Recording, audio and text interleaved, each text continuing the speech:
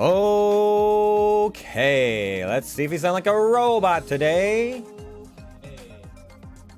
We do not sound like a robot today, so you'll know what that means. Hello, gentle Genesis and all beautiful beings of the web. Actually, we're back with another live stream. How's it going, everybody? Hello. Welcome. Hello. Happy Wednesday. Normally a read Wednesday, although I don't know if we'll be reading anything specifically. But hi, hello. How are you all? It's been a very busy couple of days. I think, what was it? We didn't take Monday off. And because of that, we didn't get a lot of sleep. We had some like back-to-back early mornings. That, you know, maybe in hindsight, it may have been a good idea to have taken some time for sleep. But you know what? It's fine. I'm having a good day. I didn't get like a full night's sleep. Like, not like a full, like, 7-8 hours. But, despite having to get up very early, I went to bed at a reasonable time, quote unquote. And I actually did sleep. Now, normally when I have to get up early, but just because it's so outside of my sleep schedule, I don't sleep well. But if I do sleep during the actual nighttime hours, I do actually feel reasonably refreshed the next day, even if it's not quite as much. So, hey, look at us go. We functioned as an adult today. Also, I'm happy because we finished the case. For those who don't know, I do med skills as one of my day jobs, and it's basically like communications training for medical students, like doctors and family docs, surgeons, clinicians, etc., etc. And today's case was a very stressful one. Like by all and large, of every single case I've ever done, this one case lives in infamy for me because every single time I do it, it's always so stressful. So I'm done. I finished it yet again for the year. Huzzah. I don't know why I keep signing up to do it, but you know, we did it. It's done now. I had to run it 5 times today, which is rough. But I had a good partner. Well, that's the other thing. It's one of the very few cases that's actually done in pairs. So usually if it's just me and my mess, I can handle that. But then I've got somebody else's mess going on next to me, and we have to be a team. And normally it'd be like, yeah, we can support each other, except our characters are in conflict, so we can't kind of. It's a whole thing, and there's some improv involved, so it's always kind of different. But I'm done that case. And you know what? I took the advice from some of my colleagues from when I was doing, I think, one of the cancer cases or something like that. And I was like, you know what? Hey, I'm gonna buy myself some Timbits. I'm gonna drink my tea. I'm gonna be nice to myself today. And I'm enjoying it. I'm having a good time. But that brings us to now. So we've finished all the stressful shit of the day, and we're moving on to something slightly less stressful. It's gonna be a pretty chill day today. Normally I'm like, hey, we're gonna do this, or, well, this is probably more steps. Usually it's like, hey, we're gonna do this, maybe this. My streams are usually like a 2-step plan. This one is kind of like, it's gonna be a bit more free-flowing, a little bit more loosey-goosey. I have not done a just chatting stream in a long time. And yeah, I normally have like more of a structure to things. I've got some ideas for things that we might do today, depending on if we have like some feedback from you guys, whether it's just me, whatever. But we're gonna kick the can around a little bit and just kind of see what happens. Like, I'm thinking tier lists. I know one of my friends said that they had meme react that they wanted to share with me. They haven't sent it to me, but I know they worked on it.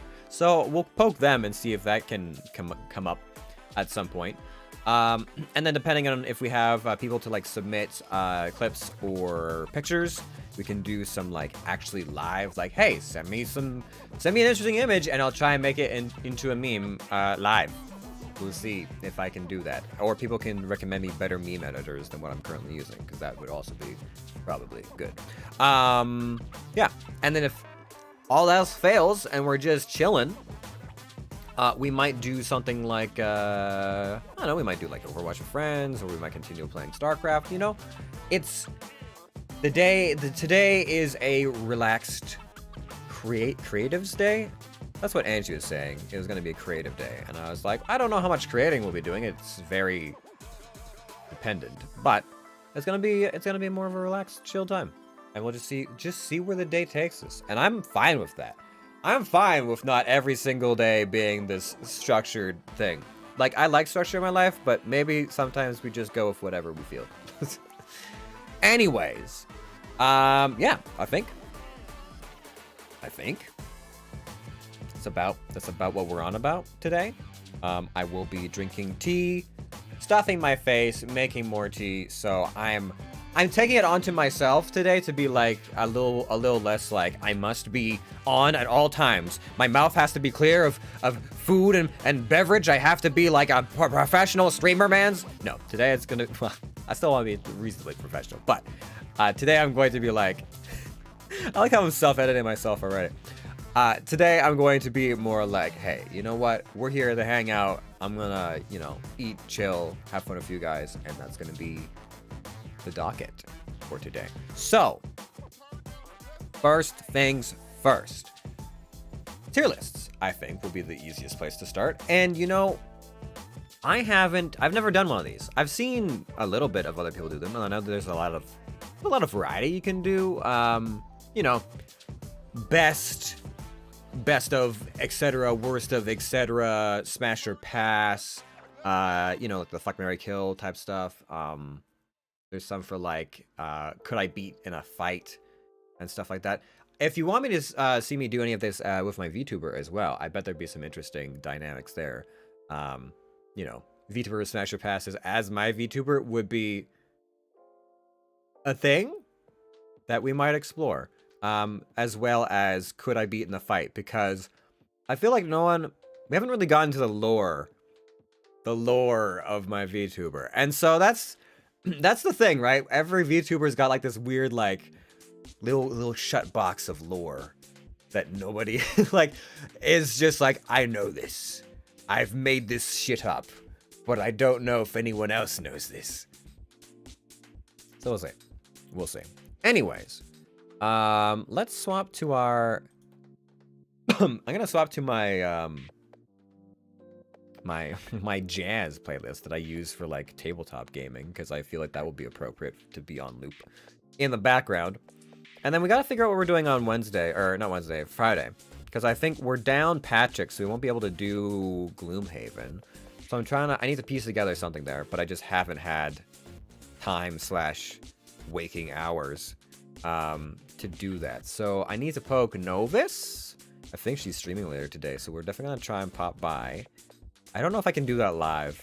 Can I do that live? I have no idea. How do I guess, oh yeah, I guess I could be like, put Novus' stream on stream and then kind of, like stream snipe and be like, hey Novus, how's it going? Hello, I'm here to react to you. We could try. And see if we can't strong arm them into playing with us in front. No, I do want to play Fall Guys with them though. If we can get negotiations moving forward. And then I think Gray's Tavern is also potentially interested. We could do some Monster Prom as well. I've reached out about that, and I might have 1 or 2 interested parties. Yeah.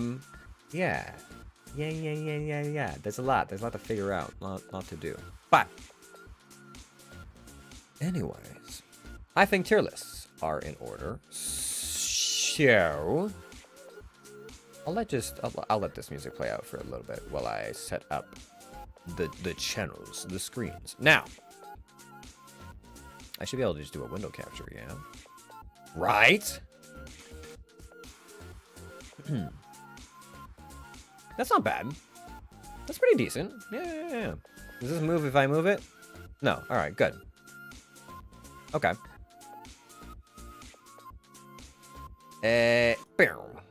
Okay. All right. Here we go, here we go, here we go, here we go. I should poke Azza and be like, hey, so, hey, so,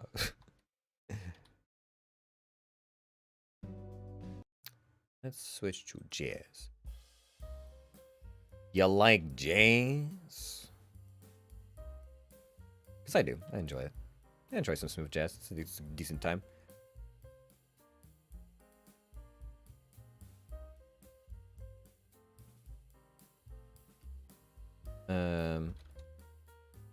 Get that meme folder. An entire folder.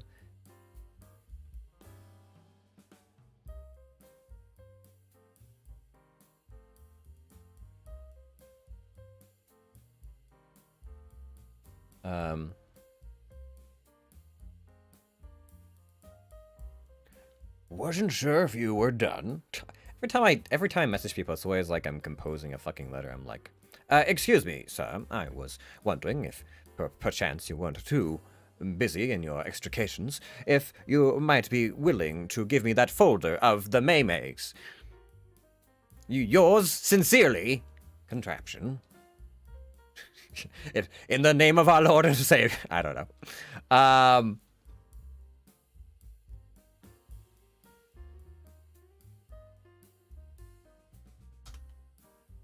Okay, so I think the easiest thing to start with is something that we know, right? And then people can definitely throw out suggestions as to things that we don't know, and that's fine. As far as movies and TV shows, we could definitely tier list those. Star Wars media, Star Wars balls? I have no idea. Star Wars characters, 50+. That could be fun. We do characters, we could do shows. I'm gonna do games too, though. For sure, if we can find one that's about games. Season 3 ranking? I don't remember enough about the Clone Wars to give any proper feedback on that. But let's start with the top, the first, the absolute firstest one. All right. So, let's see. The way that they have it all sorted out here is Youngling, Padawan, Knight, Master, Council Member, Grand Master.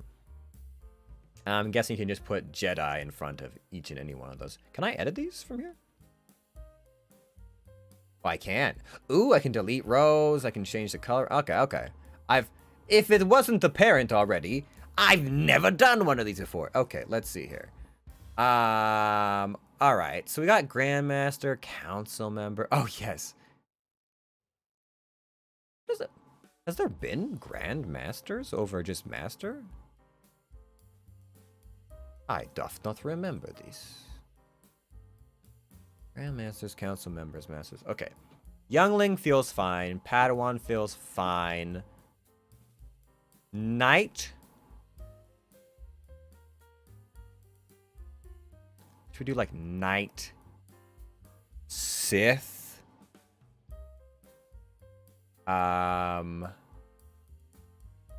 Like, I don't know, Grand Master, Sith Inquisitor or something like that? Like, I'm not sure what the tiers should be.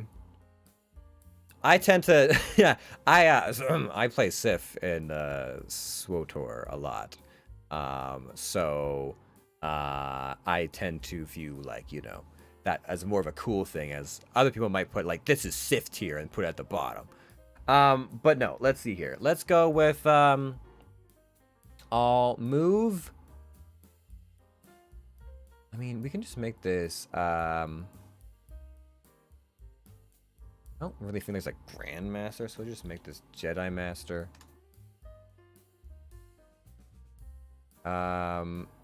Council Member.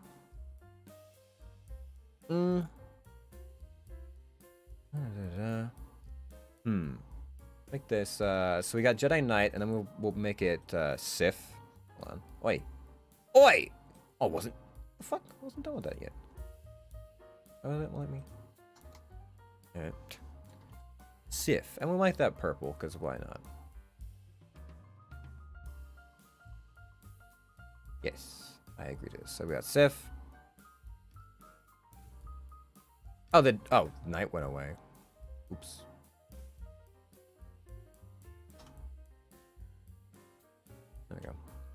Okay, Sith, Council Member, Jedi Master. Okay, let's do, I want like a Sith Inquisitor too, though.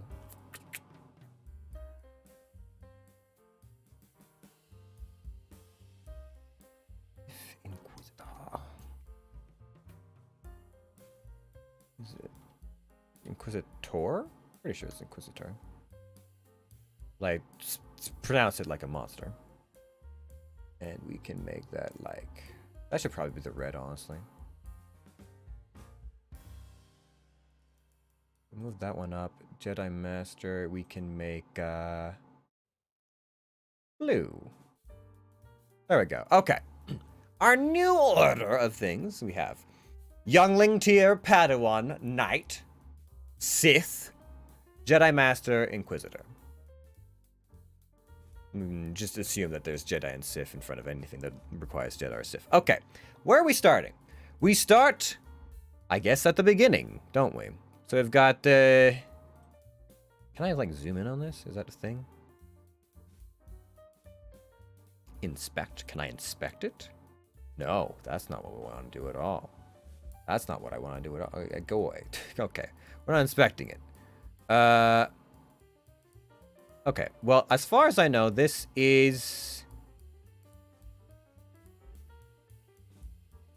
That's... I can't read the text. I should know these just by sight, but I just want to make sure I'm not... Okay, so that's Return of the Jedi, so that's the last one. This should be episode 4, episode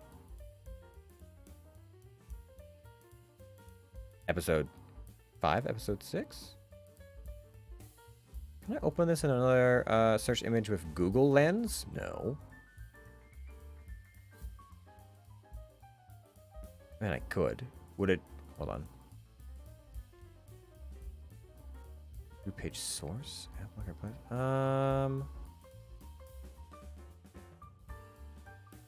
Okay, no, stop. Stop. I'm just going to assume that that's the appropriate one, right? I'm pretty sure that's episode 4. Okay, so episode 4. Oh, you guys can't even see it because my face cam is blocking it. Just assume it's episode 4. All right, so episode 4. Let me just stick it up here for now, just so we can get it on the board. We can look at it. We can sniff it. What? Actually, I can make this bigger. Let me. Oh, that didn't do anything for us. It's actually exactly the same size, even when I pop open the screen. All right, fine then. I mean, it's bigger on stream. Would that be better for you guys? Oh, I gotta wait for my view to minimize. Oh, I didn't. Oh, hold on. How's that look? Is it derpy? I think it looks better before. Yeah, it looks better before. Okay, so episode 4. Episode 4. The beginning of it all. Now, I think in the actual sequence of how I saw these movies when I was growing up, it was... I saw episode 1, episode 2, and then I think I saw episodes 4. I may have seen like episode 5, then 4, then 6, then 3, or something like that. I was so confused as a child of being like, wait, there's episodes 4, 5, and 6? But episode 1 and 2 came out. And I was like, it boggled my mind. I was like, what do you mean they started at 4? Why would you start at 4? And like, you know, I was probably like, I don't know, it's like 8 or something. And I'm like, that makes no sense. Nobody starts at 4. That's not how counting works. I'm sure they were never, when they originally came out, it wasn't like episode 4, right? They didn't. The opening scroll wasn't Star Wars episode 4, and everyone was like, what happened to 1, 2, 3? No? I don't know. Anyways, I digress. Let me just think about it. So episode 4. We get to see Luke, we get to see Old Man Ben, we get to meet Tusken Raiders for the first time. The classic scene of Han Solo, didn't he shoot first? By the way, Han Solo shot first. I said it. I think they edited it in remastered versions so that he didn't shoot first. For like character development or whatever. Han Solo shot first. And I'm fine with that. I'm fine with him being like, hey, you know what? Fuck you, guy. He works for a hut cartel at the time. He's a smuggler. Doesn't mean smugglers are bad people, but like it doesn't mean that he's like nice. Anyways, I digress. This doesn't even have all of them. It's got a decent amount of the shows on there.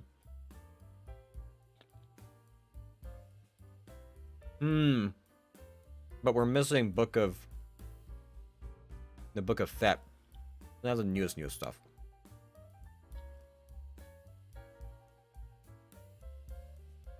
I mean, since this at the president, there's so many iconic scenes. Like Luke's aunt and uncle being burned alive. We get to meet like 3PO and R2 for the first time. There's some pretty good humor. Aren't you short for being a stormtrooper? The whole like Yavin 4 battle. Yeah, you know what? Episode 1, pretty good. Pretty good start. I think... Oh, man. Am I even going to get to Inquisitors here? I'm not sure. Definitely, for now, let's put it at Sith. I think that is definitely an above average a movie. And I enjoyed it. Yeah. I think that makes sense. All right, next we have episode 2. Attack of the Clones. Now, of the prequel trilogy, I would say Attack of the Clones is the weakest of the 3, in my opinion. Not like a clone army and all this other stuff wasn't cool. There was something... It was still good by all accounts, but I don't think it was as good as some of the other ones. It had some good, like, character development and stuff like that, but I felt like maybe it was, like, maybe a little bit slow in parts, or... I'm not even sure. I like the beginning. I kind of like the beginning and the end of Clone Wars, and then the middle is a little bit fuzzier for me. You know? I don't know why people hate on Dex, Obi-Wan's friend. I was like, I don't know. This is the big alien man who has a diner on Coruscant. I don't know why he knows things. Does that ever get explored in like other material? I don't know. But I thought it was cool that Obi-Wan just has this guy's friend. I guess we had to take a little bit of leaps and bounds of knowledge in some things. Like there's the time skip. So there's the familiar characters, but then I'm like, who the fuck is Dooku? Who is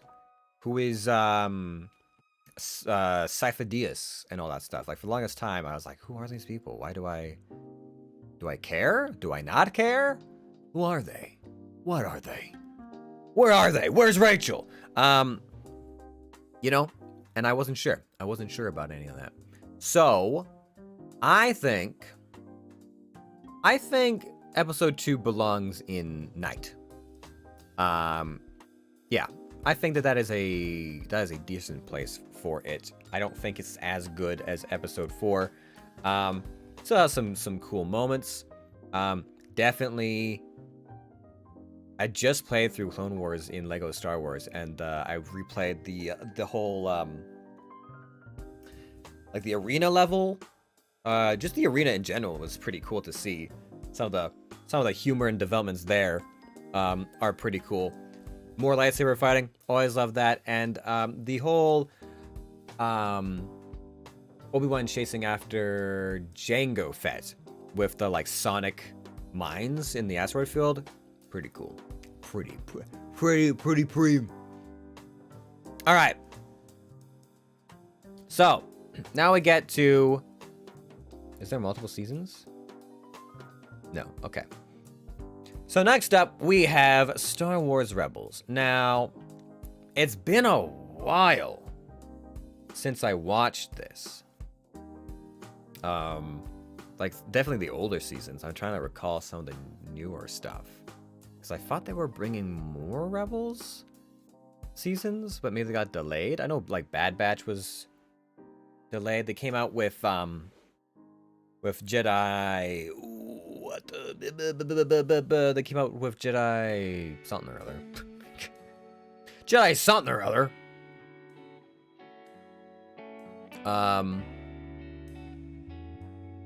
Tales of the Jedi? Something like that? Yeah. Okay. Anyways, Star Wars Rebels. It's a pretty banger show. I will say all of the maybe not all, but a very large majority of the Star Wars animation that has come out over the past couple of years, very good. Very good. Interesting characters, cool development. You know, like you watch some of like the compilations and highlights that people make for stuff like the Bad Batch, and you're like, yes, this is cool shit. What's his name? David Filoni, I think is is like the head on a lot of that stuff. Some people are like, I think some people dislike David Filoni's take on some of this stuff, but I'm like, David Filoni is like one of the only people right now who I feel is like making good Star Wars. You know? So Star Wars Rebels. I think, I don't know if do I put it? I know it's going up, it's going high. I just don't know how high. You know? It's been a while since I watched it. I would definitely say like, also spoilers. Hey, spoilers for Star Wars Rebels in case you haven't seen some of the later seasons. I think that was the first time. No, it wasn't the first time, but getting to see like anything to do with fucking Darth Maul coming back, and I almost kind of wish we didn't get to see the end of his story. You know, but Darth Maul coming back, man, so cool. So much coolness. All right, you know what? Yeah, I already hear it. I already hear it. It's a Jedi Master tier. Now, oh, okay. There's something else here. What is this? This is a different one. I actually have not watched this. So, it's animation, which should bode well for it. I see BB-8, which means it's newer generation, which in my opinion actually brings it down a little bit. I don't know nearly enough about this. We will placeholder it at Padawan because I don't know about it. Okay? All right. Return of the Jedi is the final one, right? That's episode... Return of the Jedi is episode... Yeah, I seen Ewok down there. Okay, so Return of the Jedi is episode 6. Okay. Return of the Jedi. Return of the Jedi is pretty fucking good. You know, say what you will about Ewoks and all that stuff, but like we got to go back to Tatooine. There was the hot stuff, the Sarlacc pit, the Rancor. Like the beginning of Return of the Jedi is fire. I like it. I do. There's all the swooping on Andor. Yeah. The Jedi is pretty good. It's pretty good. Is it better than episode 1 or episode 4? 1-4, you know. It's episode 1. Is it that good? We got to do the whole Palpatine thing with him being thrown into the reactor.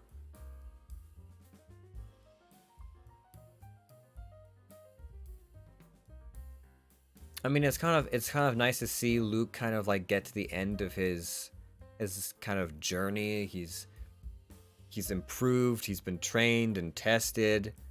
You know, Han Solo gets to come back and he's got his whole thing going on. It is also the first time we meet Boba Fett, who, as apparently everyone knows, was apparently just supposed to be this cool guy with a jetpack and some cool armor, and then everyone was like, I want so much more of this character. And the creators were like, we didn't make him have a personality. Yeah. Yeah, you know what? The more I talk about it, I'm thinking it also belongs in Jedi Master, which is appropriate because Luke becomes a Jedi Master. All right, you already know. Episode 3. Episode 3. All right, listen. Say what you will about Episode 3. Okay? It was well executed. Like, I know people are kind of like, Episode 3 controversial, but, you know, it's really well done. Like, to set the stage for Episode 4, 5, and 6, and the fact that, like, this whole time, there's all these Jedi around, so many freaking Jedi all over the place, and then to have it suddenly become like, well, how what are we going to do with all these Jedi? We just can't have them bumbling about all the time. I wept. I cried tears in Episode 3 at how tragic and sad and awful, you know, the ending is for the Jedi there. And beyond that, it opens with a battle over Coruscant. You've got droids everywhere. Obi-Wan and Anakin are doing their thing. General Grievous gets introduced as a character, and I was like, oh, this guy is so cool. I like it. I like it so much. I thought General Grievous was such a cool fucking character. I'm sad that he dies, actually. I would have loved to have seen more of him. And obviously, we get to see a lot more of him in stuff like Clone Wars and the like. But General Grievous, super cool character. Oh man, yeah. So we get to go to places like Utapau, Megiddo, Felucia. We get to see a whole bunch of planets, even if it's just like brief little glimpses. All the machinations happening, just how sad and tragic the story is. I'm still not sure if Mace Windu dies in Episode 3 or not. I feel like there's definitely been a lot of controversy over whether or not he survives and whether or not he was one of like the renegade Jedi that escaped or not. I'm not sure. That being said, you know, for a show about space wizards, it really grabs you by the heartstrings at the end. The whole Ian McGregor is like, you were the chosen one! You were supposed to... What was it? You were supposed to... like... bring balance to the Force, not destroy it! You were my brother, Anakin! I loved you! And then him burning and being like, I hate you! Ugh. So much sadness. And a crazy freaking choreographed fight. Dude, do I put that? Oh, you know, it's got a lot working for it. I don't know. Is it Inquisitor tier? It might be. It's definitely master quality. But is it Inquisitor? Oh, I mean, there's so many good moments in it. It's so strong. I think there is some clunkiness in the middle, but like, oh. I mean, it starts strong and it ends strong. And there's some pretty good bits in the middle. Oh, fuck. Oh, you know what? Do I dare? Do I dare put it on that fucking pedestal? Yes, I do. Yes, I do. Star Wars Episode 3, Inquisitor tier. You heard it here. I might just be talking myself into it, but, you know, reflecting on it, I feel it. I feel the hype. I feel it. All right. Now we get into some of the newer stuff. What was this? Rogue One, I believe is the title. So Rogue One. I don't remember that much about it. So already that disqualifies it from being even Sif tier, because I don't remember that much of Rogue One. Yeah, I do not remember that much of Rogue One. I remember, okay, it's starting to come back to me. So there's different characters. It's a band of weirdos. They need to get the Death Star plans. Okay, yeah. It's coming back to me. I don't remember that much of the beginning and middle. I know that they like went on some missions. For a second there, I thought the movie, I think with Rogue One, what I actually thought when I was watching it was they went on a mission, and I thought that was going to be like the mission at the end of the movie. And then I was like, oh no, wait, just kidding. There's actually another one. Never mind. There's another mission. And then there's all the dudes who are like, you know, Mr. Blind Faith, like, I'm on the force is with me. Yeah, okay. So, this, I'm gonna put this in Padawan tier. It wasn't, like, so egregious or anything that it belongs in Youngling, I don't think. I would say that it belongs in Padawan primarily because it wasn't very memorable to me. The reason I put it above Youngling, though, is they did do a good job, I want to say, with the actual Death Star plans scene. I say that in that when you hear about the Death Star plans, and yeah, in episode 4, they're talking about many, Bothans died to get you this information or whatever. You're always like, oh, what was that about? You're just gonna tell us about that, and we're not gonna ever see anything about it. Seeing the actual toll, the scale of death and conflict, it's one of the very few times it feels like the Empire wins, quote unquote. At least as far as like the battle, because the Empire generally, the rebels always like they're scrappy and they get away and stuff like that. But this one was like the rebels got fucked up. That and the very few Vader scenes in Rogue One were so good. Everyone was talking about how like, see, you don't need lightsabers in Star Wars for it to be Star Wars, for it to be good. And I'm like, yeah, but all the scenes that did have a lightsaber in it were so much fucking better because of it. Vader's whole like, be careful not to choke on your ambitions and whatever, his kind of like semi-playful banter there, and the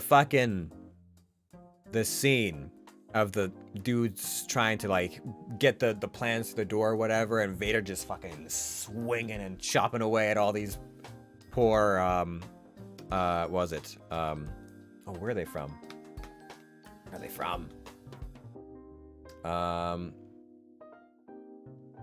Alderaan.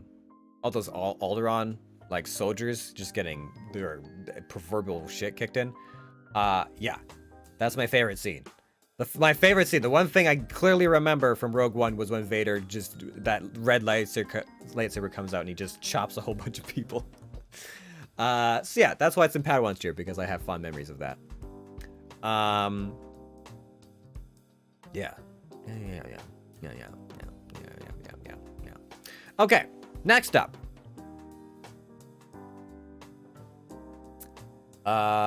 So we've got here Han Solo, the Han Solo show.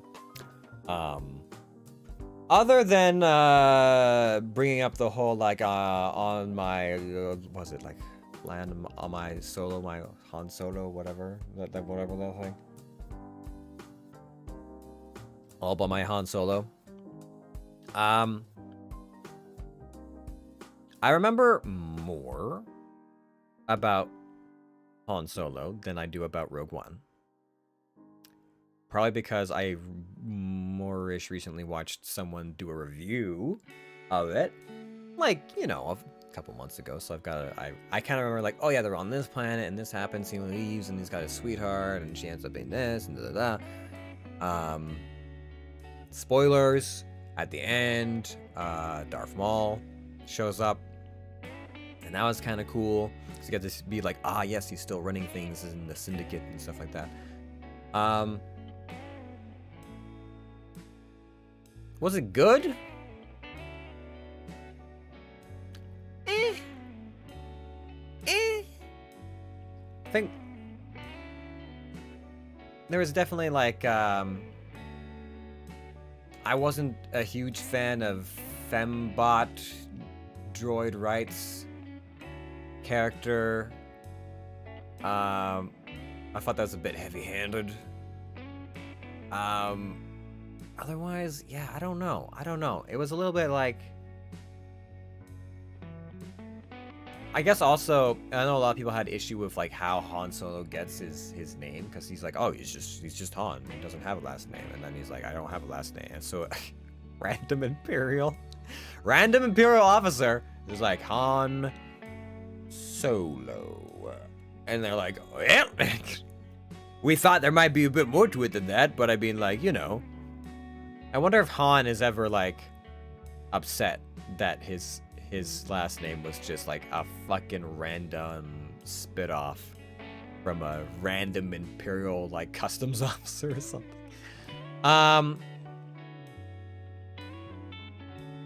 It was supremely okay, and for that reason it also goes in Padawan.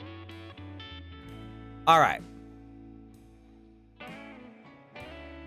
Star Wars Clone Wars. Oh, there's two Clone Wars. What? A clone... okay, so there's two Clone Wars. This does leave me a little bit confused, because I remember there was, like, Clone Wars, and then there was, like, more Clone Wars. There was, like, a break, and then they produced more. And I don't actually know where they began and ended. So I'm going to assume that this is the earlier one. Or is this the earlier one? Because I think Ahsoka wasn't in the... No, Ahsoka would have been in the earlier Clone Wars, but maybe not for the first, like, season or two? And then she develops a lot more later on. Okay, so let's think about it for the sake of my brain. I'm going to say that this is earlier Clone Wars and this is later Clone Wars for the animated series. Now, very good storytelling. Very, very, very good. It's tough to play around in this because it's like, it's always difficult to play a story where you already know what the ending is. You know, like, there's all this stuff, all these battles, all this like filler content, but we know what's ultimately going to happen. You know, in some cases, there's a little bit of a question like, will this person survive the purge? Will this trooper be loyal or, you know, follow Order 66? You know, usually if you're going to do like a prequel series, you want to put it so far earlier than the events that there's like one or two generations of separation, so you can still kind of be like, aha, this happens and it's not all bad or whatever.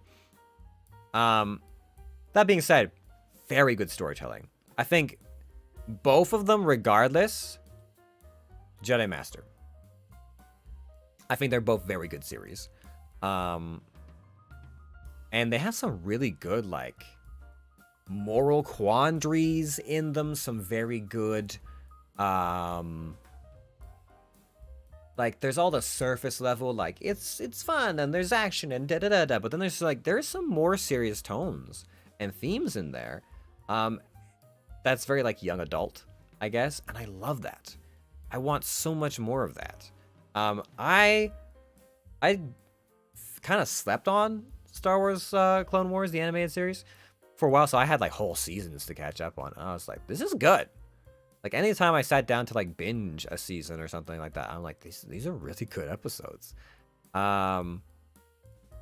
Obviously, it's also the first time we get to see Darth Maul come back, and that's great. Seeing Darth Maul come back, the first time I saw Darth Maul come back, I was like, oh my god, he's back! And they did such a fucking good job of developing his character. So good. So good. I loved all the scenes with Maul. It was tough because every time I saw Maul, I was secretly like rooting for his success. But I knew, you know, he doesn't win, ultimately. But it was so good. This also reminds me of, I know I've talked about this on stream once before, but I heard that originally the sequel trilogy that Lucas had written and left to Disney, I don't know how finished of a script it was, but originally the story as I know it is Darth Maul was supposed to return as the main antagonist, and he was going to be training Darth Talon, who, well, I don't know very much about. Know that it's a very sexy and supposedly wild, chaotic Twi'lek Sith. And I'm like, that would be pretty cool, because then we'd have like the chaos of her character and like the kind of like stern, you know, like stoic evil of Maul and his kind of rage and fury. He's kind of like a simmering storm, you know. And Luke was supposed to bring the Jedi Order to rebuild it, and that was going to be kind of the thing. Is like they Maul and Darth Talon rise to power. Luke is trying to rebuild the Jedi, so we would assume that there would be Padawans or like his disciples, so there'd be more characters there. We'd probably see a few more like lightsaber fights. I'm sure like Darth Talon or Maul would probably end up killing some of Luke's like students or something like that, and it would be the stakes would be high. The Empire would have largely crumbled, and so each of the like Imperial sectors would have like I believe like conglomerated into their own like units, their own like I don't know gangs and like syndicates and stuff like that to control their systems.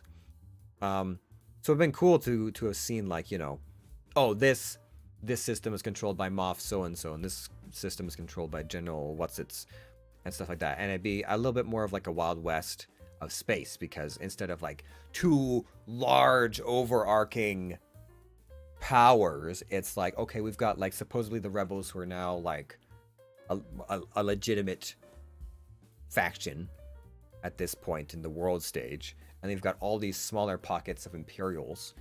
So it's not like the rebels can't go toe to toe with a faction of the Empire or former Empire, but it's different, right? It's like, well, we can fight this front, but we can't fight all the fronts or whatever.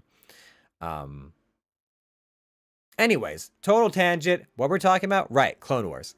But yes, I would have loved to have seen that vision of the sequel trilogy that we never got to see.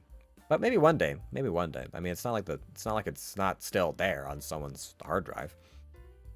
That being said, I would say the beginning, the earlier series of Clone Wars, I would put at Jedi Master. The end of Clone Wars, which I'm assuming is this picture because I cannot read the font at that size. I don't know which one is it.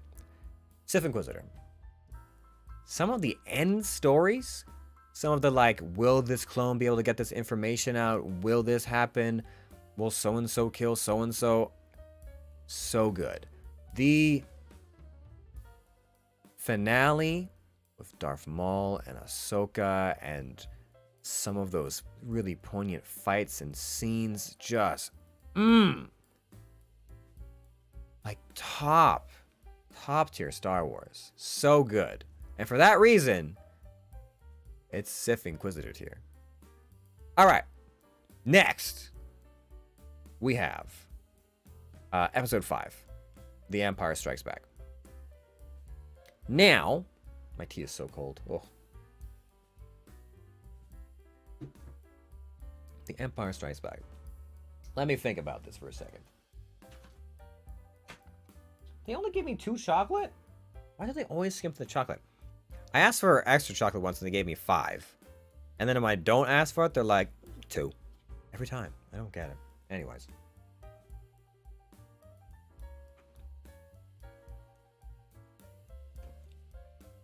Episode 5. Hoth.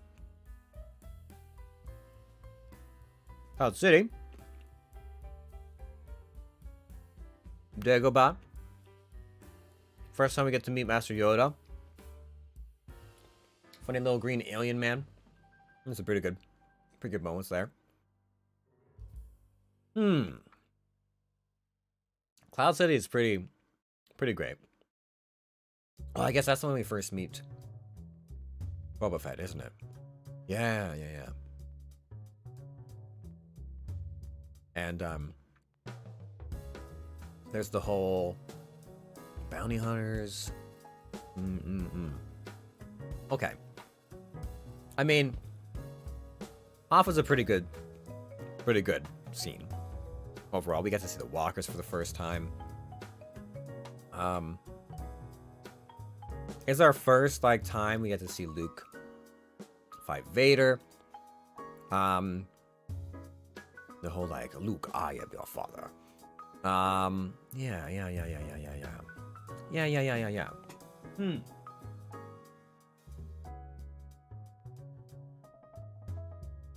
But what do we cheer that at?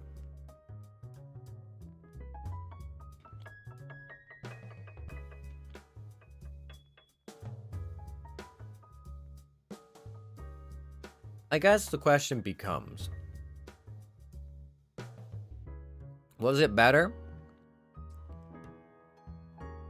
than episode 4 or better or equal to episode 6? I feel like episode 5 for me just have like gut feeling.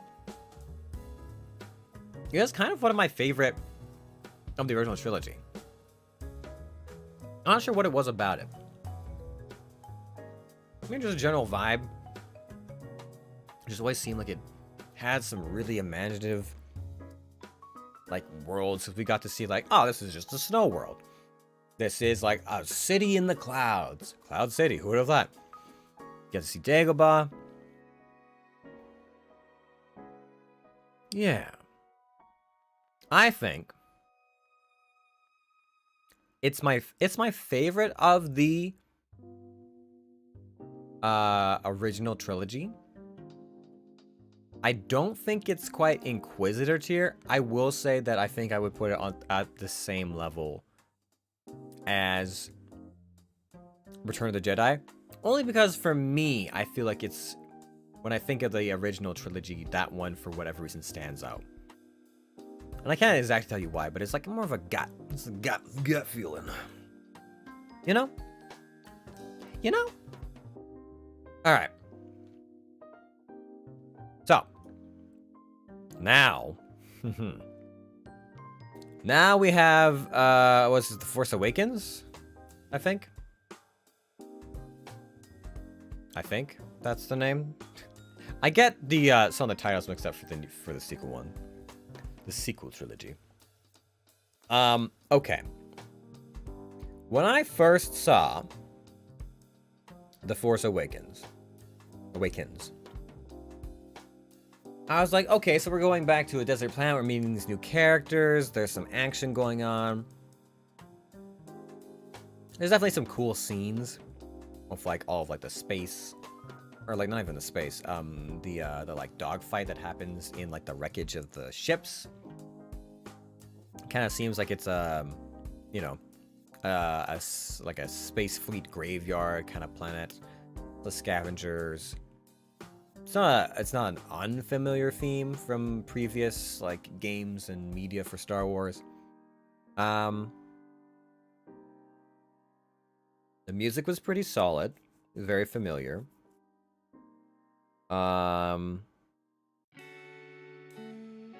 Yeah, this is kind of the thing that I have with a lot of the sequel trilogy. I enjoyed them largely for the small parts, and I disliked them for the overall plot points. I like the little picture, and I dislike the big picture. Is usually how I feel about them.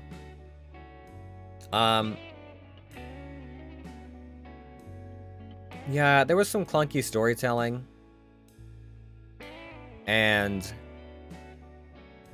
this is where we get to see Han. They bring Han back to be the first of the old guard to be sacrificed on the altar of Disney.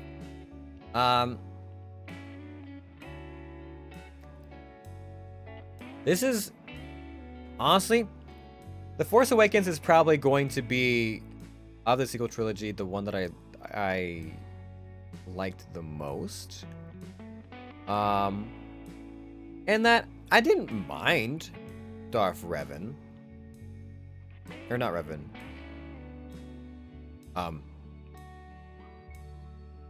Shit, what is his name?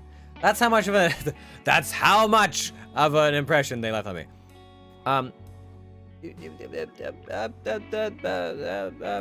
Ben Solo. Whatever his Sith name was. It was definitely clunky in places, but there were some moments that I enjoyed, like the lightsaber fight between Rey and him. Now here's the thing. I liked that lightsaber fight for different reasons. First of all, I enjoyed the choreography of it, because I do kind of pay attention to that sort of thing. I also noticed that they made the lightsabers a lot more heavy in that one. In a lot of the other ones, lightsabers seem more light, more finesse kind of weapons. In that fight scene, when they're swinging and smashing things, they actually did a really good job, I think, through the soundscaping as well, to really emphasize the weight of how much like strength was being put into the blows. I don't know how Finn fights off. What is his name? Ben. We'll just go with his actual name. Ben. It felt like maybe there was gonna be some kind of like, is Finn Force sensitive? Does he have training? Like, how is he able to do these things? I want to say, like, at least one of these has to stand above the rest. I think there was an attempt made. When I watched this, I was kind of like, okay. But I was disappointed in some places. I wasn't really invested in Rey very much. You know, people are always going to be upset about this term no matter where you go, but she was just too much of a Mary Sue. It was just too much of like, things just work out. She just has the ability to overcome all this stuff. You know, and I think I don't even know if she, like, does she get help from other people, or she just kind of get through it all herself? I don't even know. I'm having a hard time remembering, but it was just this whole, like, at least in some of the other ones, like, oh, that's actually a trend, isn't it? Episode 5, Luke loses his hand to Vader. In episode 2, Anakin loses his hand to Dooku. Huh. Does Rey lose anything? No. She still has all of her limbs attached. What kind of... I was promised body parts, goddammit! No, so... You know, it's this whole thing of... They both have training. But they're going up against an opponent that they can't, at this time, beat. That just has too much experience and power. You know... Kylo Ren, that's the name. Kylo Ren has had Jedi training and then Sith training, and he's supposed to be pretty formidable. Rey has none of that, and she still beats him. You know, and like, I think, yeah, there's like the chasm or whatever appears, and then they're cut off from each other, and it's kind of like, oh, it's a draw. It's like,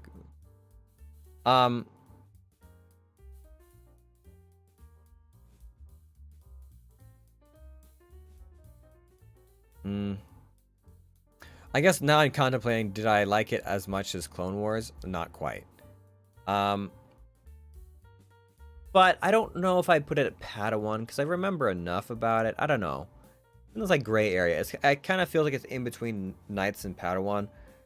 Because it was the first of the 3 and they were trying to set up a bunch of stuff, I suppose I'll leave it at Knight for now.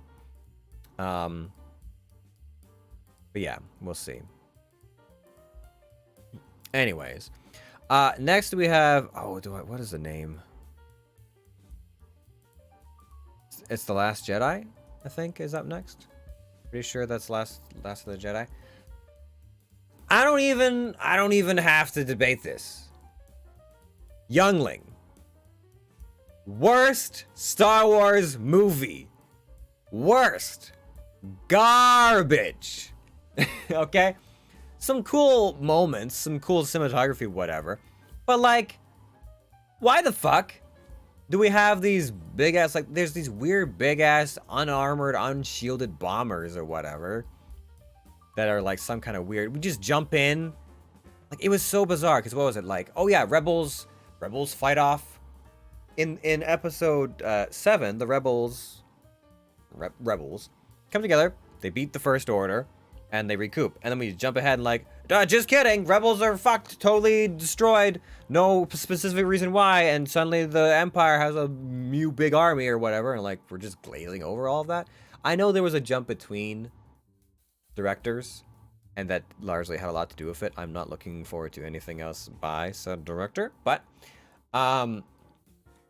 this is weird. There's so much like continuity things that were bizarre. Rey's Mary Sue-ness just fucking erupts even more. They turned Luke into a bitch who like gives up on everything and ran off and doesn't want anything to do with it, and then Rey just like teaches herself half the time, which is fine because she can just know things. She just knows how to do things, how to be powerful, how to lift entire mountains and all that shit. What else? I feel like I only have bad things about this. The whole like milk stuff, why Luke is living out here with these like alien nuns or something. You know, I'm assuming, I'm not saying that other Star Wars haven't had like product placement stuff, but then we've got the little like the Borg. Are they called the Borg? The little like dog penguin things. I was like, there it is. There it is. There's the thing that Disney wants you to buy. You know, I don't know. It's like supremely It fought too much against the vision of the first film. It spat in the face of a lot of what came before it. Visually, some cool stuff in there. There's some interesting scenes, but then there's like, what was it? Oh yeah, there's a whole like split story where Finn is doing stuff.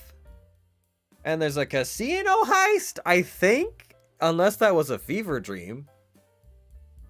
And then, what was it? Finn and the other guy suddenly become like best friends, and then it was like, are they in love? I don't even know what's going on. Yeah, that was a weird one. The Last Jedi, not a good Star Wars film. So because of that, it's in Youngling. It's in Youngling. It might be the only thing that resides there, because I feel like I'm being reasonably forgiving about some things, but that something's got to go in Youngling tier, and that's it. That is, if you are worse than Last of the Jedi, you can be in Youngling. If you're worse or equal to Youngling to The Last of the Jedi, you are in Youngling tier. Yeah. All right. We're getting close to the end because I don't think this one has all of the newer ones. Like Andor isn't here, but granted, I haven't even seen the end of Andor yet. If I was to give it a spot off the top of my head, I'd probably stick it in Sith. I know people don't necessarily like the I don't know, the I guess realism of it, the very like serious tone of Andor, but I feel like it's well done. Like, at least it's well put together. At least it feels like there's some kind of cohesiveness, and I'm interested to see where these characters go. You know, it's cut in such a way in the world of Star Wars that there's at least room to be like, I wonder what happens to this character. Like, I don't already know what's going to happen to this character. I forget what happens to the character of Andor. Because he's in Rogue One. I think he lives? I don't remember. And I don't care to remind myself because I feel like I enjoy Andor more not knowing what will be his ultimate fate because I can wonder, you know. Again, that's how how much Rogue One like impacted me. I don't even remember what happens to half the characters. I don't remember who dies or lives in that one out of like the Suicide Squad that made up Rogue One. I don't know. Anyways, The Mandalorian. Now, if we had Book of Boba Fett, it would be... Fuck, man, it might go in Youngling. Initially, I think I liked the first bit of Book of Boba Fett, but it was just bad. I'm like... There were some interesting moments to it. I enjoyed a bit or a bob of it, but like in the end, the Book of Boba Fett was kind of rough. There was like too much like, how are you not dead? Why are we spending all this time on this? Why is Boba Fett the way that he is? Like, I say that in that it's fine, I guess, that they got him to play the character, but he feels like too old for the part. Because I think Boba Fett at the time would have been younger. Wouldn't have been that old.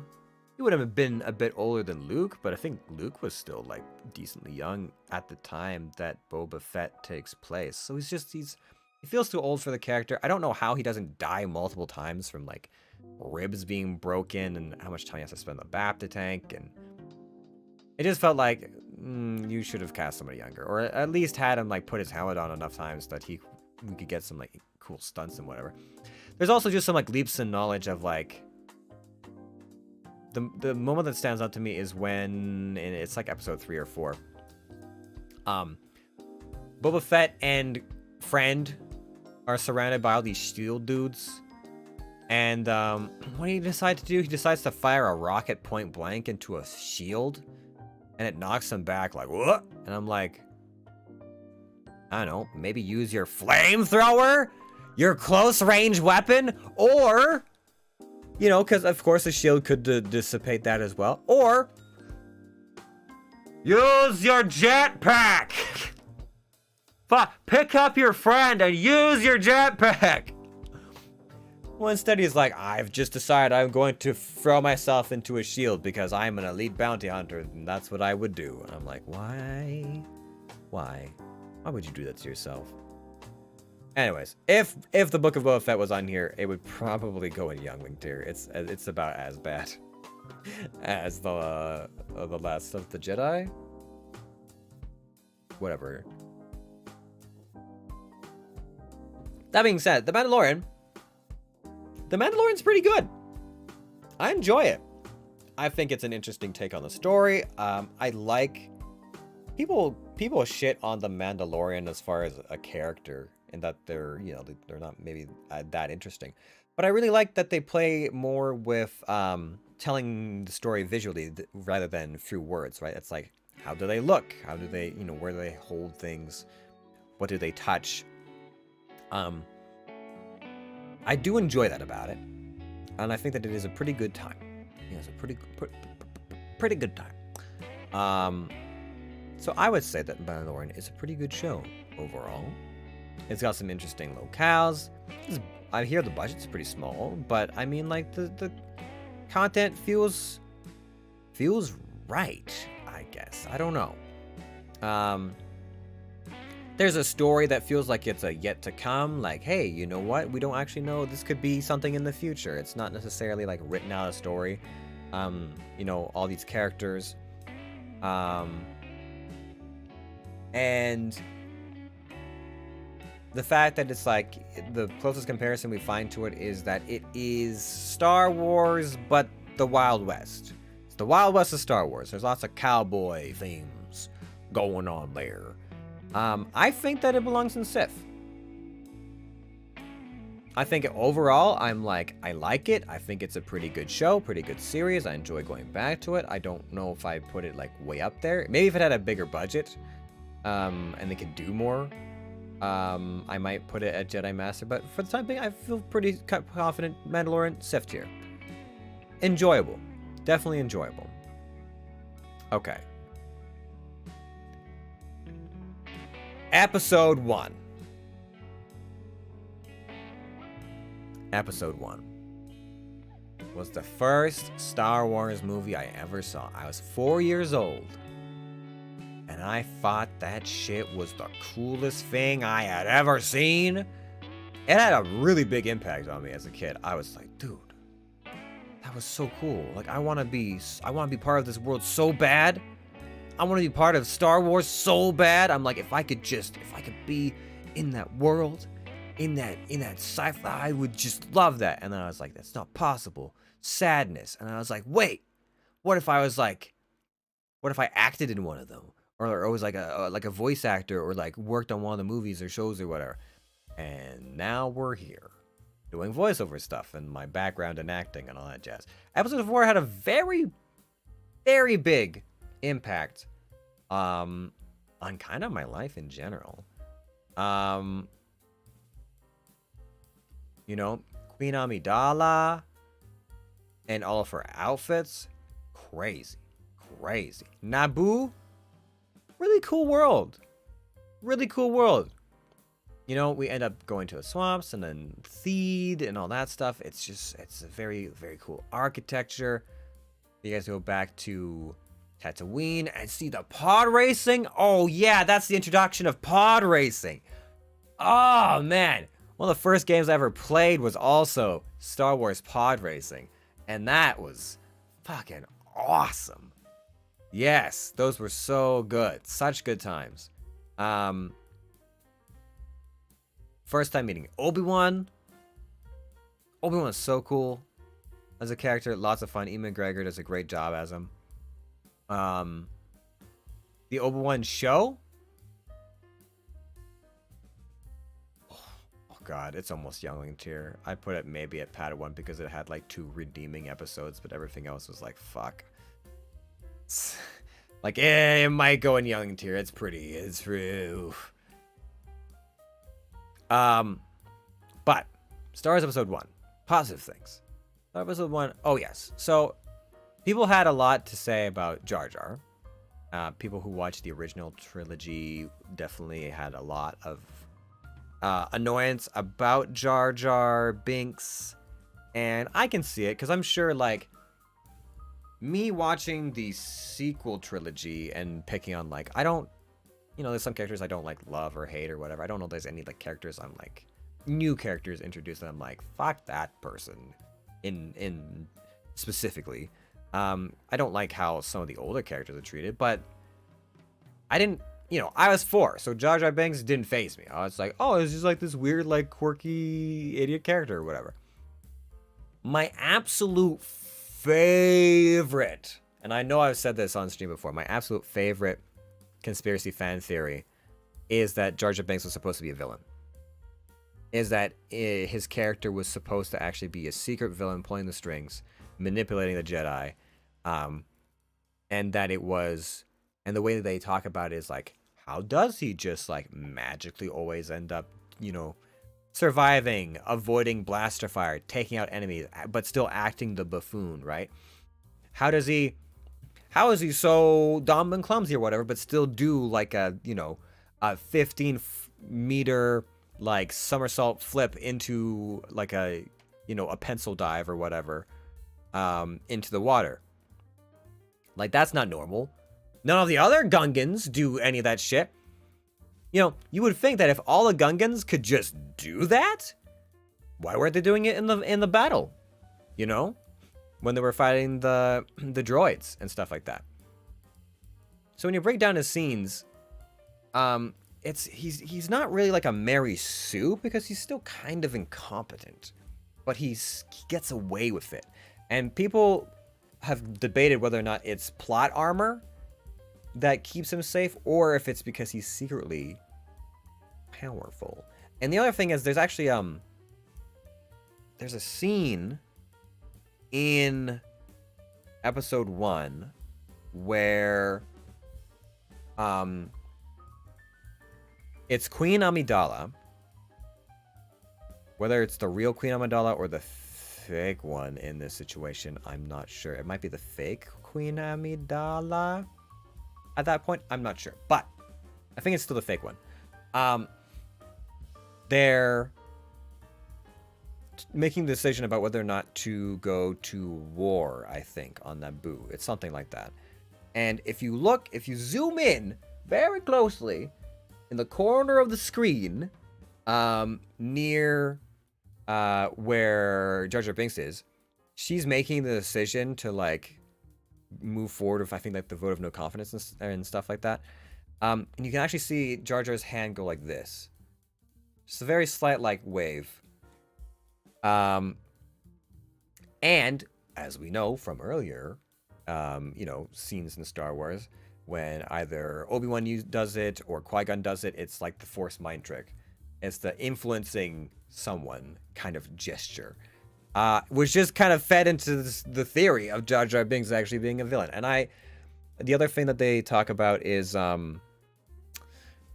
there's like behind the scenes footage of Lucas when they were doing, I think, Clone Wars, and they were saying like it was either the Phantom Menace or Clone Wars, but Lucas is saying like all of this rests on Jar Jar Binks if we can make Jar Jar Binks work. And so I feel like that meant Jar Jar Binks as in the development, like first episode he's like this bumbling buffool, but then you start to see a little bit more that like maybe there's something more going on there. The backlash against Jar Jar was so much though that they pulled back heavily on Jar Jar Binks. He's still the one who's responsible for putting the Chancellor in power, and a lot of that stuff. And so, it's kind of like I see, okay. They didn't completely write him out, but his part was drastically reduced.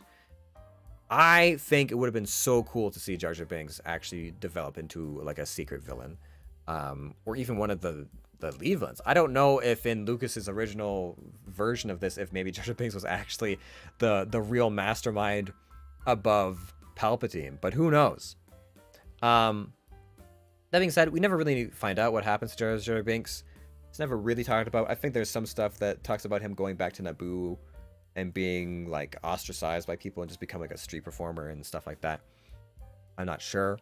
But I would have loved to have seen it. Especially since so many people hated Jar Jar Binks. So if he turned out to be the villain, everyone could have like rallied behind wanting him to be beaten and killed or whatever, right? Like all the people who didn't like Jar Jar Binks could be like, "Are you kidding me? No, this can't stand. We have to kill it." But who knows? Maybe if we ever get like a sequel trilogy or a rebooted sequel trilogy or whatever, since they aren't going with the Darth Maul sequel trilogy because we kind of see what happens to him, maybe they bring back Jar Jar Binks in place of Darth Maul and he becomes an actual villain, right? There's still that possibility there.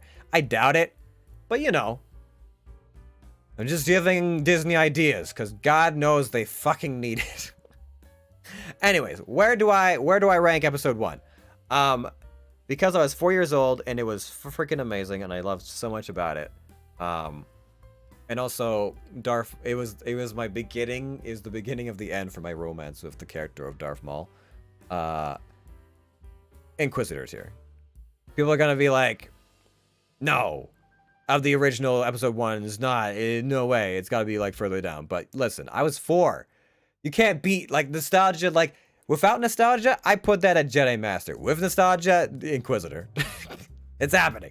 You can't stop it. It's too powerful. Yeah, it was great. It was some clunky moments, but I mean, like, listen, Star Wars has some clunky moments. So long as they pay off, though, it's fine. It's fine. All right, that brings us to our last one for Star Wars. What is the name? Hold on, I'm gonna look up the name. I don't pay that much attention to the sequel trilogies. Star Wars sequel trilogy. Just give me the names, please. And or what are 3 trilogies? No, that's just a time period. Just tell me the names. Just tell me the names of these trilogies. Okay, so we've got Force Awakens, Last of Jedi. All right, The Rise of Skywalker. That's the last one. Okay. The Rise of Skywalker. The last. They flipped back, so they had it's the same director as Episode 7, but now Episode 9 has to fix everything that Episode 8 broke, and so there's this really jarring like flip back of like Episode 8 kind of flipped the bird to what Episode 7 was trying to sort out, and then Episode 9 had to be like, no, just kidding, forget Episode 8. Now we're back on Episode 7 tracks or whatever. You know, I wonder what it would have been like if they hadn't done that to themselves, if they hadn't shot themselves in the foot.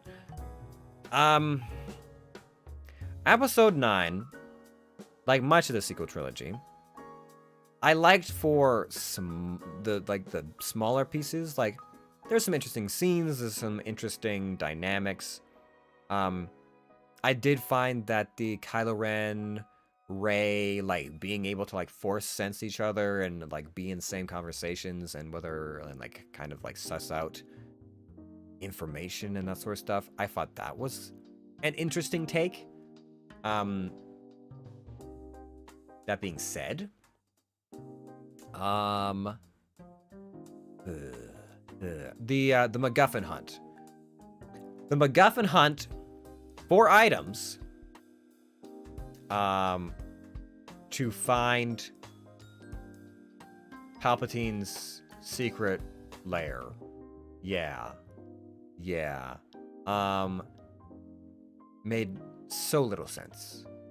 Like, why are they on this planet? Why do they need to, okay, like the one thing that plays over and over in my mind is the, when they have the dagger and they're at like the Death Star ruins and they pull out the little fling and then they line it up with the wreckage in the water. What? We're supposed to be like, wow, that's so genius. How they know to like look into that. And I'm like, that's the dumbest shit I've ever seen. How would you know that the ship wouldn't sink? Like, it's literally in a roiling, watery grave. What if it had sunk? What if it had shifted? What if? Like, how would you know? How did they know that it was gonna be sitting exactly like that for years to come? Like, what is this MacGuffin hunt? And then what else? There was like something about like the droid memory banks and stuff like that, where it's just kind of like, oh, you know who we could have asked?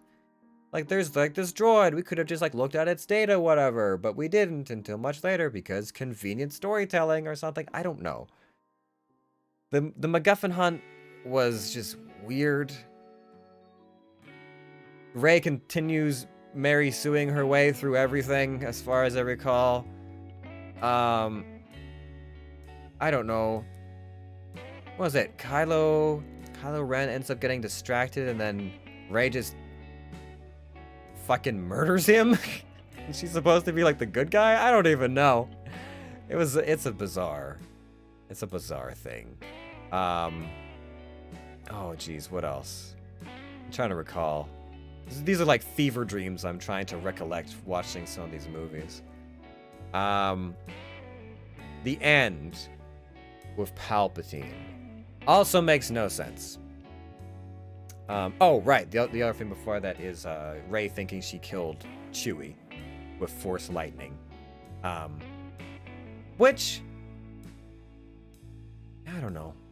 I never thought of like, I don't know what it's all space magic, right? So you're like, oh yeah, you're using like the space telekinesis to like hold things in place and pull them back or whatever. I didn't realize that if you just telekinesis too hard, that's how you get lightning. Like, I thought that was a whole different technique, because some people can't do that stuff, but they can still do the telekinesis. But I guess it's just kind of like, you just strain too hard, and instead of like, shitting yourself, you shoot lightning at your fingertips. I think it'd been a lot cooler if, because they were hinting at like, will Rey end up going to the dark side because she believed Chewie blew up or whatever, and she feels responsible for that. I think it would have been more interesting if they had just like, gotcha, swipperoo. They're like, oh, just kidding. There was a second transport ship behind the rocks. Like, there's a lot of weird things that didn't quite add up in that scene. Like, how we didn't notice this. Why Chewie just wanders off. Why nobody notices half the things that's happening there. Why Kylo Ren, who presumably is trying to turn Rey, decides to try and run her over with his ship. It just felt like they were like, we're doing this because it's cool. And, you know, granted, it's not like it wasn't cool to an extent, like visually, but... And then we get to the end with Palpatine. And he's doing this whole, like, if you strike me down, I will become more powerful than you can imagine. I will inherit your body or whatever. I'm a Sith ghost, and I am all of the Sith, and blah, blah, blah. And it's just kind of like, no, dude. What do you mean you just encapsulate all of Sith kind or whatever? I was like, I would have liked it more if you were just, like, a really powerful Sith Lord who had some pretty good backup plans. Like, that's... Clearly, you're a mastermind of things. We don't need you to be... We don't need you to shit all over all of Star Wars history. Thank you very much, Palpatine. And then... Rey being like, then I am all the Jedi. And then I'm like, oh, God. Oh, this feels really ham-fisted. And then they show, like, what, all the different, like, silhouettes and characters and lightsabers and stuff like that. And I think it confirms that a few other characters who were in question are also dead. And it's like, why? Why you have to, like, kill off other stories, too? Like, why can't you just kill your own story? Why do you have to kill other people's babies, too, while you're at it? It was a lot. And it didn't make a whole lot of sense that... What was it? Palpatine decides to, like, electrocute himself to death again, and then there's like, well, at this point, wait, it's actually Rey's lightning, but how is she channeling her lightning through her own lightsabers? Because wouldn't that, like, blow up the lightsabers or something if she's, like, running it through the handle? I don't know. It's weird. But the whole point of Palpatine's plot at the end was, like, if you kill me, I will, like, ghost... possess you. My soul will leave this corporeal form, and I'll swoop up into your butt or whatever and take possession of your body. You know, and then Rey kills him with lightning, I guess, so not with a lightsaber or whatever.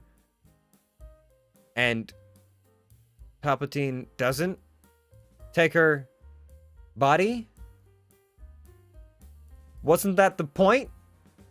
Wasn't the point that if she killed him, he would win? Because she killed him. So doesn't Palpatine, like, why? That's not explained. It's just like, oh, well. Rey Mary sued it. I don't know, like, she was just so powerful that Palpatine wasn't able to possess her soul or what. Like, I don't know. It's...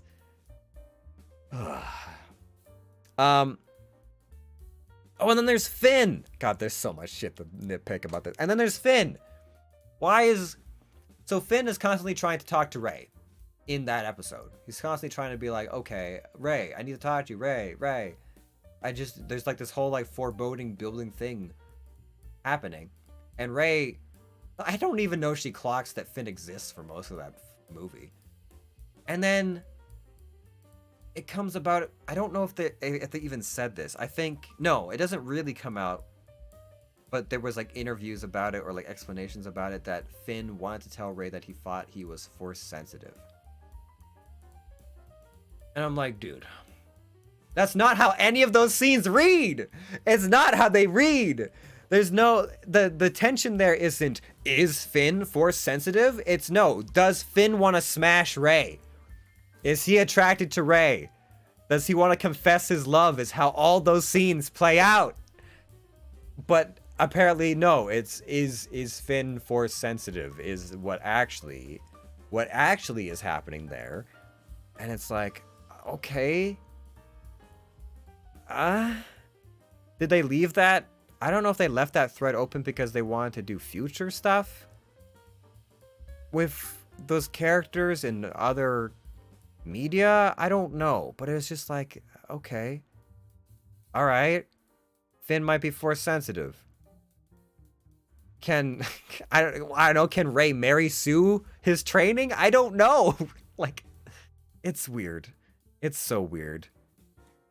I think they try and do like a callback to like the Knights of Ren or something like that, and that's the thing that happens. Ugh. It's a whole thing. And then of course, to top it all off, the very end, we're back on Tatooine. And she buries Luke's lightsaber, which is Anakin's lightsaber, in the sand. And I remember when I watched somebody else do a take on this, they were like, man, Anakin would be rolling in his grave right now if he knew his lightsaber was being submerged in sand. And I think it was just like, yeah, it was just a cut to of the lightsaber like going into the sand, and then like a like hyperimposed image of Anakin just like screaming. So she buries his lightsaber, and then she's made a new lightsaber, and it's, what is it, yellow or orange? It's like a Jedi Sentinel lightsaber, which we haven't seen different colored lightsabers for quite some time. At that point in the Star Wars movies.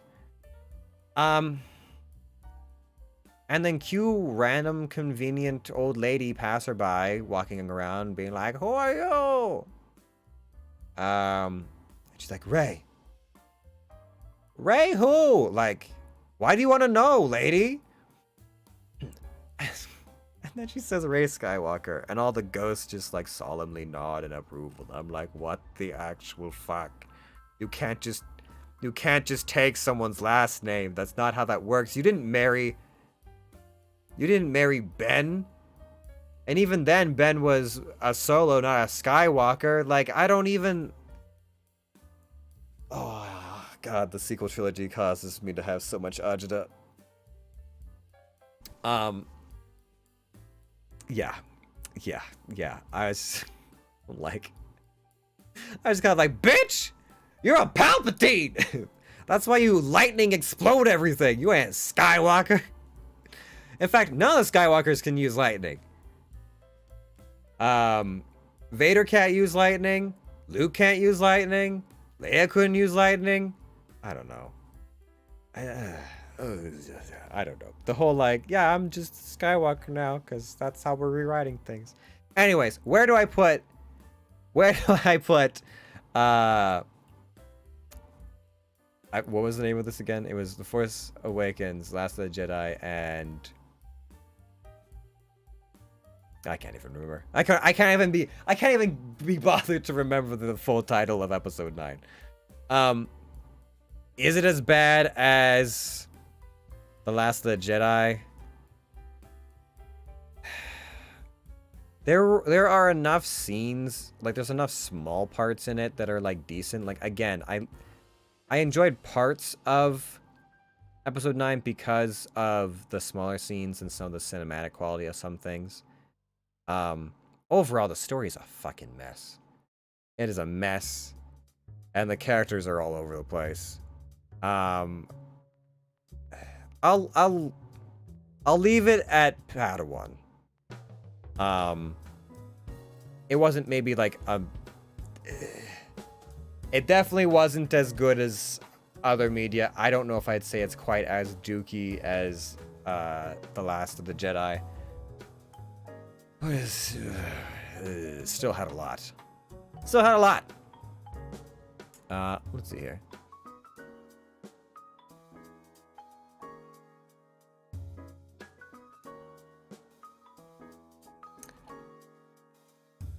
Okay. So our final verdict from Youngling upwards is we have The Last of the Jedi, Youngling. I don't think that movie could even beat a remote, a droid remote, a training remote. I think it would just get shot in its proverbial leg, like Luke, every time. Then we have the Padawan tier. Now again, I actually haven't seen this one, so I can't really comment as to how good or bad it is. I'm like, it's animated, so it's probably one of the better ones if it's, you know, if we can go alongside things like the Clone Wars or Bad Batch. Well, that's another one that's not on here. We didn't have Bad Batch. I would put Bad Batch in Jedi Master category if we had it on here. There is some very good storytelling in there as well, and the characters are definitely interesting. Some of the twists and turns with like oh, what's his name? Oh, I forget the name of the sniper. But they have some very good like narrative turns in there. Yeah, I would put it there. But anyways, going back, I don't know this show. I think I saw that it had come out, but I noticed that it was sequel trilogy stuff, and I was like, meh. I don't know. I take that as a tick against it, so rather than putting it like mid-tier, I put it Padawan because I just don't know. Rogue One, again, like I said, I don't remember a lot of that movie. It didn't leave much of an impression on me. The best parts, in my opinion, were the parts with lightsabers, and everyone was arguing that Rogue One was good because it proved that you could have a Star Wars movie or content without a lightsaber. I feel like content like Andor proves that more than Rogue One. Yeah, I don't remember a lot about Rogue One. Solo, again, it's okay. It's okay. Is it as good as, like, say, Clone Wars? No, not in my opinion. Again, was it the worst? Like, I feel like Padawan level is just kind of like, it was stomachable, but it wasn't, you know, it wasn't great. It was like, I would put this on in the background, but I wouldn't really watch it, kind of levels of entertainment. Episode 9, again, we just went through that a lot. Had some good small moments. But a mess. Absolute mess. Hey, Alandra, how's it going? Hello, hello. How are you?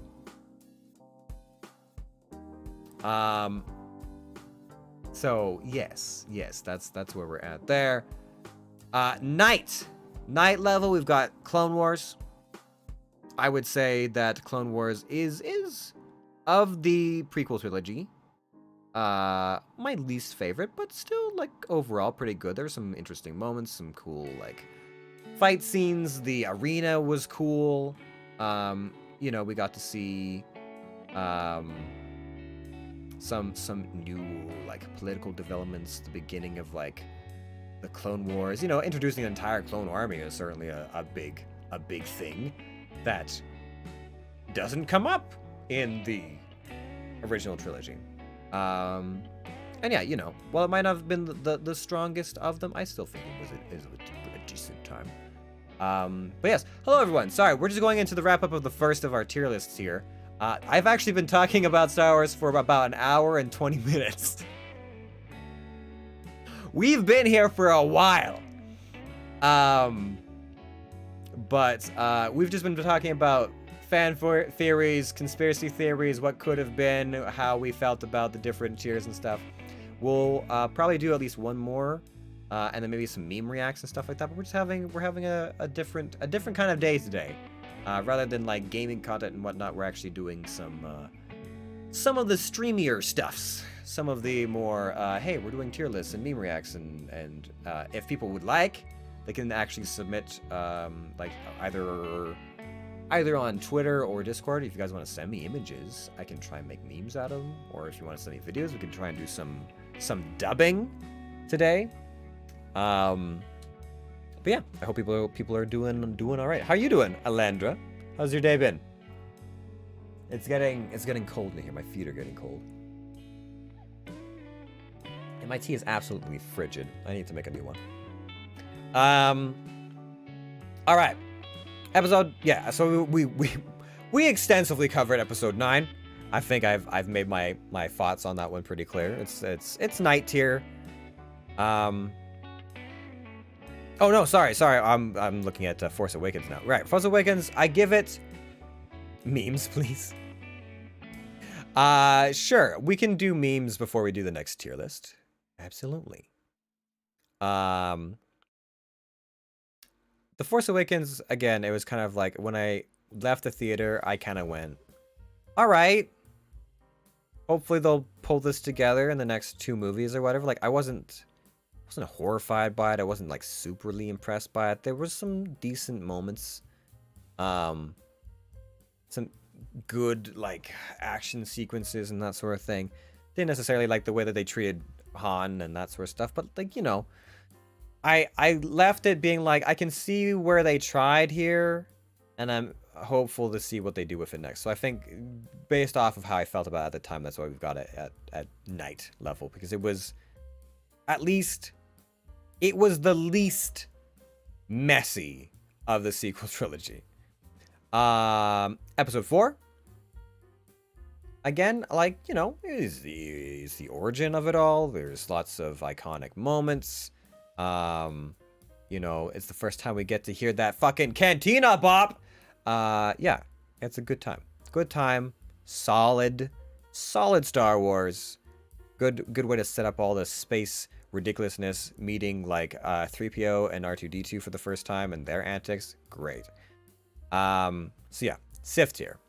Mandalorian also solid stuff. Lots of good like visual storytelling, good like character development, despite the fact that it is a rather small budget. But I like that I forget the name of the creative director, but he brought on Lucas to help him like co-write and figure that out. Who doesn't like episode 4? I'm not sure. I don't know who doesn't like episode 4. But I like that. I like what they've done in The Mandalorian. I think that it has some legs on it, so to speak. I'm always looking forward to the next Mandalorian stuff. In fact, what was it? Yeah.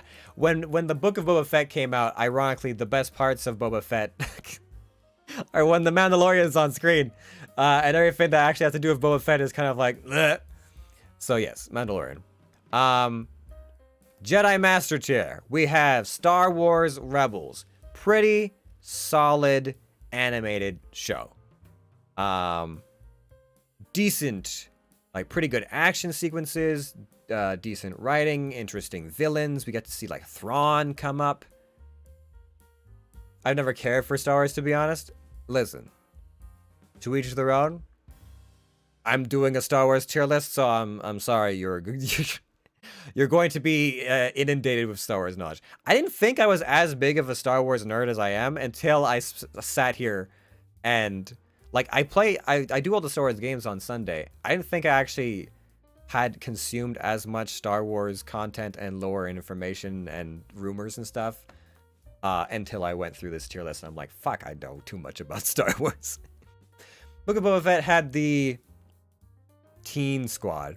So cool. Yeah, right? The mechanical peoples on their scooters in what may have been the slowest chase scene I've ever fucking seen in my life. It felt like it was a chase scene going at like 30 miles an hour. Like, it's so bad. You're like, you're on a land speeder. Why does it feel like you're not speeding? Why are these little scooters like rooming along next to you? It's like it felt like they were being like he was being chased by mopeds or something like that. Like, I don't know. It was so bizarre.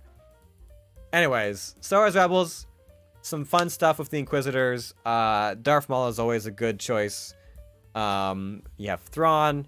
You have some tactics, intrigue, possible. Like, are they going to turn to dark side, light side, contemplations? It's a good show. It's a good show. Well done. One of the better, newer things that came out Star Wars wise. So does Jedi Master Tier. Then we have Return of the Jedi. Return of the Jedi, I do put above Episode 4, A New Hope, because there's some pretty good iconic moments in there. We get to go like to Endor with all the land speeders. You know, there's some fun Han moments. Some very iconic scenes. It opens with the whole like Hutt Palace on Tatooine Sarlacc pit stuff. It's such a good opening. It's so cool. I love that stuff. All the aliens around, the Rancor. Yeah. Solid Solid Star Wars. That's why I put it at a Jedi Master. Clone Wars. Now, there's 2 Clone Wars here, and I don't know what the difference is, so I might have them flip-flopped. I'm choosing that this is the first, like, half of the Clone Wars. And so, again, like Rebels, very well done, very well put together. It's hard to do these shows, I find, when you already know where it's going to end. You know, like all the stuff that happens between episodes 3 and 4, you're like, well, we know what's going to happen at the end, right? So how do you make it interesting? How do you make it feel like it has meaning? But they had some really good, like, young adult themes in there, where it was like, you know, yes, it's shown, it's played in such a way that visually you could be like, oh yes, this is for kids. And then other ways it's so some of the themes and topics that they explore are actually like can get pretty serious, and I was like, props to you. I like it a lot. So Jedi Master, Empire Strikes Back. Again, I think when I think of the original trilogy, I put that as my favorite. I'm not sure why. I honestly can't. It's like a gut feeling. I'm just kind of like, you know, I just like it. Cloud City's cool. We get to see Boba Fett for the first time. You know, there's the whole, like, we're on Hoth, and it's immediately getting to, like, the action, so it's a bit of a faster start than on, you know, A New Hope and stuff like that. We get to see our first, like, confrontation between Luke and Vader. There's the iconic scenes like, you know, Luke, I am your father. Yeah, solid stuff. And then Inquisitor tier. These might be weird picks. Some people might think they're strange. Episode 3, Revenge of the Sith. I just think, like, Revenge of the Sith begins and ends strong. Okay? We start out immediately space battling over Coruscant. Droid armies everywhere. We get to meet General Grievous for the first time. And I'm like, as soon as... Star Wars has this tendency in the movies to be like, what? A super cool badass villain I want to know so much more about? Let's kill him off in the first movie. General Grievous I thought was like a super cool villain. I want to know so much more about him. I thought it was very cool to see this like weird droid cyborg commander who killed other Jedi, but not a Force user, you know? Very cool beginner, very strong opening. I think it might slow down a little bit in the middle, but we got to see all these different planets, all the different like clone like combats going on, and of course, you had to make the transition between episodes 3 to 4 of like, well, there's all these spare Jedi around. What are we going to do about all these Jedi that aren't around in the next movie, right? And I think that they did it is a very, very heartbreaking ending, like super sad. The music score and everything is just like. When I saw this for the first time, I think I was like 10, and I cried. Oh man, it's so sad. The confrontation between Anakin and Obi-Wan is very sad. It's very upsetting. There's some really iconic moments in there. It's a very cool fight scene. So I put it at Inquisitor for that reason. Episode 5 had some of the greatest music of all time. The asteroid chase, Leia and Han have a shared theme. We learn how the outside world functions, the evil of the Empire, and the Empire's theme, John Williams' masterpiece. Right, yes. Yes, the Imperial March happens in that one too, doesn't it? Yeah. Yeah, it's great. It's so good. The romance, perfect adventure, amazing. Yeah. Yeah, I have a hard time remembering all the nitty-gritty details of The Empire Strikes Back, but I just recall that, like, of the original 3, that was my favorite. Which is interesting.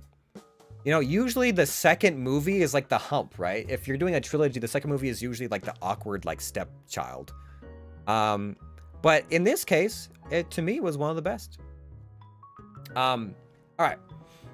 Then we have the end of the Clone Wars. I'm picking this to be like the second half or the newer part of the Star Wars Clone Wars animated season. Just better version of the earlier stuff. Some of the themes, how they treat like if this person had just if this had happened, if this message had gotten out, if this person had been able to not be silenced, some of the confrontations at the end with like the Darth Maul fight and everything, just so good. Good music, good lighting, good cinematography, good storytelling. I was like, Inquisitor tier, very well put together. I liked it a lot. I could talk Star Wars for years. Apparently I could too, and I didn't even realize that because we're very far along. And then lastly, episode 1. I'm guessing this is gonna be weird to some people. So here's the thing. Without nostalgia, I would put this at Jedi Master, but because it has so much nostalgia for me, because I was 4 years old and it was my first introduction into Star Wars, episode 1 is like, it played a big part in my development as a person growing up. It's one of the leading reasons why I like Star Wars, and kind of why I got into acting. So Star Wars episode 1, I have to thank for I have to thank and to blame for a lot of what's happened in my life. Again, we've already covered the conspiracy theory, the fan theory of Jar Jar Binks actually being a villain. But I mean, like, Naboo is a cool planet. The costuming for things like Queen Amidala was nutty. I actually really enjoyed a lot of the action scenes with the droids. We get to see pod racing for the first time. Yeah. I think as a development, an opening to kind of like explain some of how we got to episode 4. Very cool. And of course, Darth Maul. Darth Maul shows up, double-bladed lightsaber, one of my absolute favorite like action music sequences of all times, and I will forever have the sound of Obi-Wan screaming no when Qui-Gon gets stabbed. Like, it's ingrained. Like, it is a core memory of like the music rises and he gets stabbed and he screams, and I'm like, every time I see that, I'm like, oh, feels. Every time. So, Inquisitor tier. That's what I can say about that. And that concludes our 1 hour and 40-minute presentation on our Star Wars tier list. We did give honorable mentions to some of these shows that weren't on here, such as The Book of Boba Fett, The Bad Batch, and Andor. Even though I'm not... Has Andor reached its season finale yet? I think it either just has or is about to. I've been saving up those episodes, but I do enjoy them. Okay, so I'm gonna go put some more tea on before we get to our memes, and put some slippers on, but I'll be back momentarily. Episode 1 has so many innovative beginnings, fully CG characters, digital environments, shot splicing was reinventing. Duel of the Fates though, yeah, Duel of the Fates is so good. I think during college when I did Quartermaster, I think we did like Duel of the Fates. I'm pretty sure we picked it. I don't know. We were told to like avoid certain like themes or scenes that have been done too often, but I just remember I was like, nah, man. If we're doing quarterstaff, I want to do a lightsaber fight. You kidding me? Yeah. Duel of the Fates is such an iconic song. So yeah. Anyways, I'm gonna be right back. I'm gonna grab some stuffs real quick. I will leave you to enjoy a little bit of nonsense. I'll be back. I mean, listen. If Finnan said sit, Cassius would let Finnan sit on his face. That's just how that goes. Okay. I would love to see Finn try that. You! Get this out of my way! I've always wanted to be loved. And yet, if one word could accurately describe my entire existence, it would be loveless. The pain that seizes my chest is almost unbearable at the mere thought of it. Never once have I felt loved. Never once I felt like I was worthy of affection. Not even the closest person to me back there really loved me. She left, didn't she? She left. But why? But why? The only fault I ever committed was not being enough, wasn't it? The memory. That's probably when my heart began breaking. Right? I do trust him. As long as Ito says it will be fine, then it will be. The sense of peace that settles over me is heavy. Like being married to the sexiest elf in all of the Yonder. Like being buried under a pile of blankets, but it's much better than the panic. It gives me a different kind of haze. One that makes me certain that it's going to be okay. Let it burn. Yeah, now you're running into the issue I ran into. I had nowhere to put anything because somebody kept throwing shit at the station.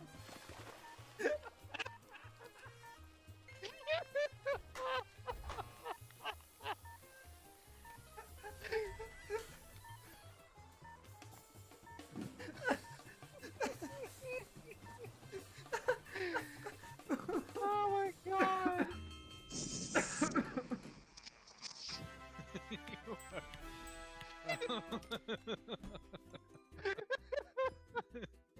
Why?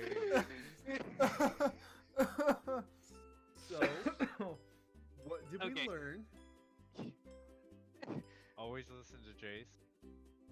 Oh my god. Just the What? fucking visual of Patrick trying not to burn something. And putting it under the burn. Alright, let's level you up a few more times. My friend.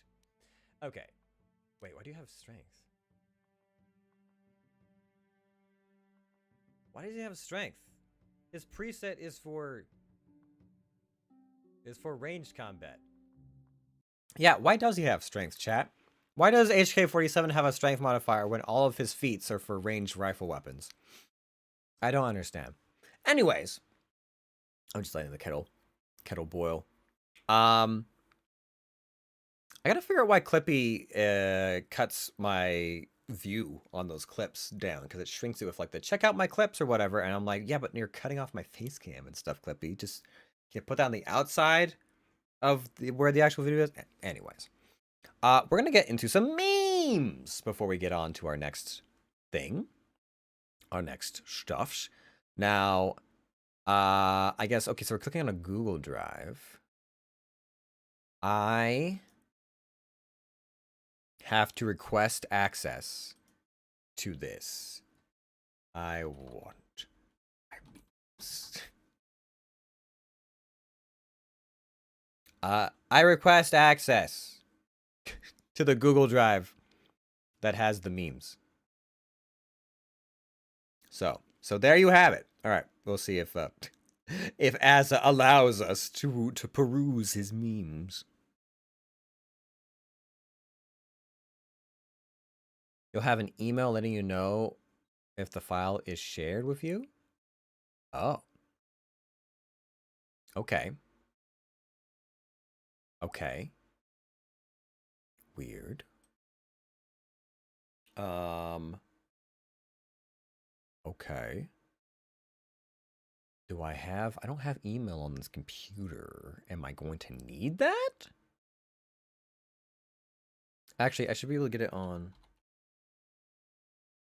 Just want to make sure. I'm not showing anything sensitive. Okay, good. Good. Just want to make sure I'm not shooting myself in the foot here. I think that should work, right? Asa, give me access. Here we go. Aha! Anime. Anime? What is these? Oh boy. Okay. All right. Oh boy. Oh boy. Oh, are these all? Oh, I see. These aren't even, they're all videos. Okay. All right. All right. Well then, one sec. Let me put my tea to steep, and then we'll get into some memes. I'll be right back.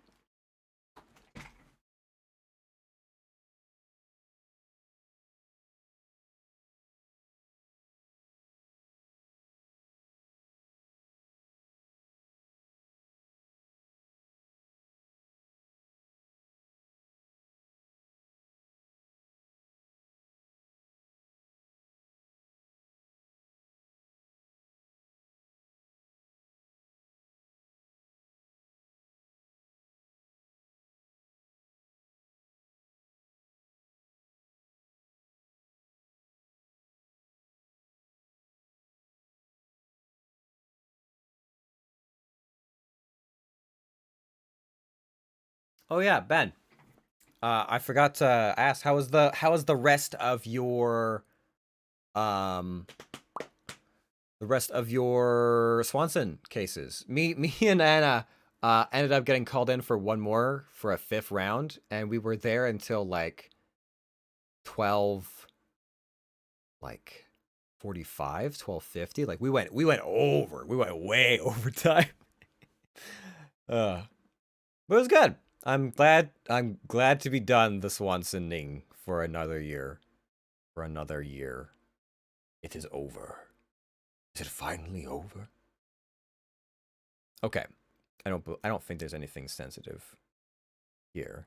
So we can get into memes. I'm so excited. Oh boy, they were wild. I'll have to catch up with you at some point. We finished at 12:37. Okay, so yeah, we were like maybe 8-10 minutes after you or something like that. Yeah, they got crazy. Man, oof. The last student like completely ignored my existence to the point where I started getting agitated, and then I thought as the way they phrased things made me feel like I was being muscled out of the decision or the conversation. So I got mad. I got pissed. It's just kind of like, I don't trust this student. I like this student. They're not at all like weighing, you know, what the equivalently the decisions here. Anyways, it was one of the first times like I just like was like staring, like flashing daggers at a student of like, I don't like you. Of course, I wasn't like that in feedback, but I was just kind of like my character didn't appreciate them. Anyways, memes. Meme review. Is that how PewDiePie does it? I don't know. I've never had to review memes before, so I'm kind of excited. But yes, shout out to Azakdaza for putting together some memes for us to review. I really do appreciate it, my friend. I really do appreciate it. I'm so glad we have the program. Honestly, if these people were out in the world without practice, they'd be fucking, yeah, oof. It's like some of them I'm like, you're great, this is awesome, and other ones I'm like, you need to be here. You need to be here, because if not, ooh. All right, meme time.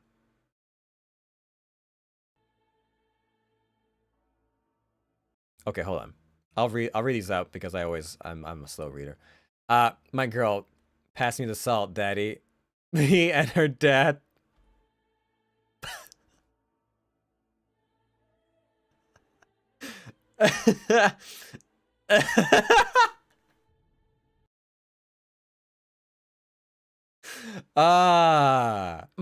I see. I'm beginning to understand.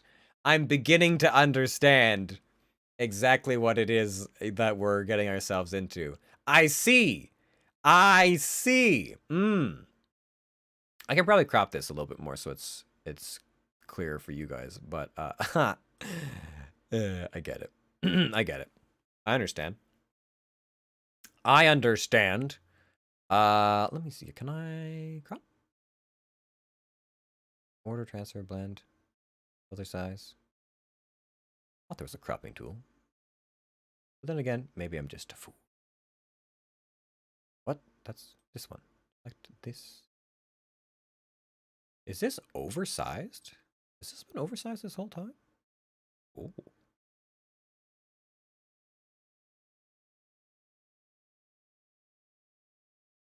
Something's broken here, and I don't know what it is. Oh well, it's fine. It's fine. I do feel like the audio was a bit low. They have sound. I know. I feel like it was just very quiet. I can turn up the volume though, if it turns that they're all on the quieter side. All right. Oh, I guess I've never done a meme review. I would say that that's definitely my sense of humor. I don't know what that says about me, but yeah. Do you watch anime? Yes, of course. Papa, she's single and a virgin. Can you be my new mama? Absolutely.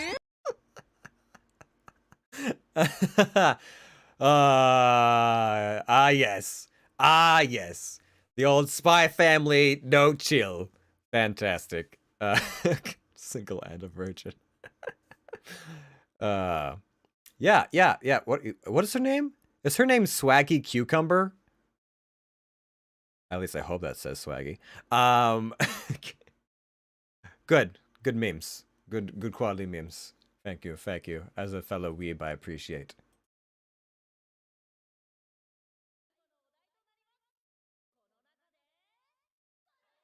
Okay, this is very quiet. We're gonna boost the hell out of the sound on this one. The next category will be the last. Who here do you reckon? Who do you reckon is your ideal wife?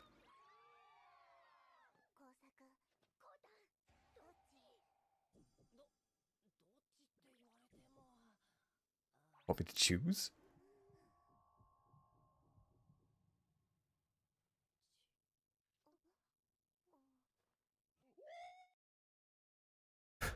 Wait, what did I miss? I think I missed it. I boosted the hell out of that audio, by the way, and it was very quiet. I don't think I could have done much better on that one, but hold on.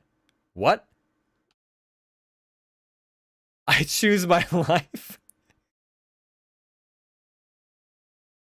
All right. Oh, I'm an idiot. I transferred. Wait, how did I transfer back here? How did I get back here? Okay, we'll replay that one for your guys' benefit. But I don't know what I can do about the audio.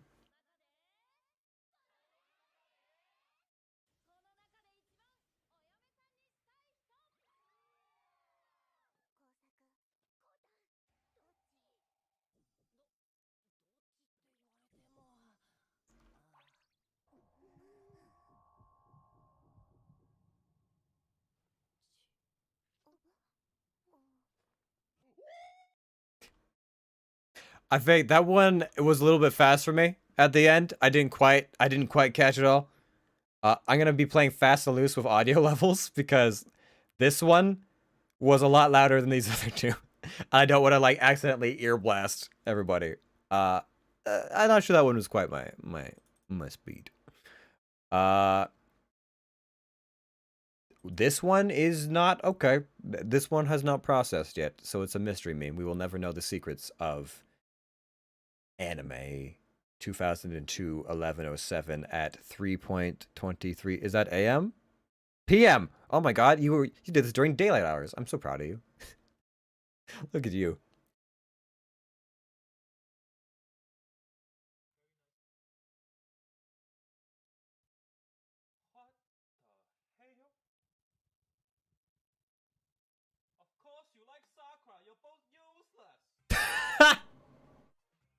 Not a wallpaper. I don't know. Yeah, I'm not sure why some of these are so quiet. Like I boosted that to max volume, and that's how quiet it was. Of course you like Sakura. You're both useless. Great. Quality. Thank you. I appreciate the Naruto-ness. Thank you very much. Much appreciated. I tip Fedora off to you.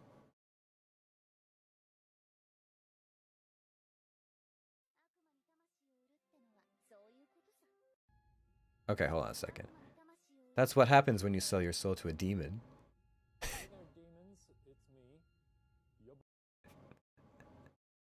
Is that what happens?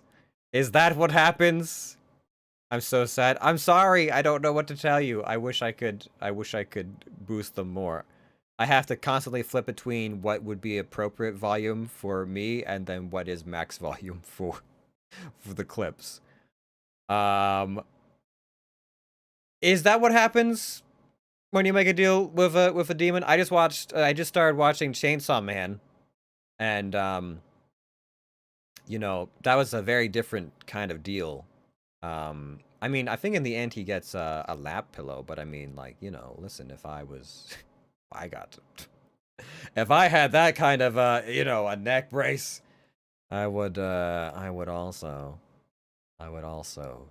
make a deal with a demon. I mean, it looks like a very comfortable. I don't know if this character loses their soul in the end, but this looks mighty comfortable. Although I guess would it be? I don't know. I'm not sure what it would be if if it would like be difficult for like your shoulders and neck. I don't know. I'm gonna try not to overthink that too much.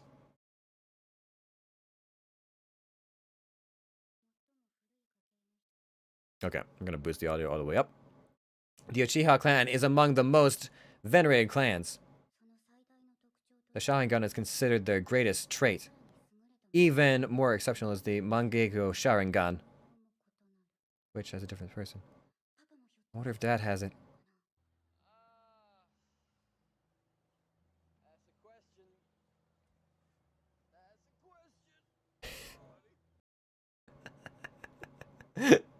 What was that last bit? Hold on, there was something at the very end. Just Will Boy. I thought I saw another bit of text. That is the question. Yeah. I haven't watched a lot of Boruto. I'm gonna be honest. I watched maybe 12 to 15 episodes and then I fell off. I don't know if I'll take another crack at it. But I'm pretty sure in order to get that kind of Sharingan, you have to kill very important people in your life. I wonder if Sasuke has that. Oh. Do I dare leave my volume at 100%? I don't know, I'm scared. I'm too scared to leave it that high up.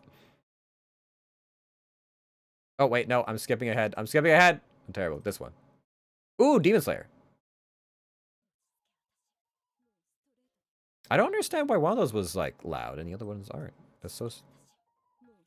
They come. Just because I haven't forgotten scalpel inside your... I may have forgotten. Let's go with that. Because to the point, I can't forget about your body. Oh, wait, this isn't Demon Slayer. It's for the best for both of us.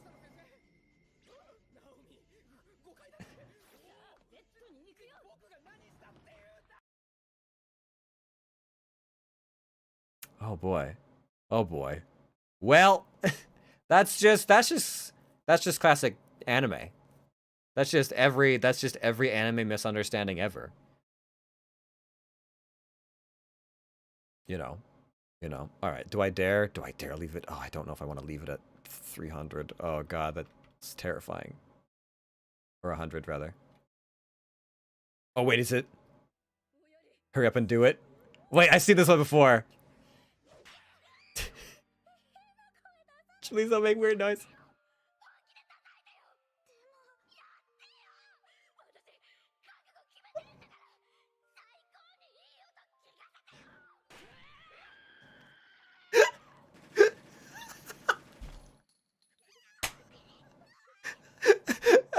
I fucking love this one. This is so... Oh my god. I don't know how well you guys can hear it. I'm guessing it's pretty freaking quiet, but like... Oh my god. I think the full scene is that she actually turns around, she says that she's kidding, and then the other friend is like, if that is what you truly want. Just the fucking machine gun noises. Oh god. Yeah, this is one of my favorites. Thank you for reminding me that this meme exists. Holy shit, my ass is destroyed. So good. Oh fuck. Quality of memes. Alright, you know what? If it's an anime one, I'll boost the noise. If it's a non-anime one, I'll reduce it. And if my ears bleed, then they bleed.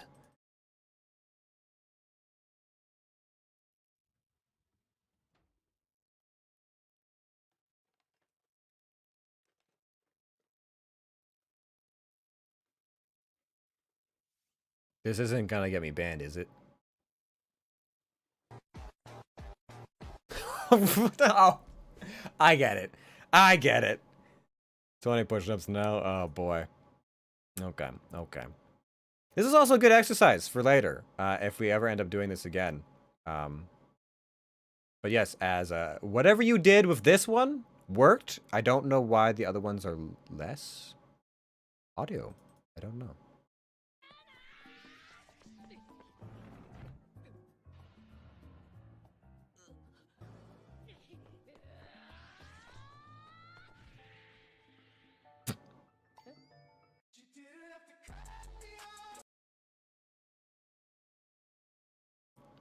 Well, it was a calculated risk.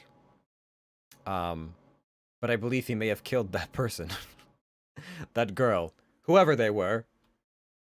Rest in memes. Yandere-chan.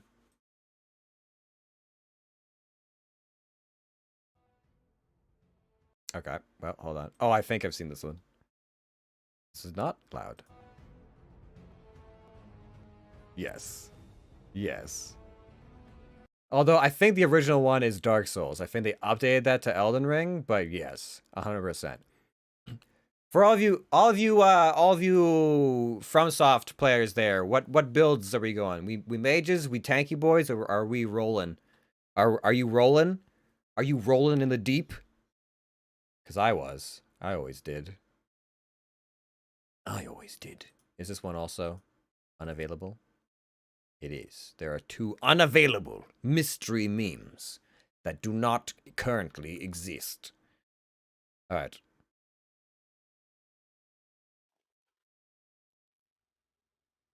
Come on, man, I can't have shit. Some ninja spending years on a jutsu. Yeah. Kakashi is the copy your homework ninja of the ninja world. 100%. Ooh, I see Tokyo Ghoul. Oh, I see Anime Brain. I used to watch that all the time. Is this a kissing scene? Naruto, Yeah, I'm listening. I want you to me. Me now. What? We're in a hospital. You just got patched up by Grandma Tsunade. What are you talking about? Shut up and Actually, this is perfect. I was just thinking about how I wanted to your butt.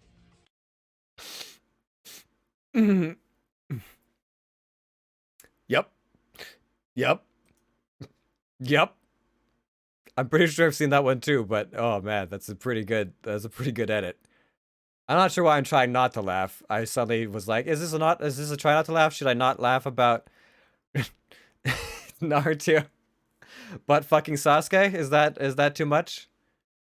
Anyways. After I beat my meat.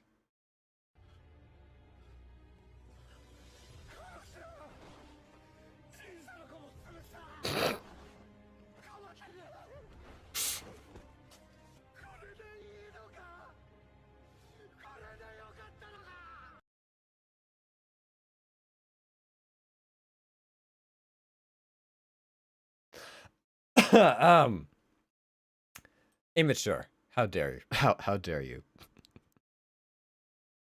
This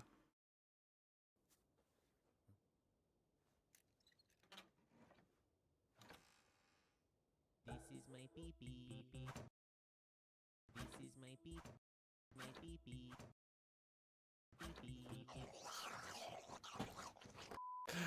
Yes, I seem to forget where that was going, and now I suddenly recall. I suddenly recall where that one was going. Good memes. Good memes.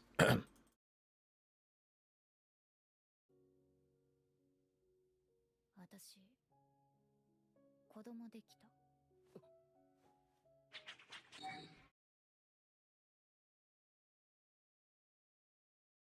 I actually have to finish watching Tokyo Ghoul. I got most of the way through the last season, and then I kind of dropped off. I don't know if it wrapped up well or not. I just remember that the first season and I think the second season were... The first season was very good, second season I think was pretty good, and then I started to be like, what are they doing?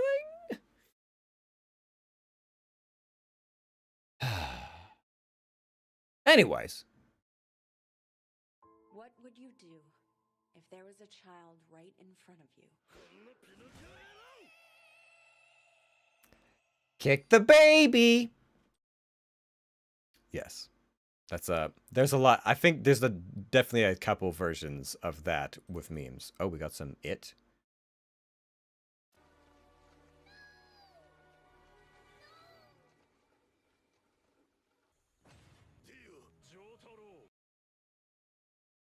Some of these are classic. I've definitely seen them on Anime Brain before. Yes. The JoJo is great for the over-the-top ridiculousness. And all the deep voices being like, Jotaro!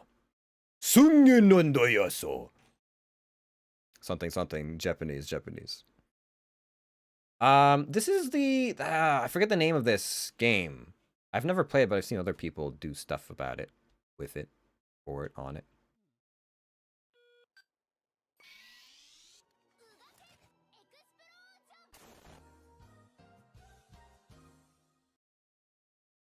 You know. I don't know if it's apparent. I don't know if if it's apparent with the the background and all the edits that I do, but I am a fan of Konosuba. I am a Konosuba connoisseur. Konosuba. God damn it. So I appreciate memes that are Konosuba related. Thank you very much. I appreciate that.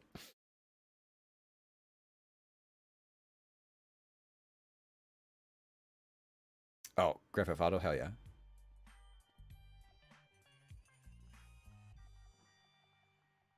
I may look interested, but trust me, I'm not.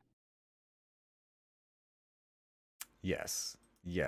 Classic. Oh, there's an Arya Wooden son? Oh boy, I can't wait. Nice. I still don't know. I still don't understand. Like, I've seen this one before, and I just don't like, why is the moon doing that? Why? He just thinks the moon is following him, and then he looks back at it, and is the moon licking him from a distance? Is that what's happening? I don't know. All right, are we winning, son? Are we? Are you winning, son?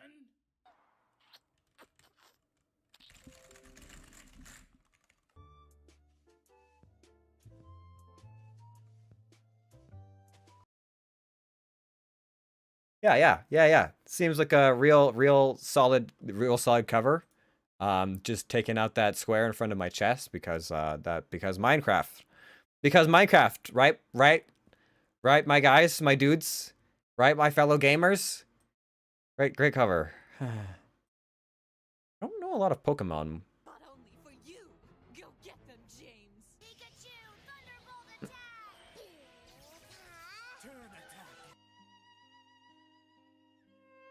Turn attack was super effective. Yeah, I don't I have seen that a couple of times. What was Oh, there was another Pokemon one I saw recently that was Team Rocket, but also the 911, the Twin Towers. What was it?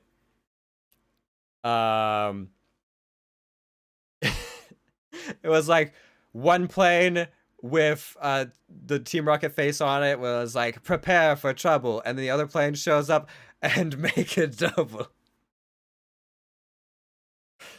That's it's a dark meme. It's atrocious. It's very anyways, we don't laugh about that. That's not funny. Where is my son? He should be with you all. Give it to her. Mm-hmm. $5 footlongs are back when you buy 2 for a limited time. Subway. I see that one. Yes, 9/11 memes are the new dark humor. They've been around for a while. I've seen some pretty good ones. I think, what was it? There's the one with Woody. There's a Toy Story 9/11 meme that's been around for a while. I kind of enjoy them. Not gonna lie. Siri, your virtual assistant. I'm Siri, your virtual assistant.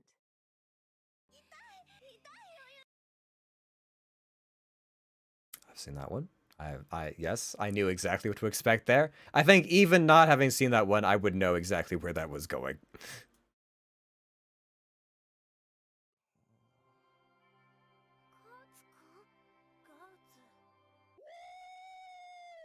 Yeah, baby! That's what I've been waiting for.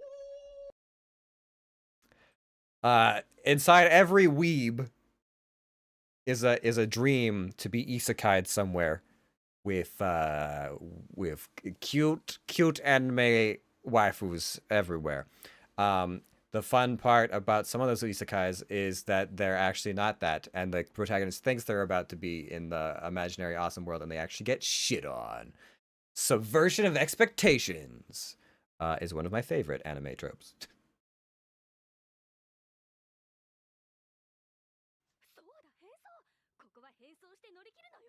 Just need disguise.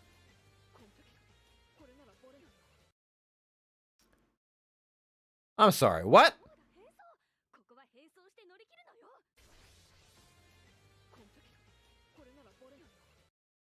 Is that, so is that, okay. Is this what she actually looks like, and this is what the disguise gives her? Yes, I'm referring to ReZero when I said that. Was random drape, like, is that what she's using for a wig? Like, how? What? How? How did you do this? Well, how do you take rag and become JoJo character, ma'am? Ma'am? Jesus Christ. All right. Well, those were memes. Those were the memes. How'd I do, team? I think I need to work on my meme review, but, you know, Hold on, 1 second. 1 second. Wait a minute. Let me just go back. Let me go back 1 sec. Hold on. Wait a minute. I just want to see this one thing one more time. I just want to look at this one more time. My absolute favorite meme from this shit. This is such a fucking good meme. Oh god.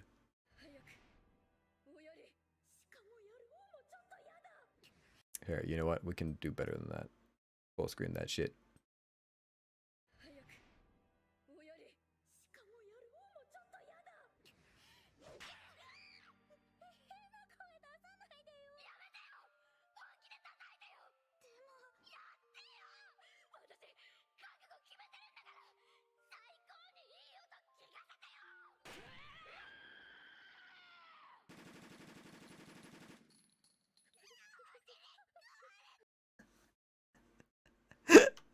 Oh, I love that one. It's a little cropped in, but there's like her face when she takes the first shot, and the fucking noises, the fucking like noise. That's gotta be my favorite. That's gotta be my absolute favorite. Fucking love that meme. Such a degenerate meme, but so good. Such a good time. That's how you become a JoJo character? Ah, I see. I'll have to remember that for next time. I'm gonna grab my tea, and then I think we can probably do at least one more tier list. And we'll see where we go. But I'll be right back again. You ever been pimp slapped by Chrome before, Anton? Keep talking and find out, bitch.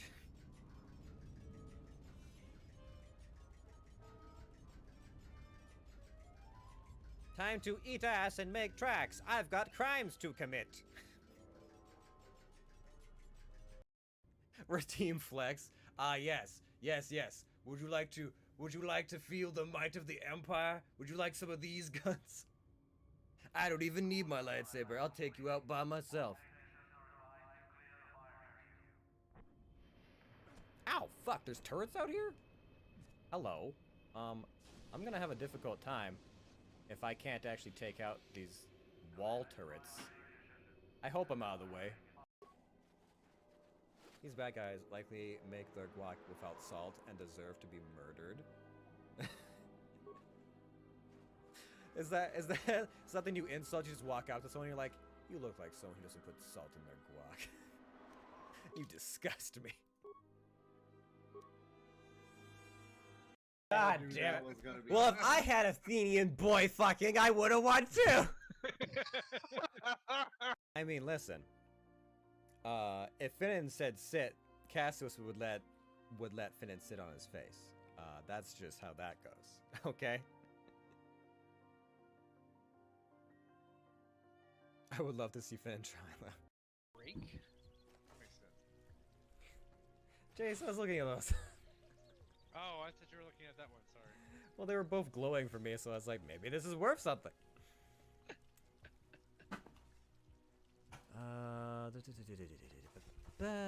Those are all resistances. What does it give me?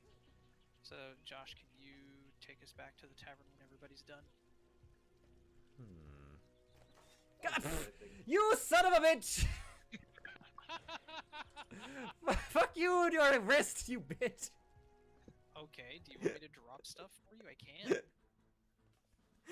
It was like the Didn't know only you were thing. looking at that. I was staring right at it. I couldn't see you staring right at it because I came from a side alley.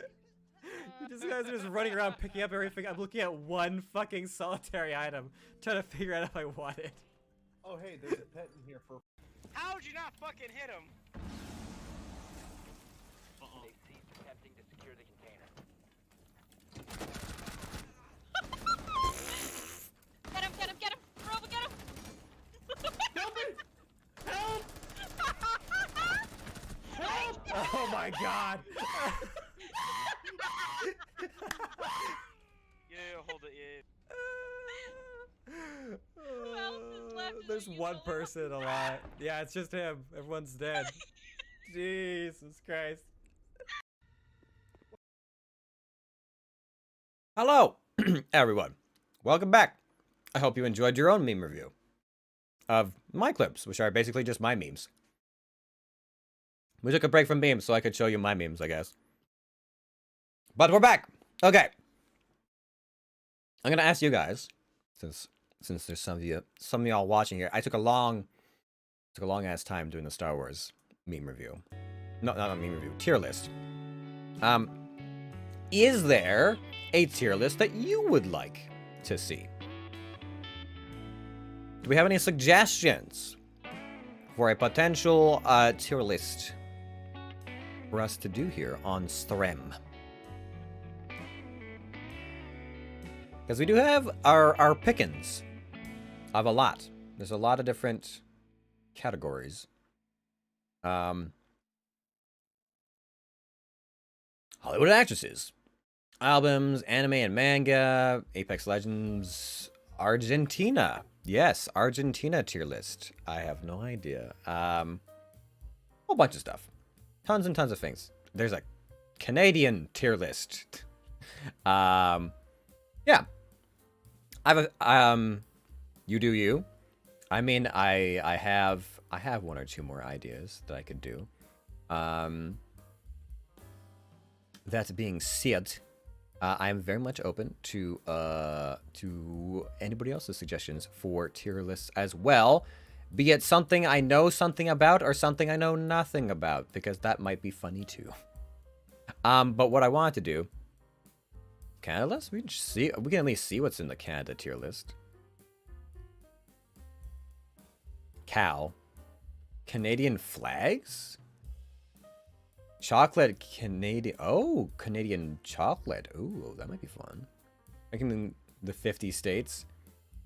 As a Canadian? Wait, 50 states? Doesn't the US have 52 states? Canadian provinces and territories. Okay, we can rank those. Show we watched growing up as a Canadian. Oh, yep. Weird. All right, let's try. I'm interested in Canadian chocolate bars.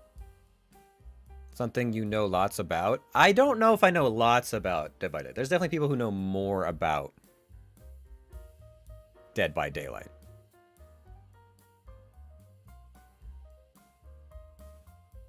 Je n'ai pas mangé ça. Oh, this is French. This is a French Canadian tier list. Nah, man? What do you mean? What do you mean, nah, man? What are you nah manning about? 50 states? I thought it was 52.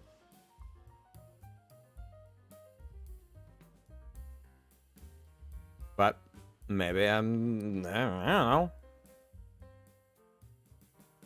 It's not my country. 50 states? I thought, what was it with like, because they have some that are further, like, you know, like Hawaii, that are like out there. And I thought those made up like the 52. You know what? I'm gonna look this up. Many states in the U.S. It is 50. All right. Alaska, 49. Hawaii is the 50th state. Oh, okay. Why did I think there was 52? When did America have 52 states? There has never been 52 states. Why is that a thing then? Why is that a thing? Where have I heard that? Why is that? Wait, why is this a thing? Hold on a second. If this has never happened, if this is just garbage information, why are there specific quandaries in the top Google searches about what the 52nd state of the U.S. is? What's the 52nd of the United America? Puerto Rico states leaves it disadvantaged compared to the 50th state exists today. There's never been a 52nd state. There are 50 states, the District of Columbia, where the government sits in the territory of Puerto Rico. Okay. So, are these just like places that America was like firmly entrenched in or something? And at one point they were considered like de facto? There are, 52 territories. Ah, but they're not, but Puerto Rico and Colombia are not considered states, of course. Okay, yeah, because I knew there was like some places that were out there, 50 states and 2 territories. Gotcha. Okay, because I'm like, where am I getting 52 then? So, okay, I must have, yeah, I don't know, maybe... Does that mean there's 52 stars on the flag? Are the territories included on the flag in stars, or is it just 50 stars? Hold on. How many stars on the US flag? There are 50 stars representing the 50 states, and there are 13 stripes representing the 3 original colonies. Okay. Okay. The flag is fictitious and proper, but not adopted. It may name. Okay. Yeah, that's so weird. Are the redheaded stepchilds? Okay. All right. Yeah, I was like, okay, so I'm dumb for thinking there's 52 states instead of 50. At least I didn't think there was like 12, like I see some people on, you know, TikTok say. But I was like, if it's indeed 50 instead of 52, why is 52 at the top of the results? Like, what kind of weird, like, Bernstein's Bears effect is going on here that for whatever reason 52 is like the next closest guess? All right. Anyways, okay, so I learned something today. Great. That's what we're here for. Anyways, okay, so there's 50 states and 2 territories, but there's only 50. There's only 50 states, only 50 stars. Got it. I understand now. They should be made states ASAP. Why would you say that, the lonely mountain dwarf?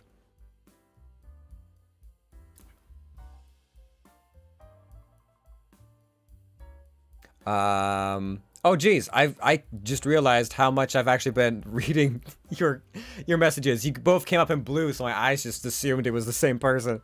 Oh boy. Oh, I see. Yes, Ben is Azza's making fun of me, and you were the one who was being more rational. I understand.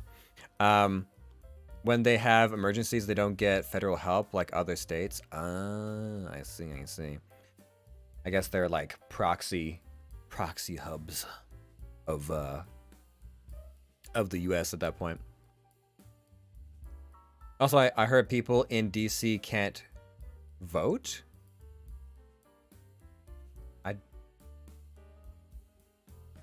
Well, yeah, isn't DC like its own weird little like island? It's supposed to be, DC is supposed to be neutral, isn't it? Isn't that like the reason given? It's supposed to be like a neutral, it's not a state.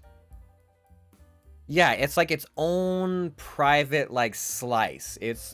The land of DC was like given to the government or something like that to be like the I don't know, the headquarters of democracy or something. I'm not sure, but they're supposed to be like in like nonpartisan or something like that, so they don't vote. Something like that I thought was the reasoning given. Anyways, I'm gonna rapid fire through these Canadian chocolate bars because I feel like this is something I might actually be able to answer potentially.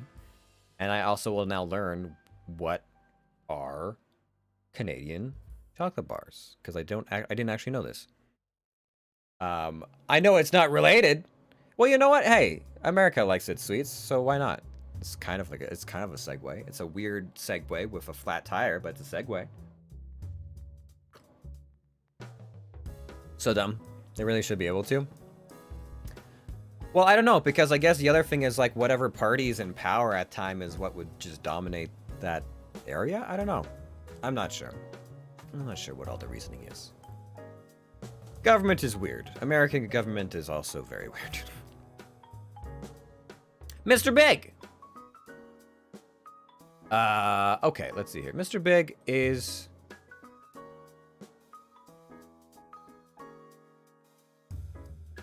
This is C tier. It's too sweet. It's like sour sweet or something. Like, you think of a name of Mr. Big, it'd be filling, but it's just kind of, it feels empty, honestly.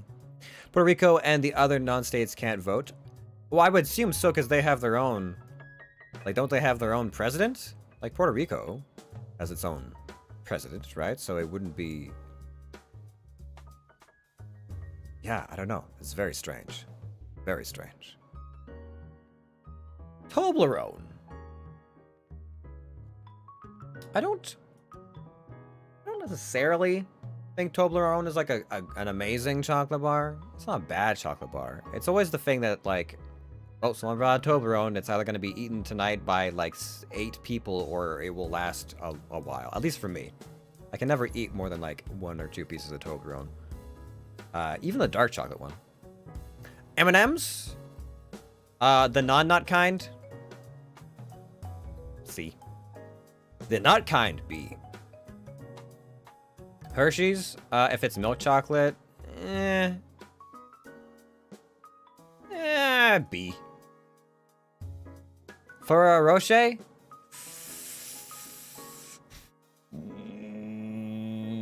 I mean, that and the dark chocolate. If it's the dark chocolate, S. So good. Do Americans get Ferrero Rocher there, or is that just like a Canadian thing?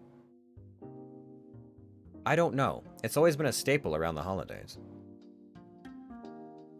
I know After Eights. I don't see After Eights on here, but After Eights are also like another like Christmas staple. Yes, but also they are poor countries, and most poor countries vote for a certain party, so the other party doesn't want them given statehood. Okay, I'm done.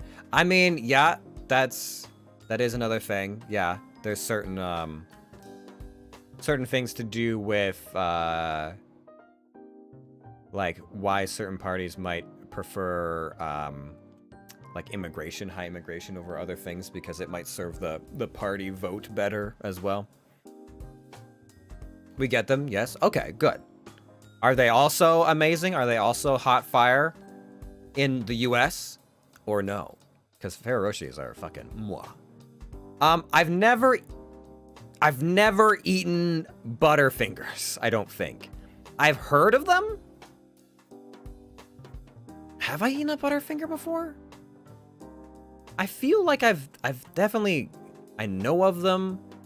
I think I have. And I think they're a B tier chocolate bar. Love Butterfingers, so good. I can't remember. I feel like I barely ever get to eat these, so I don't have a clear enough memory of them. In my top 3. Okay, I've heard good things about Butterfingers, but I don't know. Caramel? Maybe a little bit too sweet for me. I don't know. Caramel's fine. Caramel's a little bit too much. It has the same problem as M&M's without the nuts for me. It's like it's a little bit too much for me. Same with Crunchy. Crunchy suffers from the same thing as Mr. Big, where it's like sweet and then it's like kind of sour. It's just like sour sweet for me. I don't know. Hershey's again. We'll stick that in B tier. Nothing wrong with some Hershey's. Twix S tier. S tier. Twix is an S tier chocolate bar. You can fight me on this. Whenever Twix are in like a multi-pack of chocolate bars, like one of those boxes, Twix is always the first one gone. Every time. Every time. If I can buy just... And when you buy Twix, it's like they're also like they come in the fewest packagings. I don't know what it is about a fucking Twix. It's got that nice... It's got a little bit of that like caramel, but it's also got that fucking... That crunch. I love me some Twix. Texture-wise is very good. Flavor-wise, very good. I love me some Twix. Reese's Peanut Butter Cup. Butterfingers Zero Bar. Have I had a Zero Bar? It's been a long time. Oh god, can I even see what this is? What is this? Is that... No. I cannot ascertain what this is, so it goes in here. Although it looks like something that would be probably a B tier chocolate. Reese's Peanut Butter Cups. Is B tier for me. Cadbury. Yeah. Okay, that's what I was thinking of. Cadbury. I mean, Cadbury's pretty good. We'll say I suspect it would be a B tier chocolate. Reese's Peanut Butter Cups. I really like the Reese's Pieces. I know some people take offense to the term Reese's Pieces. I use that for the little like M&M sized ones. Reese's Cups. This is solid chocolate. This is solid fucking chocolate. I don't know if I put it at S tier. I don't know if I see Reese's Cups if I'm like, must have. But a solid choice. A solid choice. O. Henry. O. Henry used to be an A tier chocolate for me, and then I think they got like cheaper with the ingredients. Like they just like added more sugar and took out more other stuff. Like I used to really love O. Henry bars. But I feel like they've suffered of late. Like, O. Henry, in my childhood, A tier chocolate. O. Henry now, like, it's kind of dropped like a C tier. I don't know, man. Thank you for looking!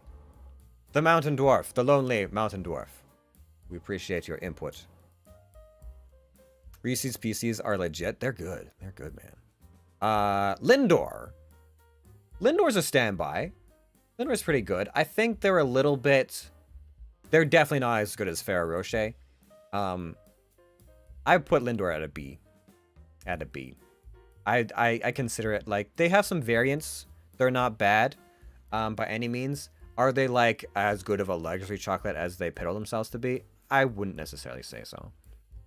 Kinder Surprise. If we're going just off of the chocolate and not the toy inside, I want to say I've eaten 2 Kinder Surprises ever in my entire life, ever. So, I remember it being very just okay chocolate, as far as I recall. So B tier. We have no D tier chocolate so far, honestly. I mean, I don't think anything here deserves to be a D tier chocolate. Aero. Aero has some interesting variants. I think Aero deserves to be a B tier chocolate. It's sometimes a little bit too sweet. I know this is probably going to be, this is where my palate shows itself. I'm like, too sweet. Too much sugar. Not enough flavors. Ugh. Why? I like the dark chocolate better. That's because I do. I grew up in a house where sweets were like definitely on the down low, not encouraged to get into a sugar high. And now that that's followed me into adulthood, I'm like, I don't have that huge of a craving for like a lot of sugar. Kinder Surprise is banned in America, unfortunately. Oh, is it because kids choked on the toys? I feel like I've heard this before. Children they just smack on it and then they get a mouthful of plastic and then just choke on it. I'm pretty sure, yeah. Okay. Controversial. Listen, Mars bar is the same level of sweetness as my C tier stuff, but it's so sinfully good it has to be an A tier chocolate. Mars bars. I cannot eat there's no way I could eat a full like big Mars bar in one sitting, but like this is pretty good. Mars bars are pretty good. I didn't realize those were Canadian. Kit Kat, also standby, has to be A tier. Has to be. I hear you do not want to eat too many of these or you will get the shits. I've never consumed enough Kit Kats to have that problem. But there's some really interesting like variants. Like when we went to when I went to visit you and you had some of those Kit Kats from Japan, I was like, these are really good. Like I like the Kit Kat variants. Smarties? Smarties. Smarties. I think Smarties are... If you're just gonna have a few, like Smarties are a great, like, I don't want to eat the whole thing, but I could snack a few Smarties. They're not as good as M&M's with the peanuts, so I will put them at B tier. B tier is filling up. I've got a lot of B tier chocolates. Crispy Crunch. Haven't had a lot of these. Still better than Crunchies, so also a B tier. There's gonna be a lot of B's here. Big R Turk. I have not had one, so I cannot. Je ne sais pas. Je n'ai pas mangé ça. So I don't know.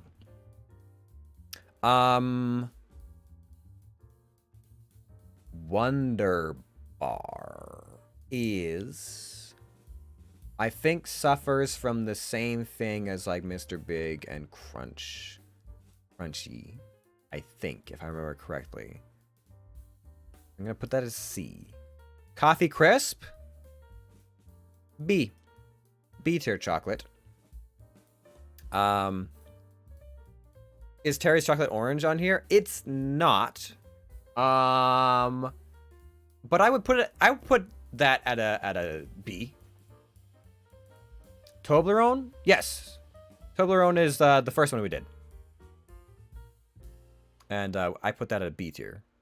Coffee Crisp is another one of those classic from childhood. I remember that distinctly from like Halloween and stuff like that, having Coffee Crisp.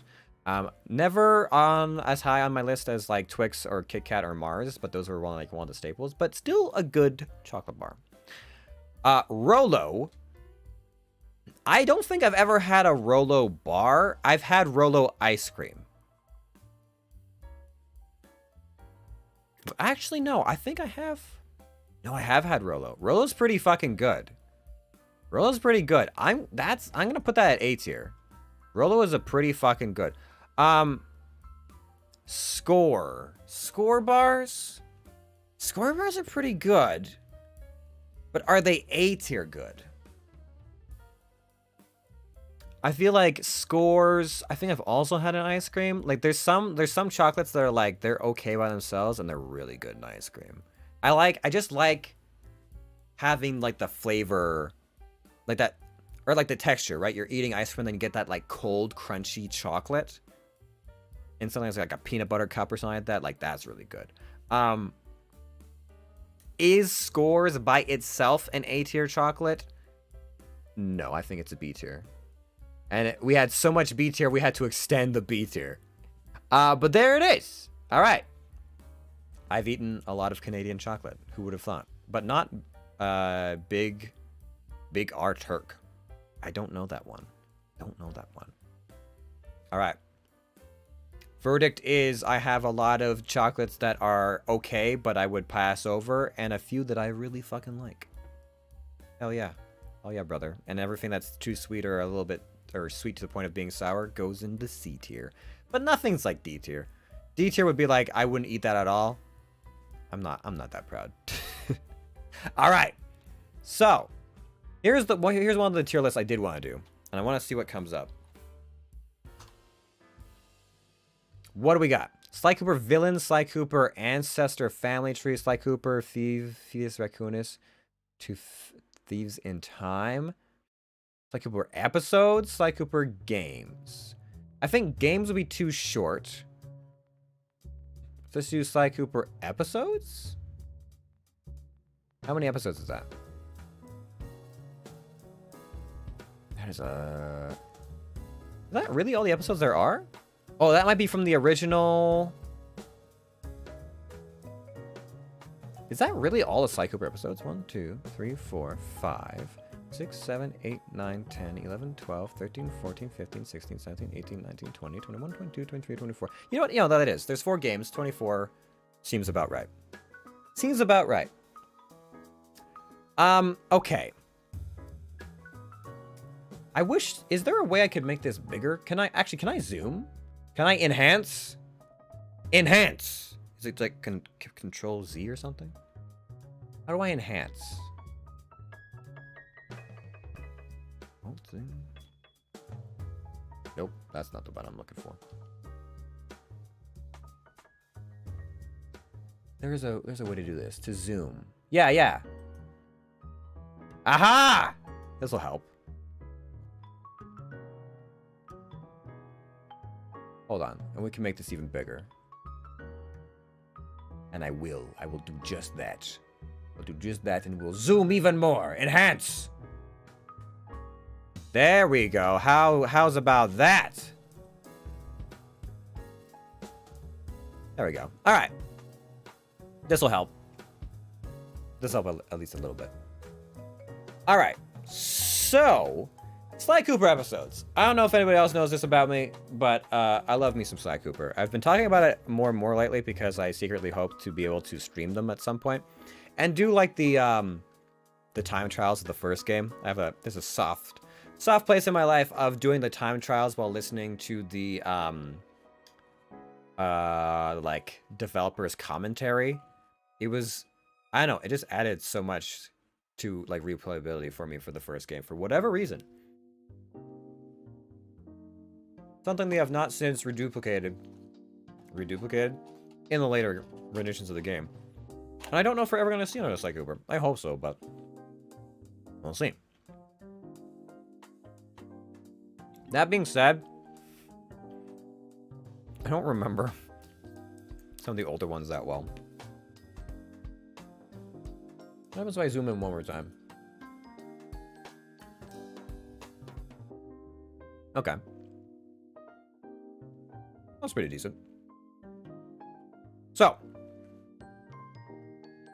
first we have 40 Thieves. 40 Thieves. I'm trying to remember here. We'll bring it up in the other monitor, so it's not clogging up things. 40 Thieves. Was that from the other... Is that from the 4th game or the 3rd game?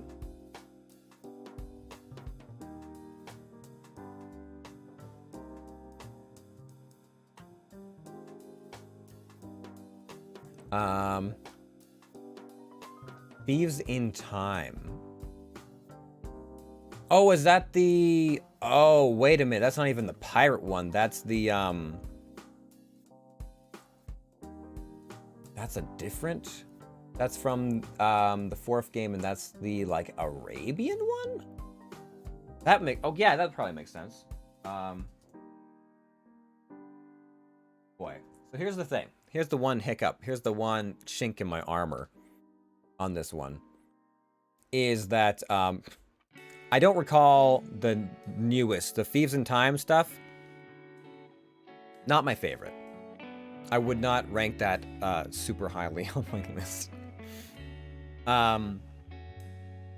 But I'll do my best to remember them as best I can, because I can remember at least a few. I don't really remember 40 Thieves, though.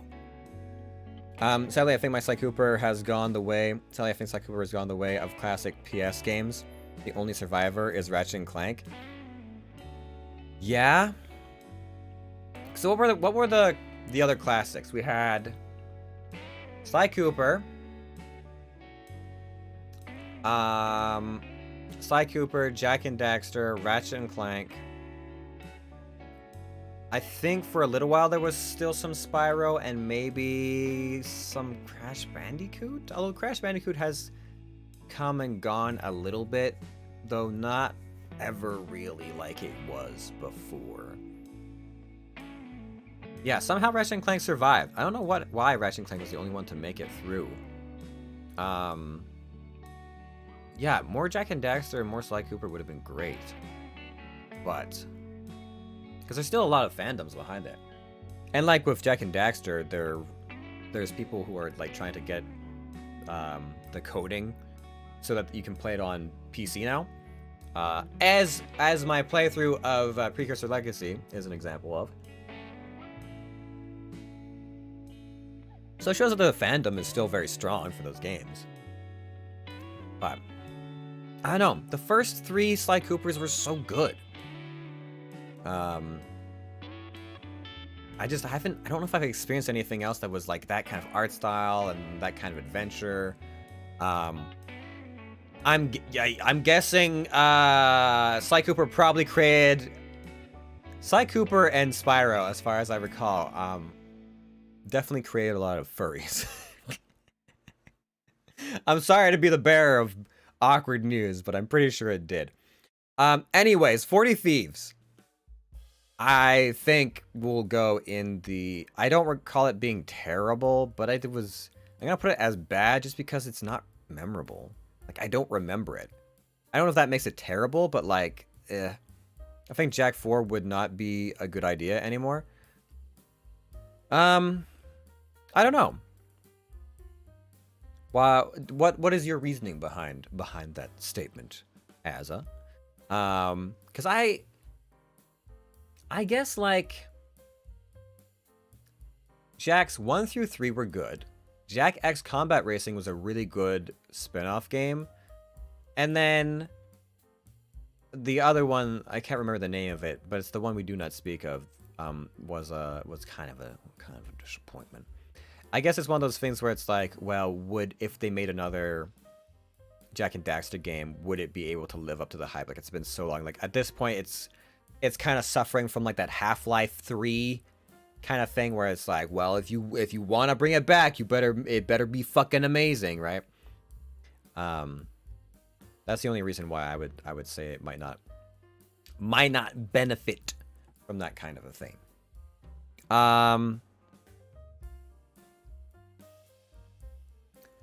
Anatomy for Disaster. Anatomy for Disaster. Now, is that the final mission? Is that the final level of the first game or the final level of the second game? Like Cooper. Anatomy for Disaster. Remind me. It's slide 2. Okay, slide 2. Okay, yes, I know which one we're talking about. For real love. Most of the platformers are dead with the exception of Mario, and the hype wouldn't live up to the game. It's hard. Like, there are still good platformers, but now they're like Hollow Knight. And most platformers have like reverted to being 2D. Or not 2D, well, I guess 2D, but like side-scrolling. Like Rayman Origins, like the Rayman stuff. If you haven't played the Rayman games, the newer ones that were on like PS3, I want to say, they are so good. They're so good. They're so fun. The pacing is excellent. The pacing, the way you just run from one end of the screen to the other end of the screen, the music, the way the music flows with the pacing, like it is a masterclass in platformers. They're so fucking good. But yeah, there's not a lot of like newer platformers, unfortunately. I still haven't played Hat in Time. I played the original Sly Cooper, but I never finished it. What? Why? They're good. Anatomy. Okay, so Sly Cooper and Anatomy for Disaster. Of the Sly 2 games, I remember really hoping. Like, I remember when I played it for the first time, I was absolutely chomping at the bit for there to be a third one. I would play Sly Cooper 2 over and over and over again and be like, I just want there to be another Sly Cooper game so badly. My childhood just wanted it. Anatomy for Disaster is a good episode. It's not a great episode. It's good. Are they co-op? The Rayman Origin, like the Rayman games? Yes. Maybe not both of them, but one of them definitely is co-op because I've played co-op before. And yeah, you can have co-op. They're really good. Highly recommend. Highly recommend. A good time, great music. Great music, interesting levels, very dynamic, very fast, just like sprint and go side scroll platformer. It's so good. Interesting like chase mechanics and stuff like that. Yeah. Very good. Very good. It gets to the point where you can actually, if you just hit right, you can actually time your jumps with the music. Like the beat of the music is when you're supposed to go. There's even a secret level at the end where it shifts through like visual styles and stuff like that. And when it gets super crazy, the way to keep track of what's happening is through the music. It's really good. I don't know if Sly would live up to the hype either. Well, Sly Cooper did its job pretty well because it was platforming, but there was still a lot of like there's like some open world to it. Like with the whole stealth mechanics and stuff, I feel like you could definitely use new tech to be able to improve a new Sly Cooper game. Kingdom Hearts 3 is a great example of what not to do. Yeah. Kingdom Hearts 3 was fine. But Kingdom Hearts 2 was just so much better for its time. And also Kingdom Hearts 3 is fucking easy.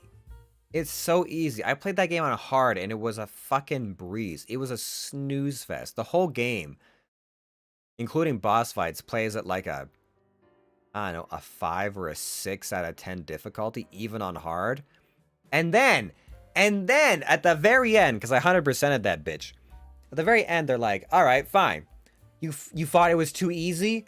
Now you get to do the secret room bosses, and we'll make the difficulty 11 out of 10. And you're like, nothing before this prepared me for this. And then if you beat all those, you get another secret boss person who I think hints towards the next game and the next world. Although now it feels like they've gone back on it and we're still following Sora, because I thought we were supposed to get a different protagonist. But that fucking boss fight is like fucking 12 out of 10. Like, it was brutal. It's real fucking hard. And I think I ended up looking up some strategies on like certain things, and I found like one thing I could have added to what I was doing, and I managed to beat it, but they were tough. They really lost all the things that made it great. Yeah, I don't know.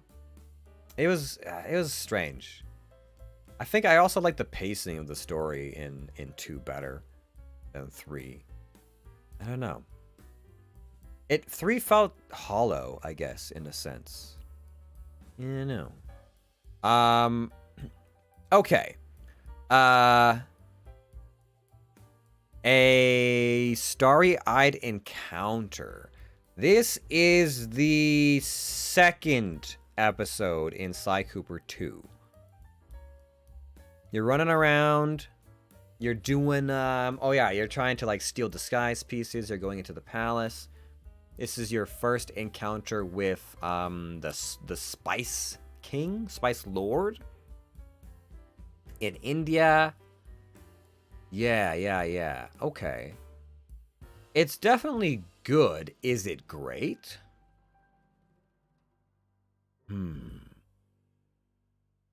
I mean, it's definitely. I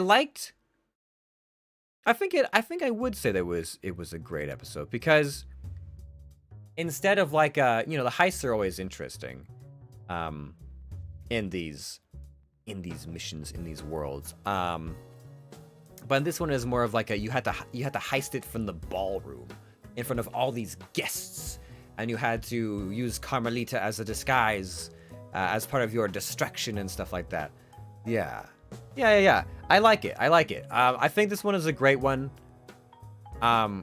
It's also interesting that you actually go to you fight the Spice King. He has a two-parter. I think Sly Cooper 2 was the first one where, it's the first one you ended up fighting the same antagonist twice, and then they brought that more in Sly 2. Do we do that at all in Sly 3? I think Sly 3 you only fight people once. In Sly 2 they made it so that there was more longevity in some of the enemies, which I thought was cool. They weren't even that difficult, to be honest. Sephiroth in Kingdom Hearts 1 is the biggest bitch of the 7 Seas when it comes to difficulty. Sephiroth in the arena in Kingdom Hearts 1 was pretty difficult. Sephiroth in in Kingdom Hearts 2 was also pretty difficult.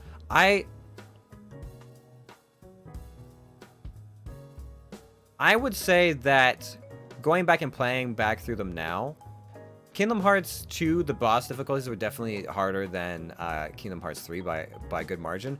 But the secret bosses, or like the bonus bosses or whatever, of Kingdom Hearts 3 are harder, I would say. They're rough. You have to, and it's like it's very much like you just have to learn each one of these fights, and they're like tough. But it's just so out of place with the rest of Kingdom Hearts 3 that it's awkward. A Tangled Web. Is that the first or the second episode of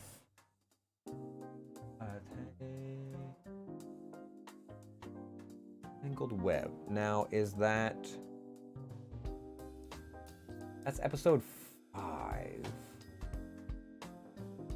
So we've got 1, 2, 3, 4, 5. Okay, yes. So that's the second one with the Contessa. Okay. The second one with the Contessa. Okay. I mean, that one's cool because there's like an army of mercenaries assailing a gothic castle. There's like a siege going on. The Contessa's a pretty cool villain as well. I mean, that's a really memorable one. And like Sly 2 has a lot of good episodes, in my opinion. I think A Tangled Web deserves to be a great episode, in my humble opinion. A Cold Alliance. I'm trying to remember. I wish these pictures were bigger so I could get a better feel for them. Cold Alliance. Cold Alliance. Is that from Sly 3 Honor Amongst Thieves? Yes. Okay, that is the one I'm thinking of. Yes. Okay. A Cold Alliance. Is that the one where we're fighting against the Chicken General? Or am I thinking of a different episode? Tell me more. Inside the Cooper Vault, we have to recruit... Right, yes. Yes. So we're getting him. We have to rescue his daughter from Chicken Lord Mans. Okay. Yeah. This one is interesting because we get to go back and meet an old enemy. I think from a story perspective, it's a cool episode. From a gameplay perspective, I remember being frustrated with like the RC car levels. Not my favorite, but a good episode. There's no bad episodes in Sly Cooper 2. There is definitely some better ones, but yeah. Clan of the Cave Raccoon. Now this is the newest one, which is, I forget the name of the fourth Sly Cooper. I just kind of feel Sly Cooper 4 was a bit of a disappointment overall. The worlds were still okay, like the locales and stuff were still okay, but it just didn't feel like it played as well, and I really didn't like the studio that bought the rights or was given the rights to Sly Cooper. They gave they're like, what's the word I'm looking for? Their like studio logo was like this really like big grinning monkey. And they gave Sly Cooper the same grin in parts of the game, and it just looked like this big like shit-eating grin. I just never liked it, and that kind of like every time it came up, I was just kind of like, ugh. It just reminded me every time I was like, I don't like this as much. It just doesn't have the same like heart or whatever it was. Clan of the Cave Raccoon is the one where we go back into like caveman times. I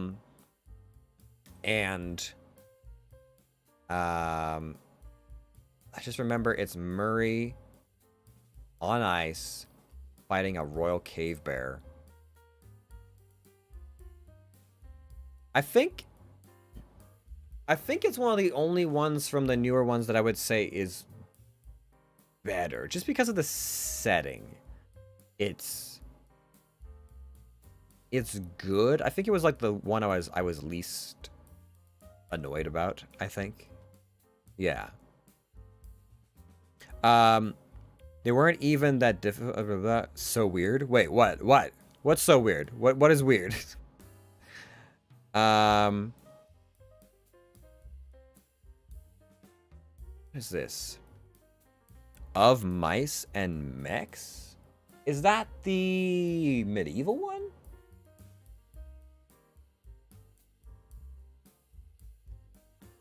Mice and Mechs. I think that's the medieval one, right? Mice and Mechs. Tell me more. Tell me more. Tell me more.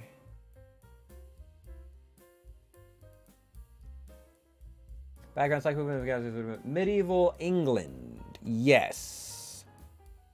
From a world standpoint, I thought that Mice and Mechs was cool. From a villain standpoint, I thought it was kind of bland. I didn't like the villain in Mice and Mechs. I don't remember much other than you fight like a giant suit of armor, I think. His grin is fucking weird, right? It doesn't fit him at all. Sly is supposed to be like, you know, he's kind of like a fly by the seat of your pants thief, but he's charming. He's kind of suave. He's cool, right? That's the whole thing. He's sly. He's a sly, devious, thievius raccoonus. And then they plastered this grin on his face, and it's just kind of like, ugh. It cartoonerized him like too much. Mice and Mechs, bad. It's above terrible because the world is cool, but I didn't really care much for the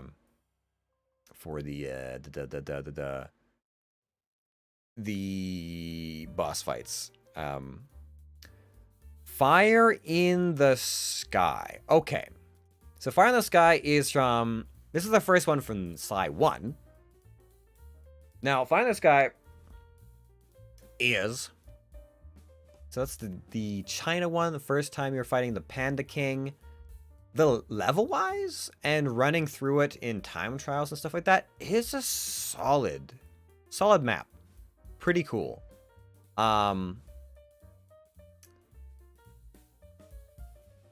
The Panda King is not a difficult fight. It's pretty schmeh. But I would say overall it's pretty good. Is it great? Is it amazing? I mean, overall, I think for the aesthetic and some of the interesting like level design that they used on that one, I would say it's Is it great? Is it great?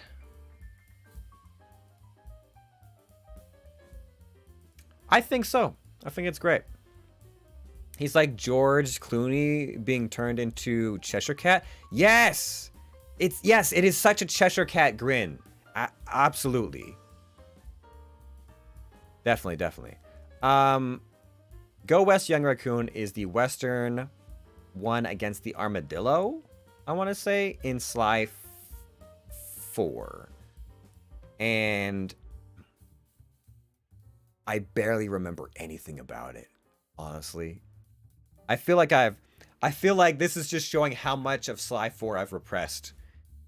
Which is, I guess, my coping mechanism for a lot of things is like, I didn't like that very much. Time to delete from memory. Away with you, foul thoughts. I don't recognize you anymore. Because it's so unremarkable, I'm gonna say it's bad. The Cold Heart of Hate. Okay, this one is the final episode of Sly 1. Okay. This is where you fight Clockwork.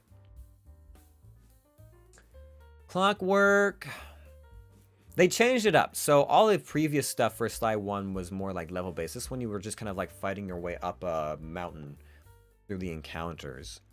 Honestly, I didn't think the last episode of Sly 1 was the strongest. Is it bad? No. But it's not great. So I'd say it's a solid good. It's a solid good. Okay. Is this what I think? He Who Tames the Iron Horse. Yes. This is the first John Basson map. This is where Sly Cooper goes to Canada. I'm pretty sure, right? It's Canadian. It's all lumberjacks and stuff like that. Yeah. I love the John Basson missions. I don't know what it is. Fucking train heist. The fact that you can glide onto a train from on top of a freaking like mountain right around through town. The missions are kind of cool. I think John Basson is a cool villain. It's one of my favorites. It's one of my favorites. I think if there's one episode from Side 2 that I love the most, that's S tier. That's an amazing episode. I fucking love the fucking theme of having the train be a part of the map and going around in the wintry area. Good shit. Good shit. Honor Amongst Thieves, I am assuming, is the final mission of Sly 3. So when the heist comes together and you're doing your whole shtick with the team, and you've brought together your team to do this vault heist, and you're fighting off weird mutant man and his mutant minions. Honestly, not my favorite. It was like, yeah, it was okay. Not their strongest. Is it bad? I mean, it was an interesting build-up, right? Because with all the other games, it's like you're collecting. First, you're retrieving all the Thievius Raccoonus pages. Then you're getting rid of all the Clockwork pieces. In the third one, instead of collecting things or getting rid of things, you are collecting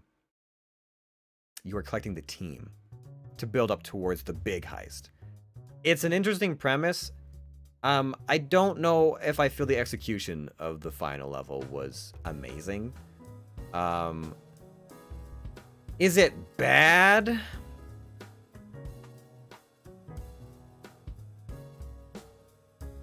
I think because it was supposed to be the ending, this is supposed to be like the finale of the third game, and it's supposed to be like the biggest episode, right? I feel like the Sly Cooper games have a tendency that a lot of the missions are really fun, but then the ending missions are perhaps not amazing. I think by the standards of 3, it's bad. That feels like a harsh judgment, but it doesn't feel like it matches up with some of these other ones. Yeah. Jailbreak. Jailbreak, I believe, is... Jailbreak, I believe, is... I feel like I'm missing some here. Jailbreak must be episode 4? Yeah, episode 4 of Psi 2. First encounter of the Contessa. Prison stuff. It's when Bentley is the only one not captured. Yeah. I thought this was such a cool way to introduce an episode where the gang is captured and only one of them, only Bentley is there and he has to rescue his friends. And it's like, what would happen if the team was, you know, down in strength? Like how... It's such a cool thing of like, how would Murray, you know, lead or figure things out without Bentley or Sly? And in this case, how would Bentley think his way around not having like Sly's dexterity or Murray's strength? It is a good episode. I want to say overall the theme, Contessa being introduced as a villain, I think she's a pretty cool villain. I would say that it is a great episode.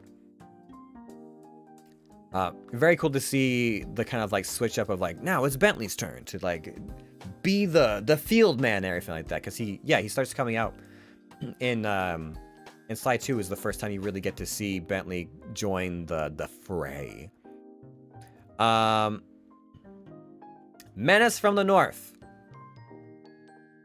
is the second Jean Besson mission.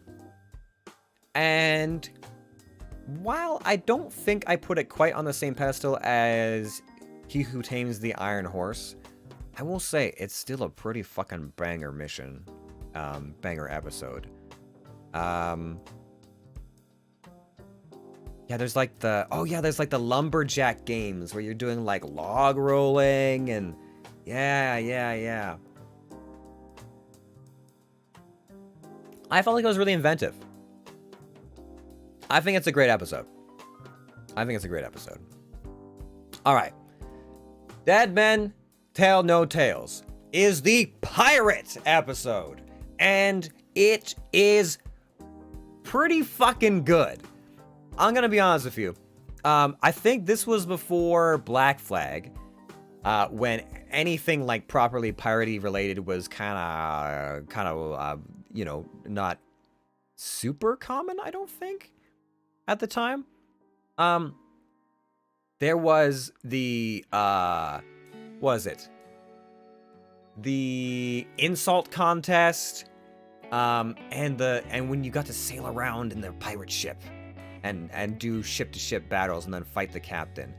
I know it wasn't like a huge part of that, but like being able to sail out and like do pirate battles and whatnot, it was a good time. It was like, hey, Sly is basically a fucking ninja, but let's put him in a pirate episode. I'm like, hell yeah. I love that. Fucking great time. Dead Men Tales No Tales is an amazing episode. I liked it. I liked it a lot. It was one of my favorites. Opera of Fear is the first episode from Sly 3. Now, I remember this one was kind of weird. It was kind of bizarre, right? You're like, okay, weird. So you got this lion dude who's like I think a failed opera singer or something like that. And then the premise of the third game was still kind of like building up. I think we were trying to recruit, what's his name? The salamander. I think it's a salamander. Or a lizard. Gecko? Salamander? Gecko? The forgers. The forge artist who becomes like your wetsuit guy, your frogman. This was a cool episode. It's a colorful, beautiful map. This also when they first started introducing like their 3D stuff, they introduced the like the painting mechanics, the painting puzzle mechanics. Unfortunately, they lose all their replayability because once you've learned it, you just know it. But the first time playing through, I was like, yeah, I really liked it. I really liked some of the mechanics they introduced in this one. I think it's a great episode. Flight of Fancy is the is it Switzerland or German? It's something in that whereabouts. I think it's Switzerland, and it's all the dogfighting one. It's one where you're out there dogfighting in your like biplane, and yeah, there's all like the hangar stuffs. This was a really cool map. It's a cool map. All the like dogfighting missions and stuff were fun. And there was the twist of like, you're here to recruit so and so, but you have to beat so and so. And then you learn like, what? Sorry, spoilers in case you haven't played it. What? They're the same person? Yeah. It was fun because you're kind of like, we've been working with this person this whole time to try and sabotage and undermine so and so, but they're actually the same person. The intel we're getting is actually from the villain that we're trying to recruit. Yeah, it's a great episode. Is it a great episode?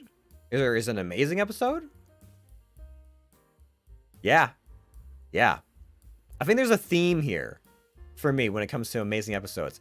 If the story and the villain is good, great. But if you add that extra element of like, oh, there's a fucking train going around all the time, or you can do ship-to-ship battles, or there's dogfighting, I'm like, bang. Amazing. Shocking. Rumble Down Under is the second. I haven't played it. Well, I gave you warnings. I said spoilers. You should play them. You have a PS2. You can also buy them on PlayStation 4 now, I'm pretty sure. You can play them on PS4. Hell, dude, I'll come by sometime we can play them together. Rumble Down Under is the Aussie map. You should play Persona 5. It's on my list. I don't have it yet, I don't believe. It is on my list. I've heard the Persona games are great, just like the Yakuza games are also really fun, I'm told. But I just don't know if I'm there yet. You know, there's a lot. There's a lot to keep track of. There's a lot of games to play, not enough time. If I was full-time streaming, I could probably get around to it, but sadly, I still have to make money. Rumble Down Under. Okay, so Rumble Down Under is the Outback one. There's some fun times here, like the bar fights are cool, the drinking contest. There's some interesting missions here. I'm forgetting exactly how the mask works, if it's just cursed or what the deal was. Who are we trying to recruit? Oh, right. It's like Murray's like spiritual guide. That's right. The boss fight is a little lackluster. The missions are pretty good. The map layout is all right. I think it's a good episode. It's not a great episode, but it's a good episode. I have so many I would like to play, but I'd like to maybe get back into streaming when I feel comfortable enough to do it. What would facilitate you feeling comfortable, if you don't mind my asking? What does that look like to you? It can be hard sometimes, like depending on if you're streaming multiple games or you have a schedule or whatever. Like if you're just playing one game at a time, I feel like it's a lot easier to be like, yeah, I'm just gonna play all this game and we're gonna do it all in like a couple days, whatever.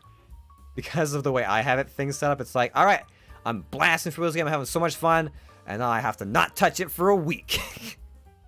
And that can be difficult sometimes.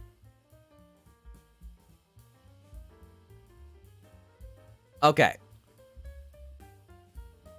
Sly Cooper's Sunset. I can't read that last bit. It's a little too small. This is the casino. The casino with, oh, what's his name? It's the pug. Or the British Bulldog who walks around on his giant fucking fists. And he's all gangster. And there's roulette wheels all over the place. And it's all like casinos and stuff.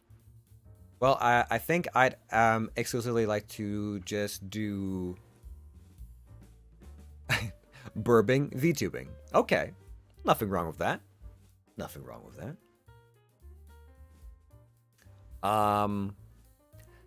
Casinos.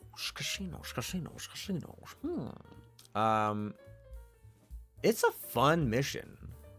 It's a fun set of missions. I like, yeah, this the whole like jumping on roulette wheels as they're spinning, and like some of the like obstacle courses of that one.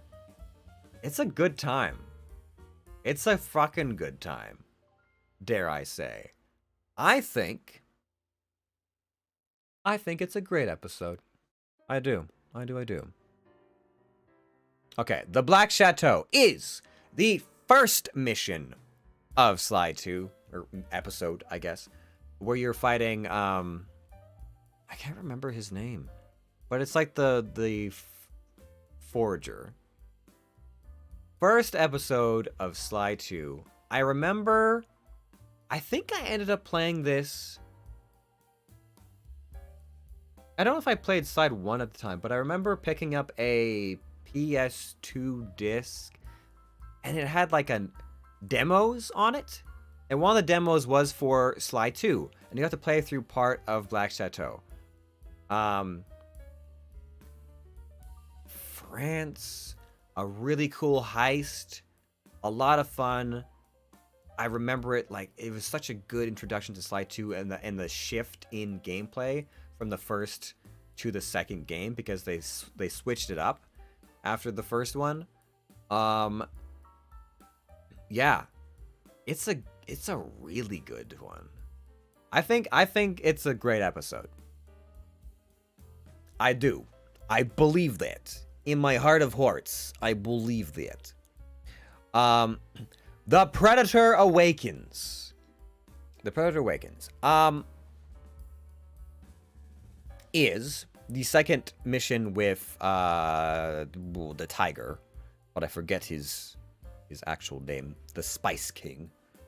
Oh yeah, that's when you learn about like, yeah, the spice, how it works with the Contessa and her narcotics and stuff like that. And then there's like the prison, or the special forces bust. Yeah. The jungle. So you're in a jungle for this one. Motif wise, it's okay. It's alright. Is it amazing? I wouldn't say it's amazing. The jungle is an interesting map design. I remember it was kind of a pain getting around, though. There's some areas that were just annoying to get access to. You had to take like one specific route, and you couldn't like glide from other areas. So I remember there's a few parts in it that I didn't enjoy as much. The ending is pretty good. I like how it sets up Jailbreak. So I'll give it a good. I'll give it a good. No more showing my face on camera just to separate the two worlds a bit more. It just made me a little uncomfortable. That's fair. It's not for everybody. I know my only concern doing both is that if people if people enjoy the VTuber end of things, is me showing my face like too much of an immersion break for some people. But I want to try and champion doing both. I want to try and be like, hey, I'm VTuber Mans. I do the over-the-top character bits and all the usual and unusual things, and then I'm me as well, and I can do both, and there ain't nothing wrong with it. That being said, there is something for the argument of like spreading yourself too thin and not doing you know, not focusing on one thing, but I think the idea is to try and be a little bit more unique about how I approach things. Kind of follow my own compass. Tides of Terror. The first Sly Cooper mission.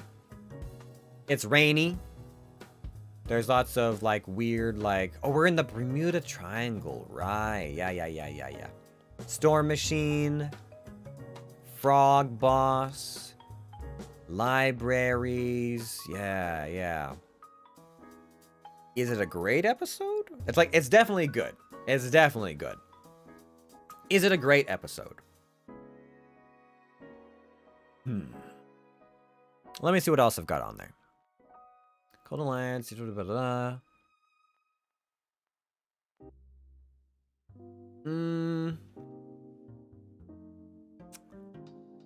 Is it a great episode? I don't know if I put it at great. It's definitely good. Is it my absolute favorite? Maybe not.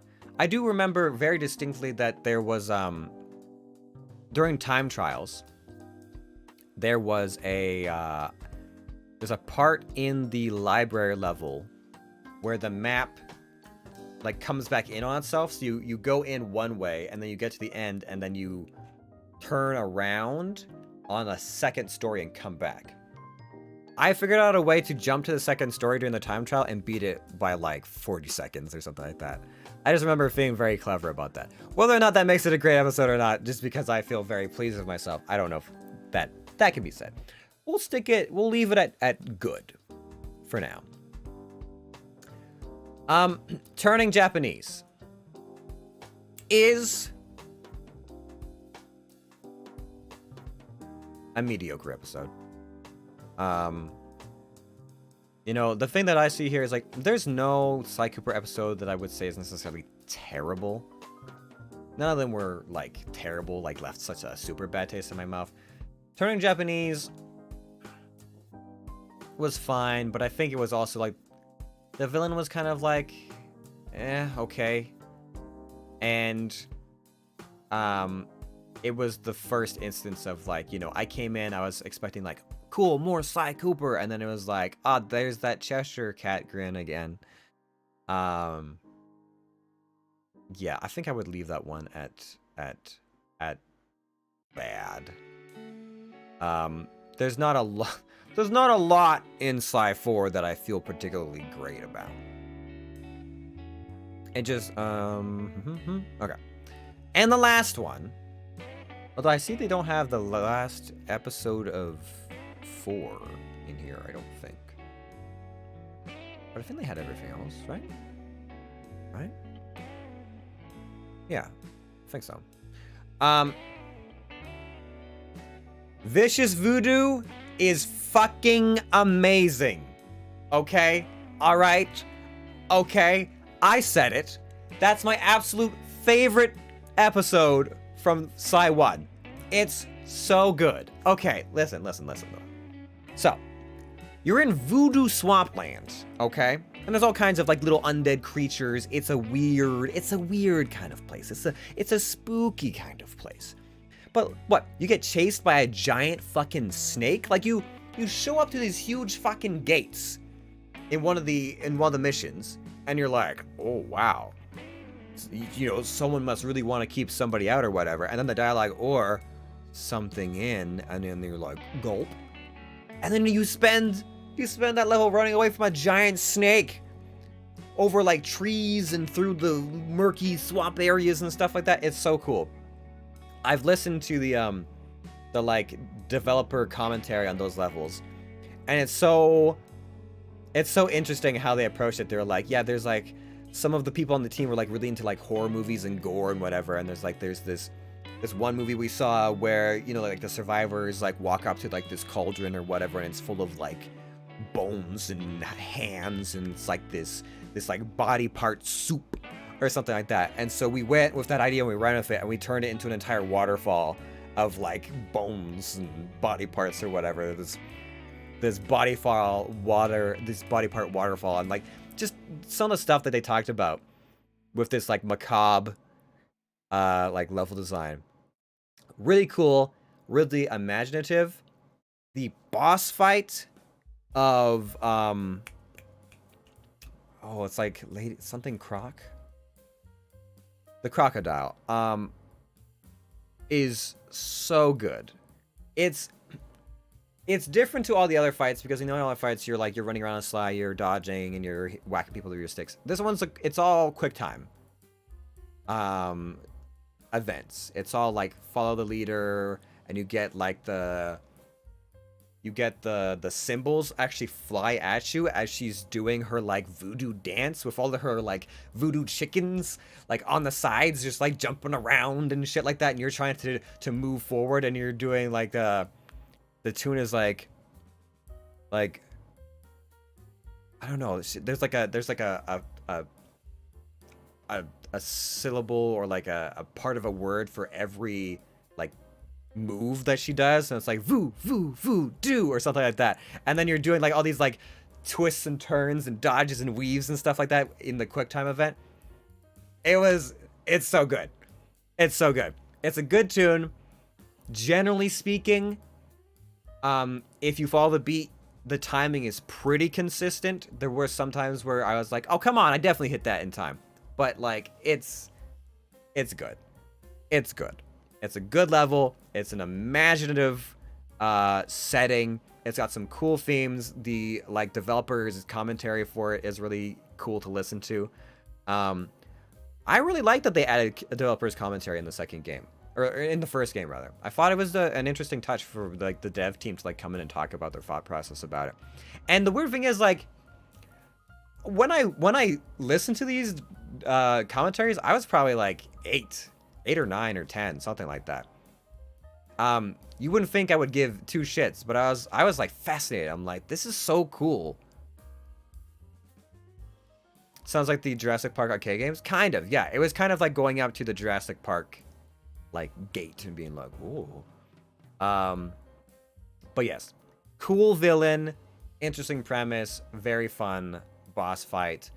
Added some musicality to it as well, which I always love. I love it when games make good use of the music. Great, amazing, amazing. Mwah. Very good, so good. Such a good episode. Much love. Much love. So yeah, final verdict. I feel like something has to go in the terrible slot. Like one thing has to go in the terrible slot. And I'm gonna say that Go West Young Raccoon goes in the terrible slot. Because I don't remember much about it. I don't recall. I think I found the main villain, the main antagonist of the episode annoying. I think also because I thought we're going to do... Because it's the Western one. You're supposed to be learning... That's the ancestor who teaches you the railway slide, which is a really cool move. But the level is not... wasn't great. I don't know. It just didn't leave a strong impression on me. 40 Thieves also left very little impression on me, but I believe it was still a better one than Go West Young Raccoon. So yeah, I think I feel pretty solid about that. You know, I've got 4 favorites. Anything that's from Sly 3 or 2 or... Oh, no. Anything that's from Sly 1 or 2 is at least B to A tier. Yeah. Yeah. So there you have it. My definitive Sly Cooper episode tier list. I would say I really wish Sucker Punch would make another one. You know, like if anyone was to make another Sly Cooper game, please, not the same developer as Sly 4. Different development team, people that can at least know the feel, the vibe of the Sly games. Like in Sly 4, I feel like they went for it. Like the level designs and like the way things were shaded and stuff like that, that was fine. Like whoever was designing the levels and missions and things like that, I think like they had the right idea, but just like the implementations of the characters fell flat. The villains were like alright, but I feel like they were missing something, or like maybe the accents were like too hokey or something like that. But it was just something about the way that they had cartoonerized it like a little too much. There was like a dial, right? There's like a dial of like from Sly like 1, 2, and 3. There was like this dial of like, okay, you know, like it's still, it's playful, it's you know, suave in some places, it's comedic, it's whatever, but they didn't go so far as like, I don't know, like shit-eating grin, I guess. I think maybe the fourth one suffered that they were trying to cater to like newer humor. You know, like they're like, oh, well, what did the kids of today like? Right? And I feel like that probably alienated the people who had grown up with the first 3. It's one of those things where it's like, how do you make a sequel to something that the original, like, you know, marketing for was probably like young teens and kids. How do you keep that vibe or that like rating or whatever, that humor for this new generation of that without alienating your fan base?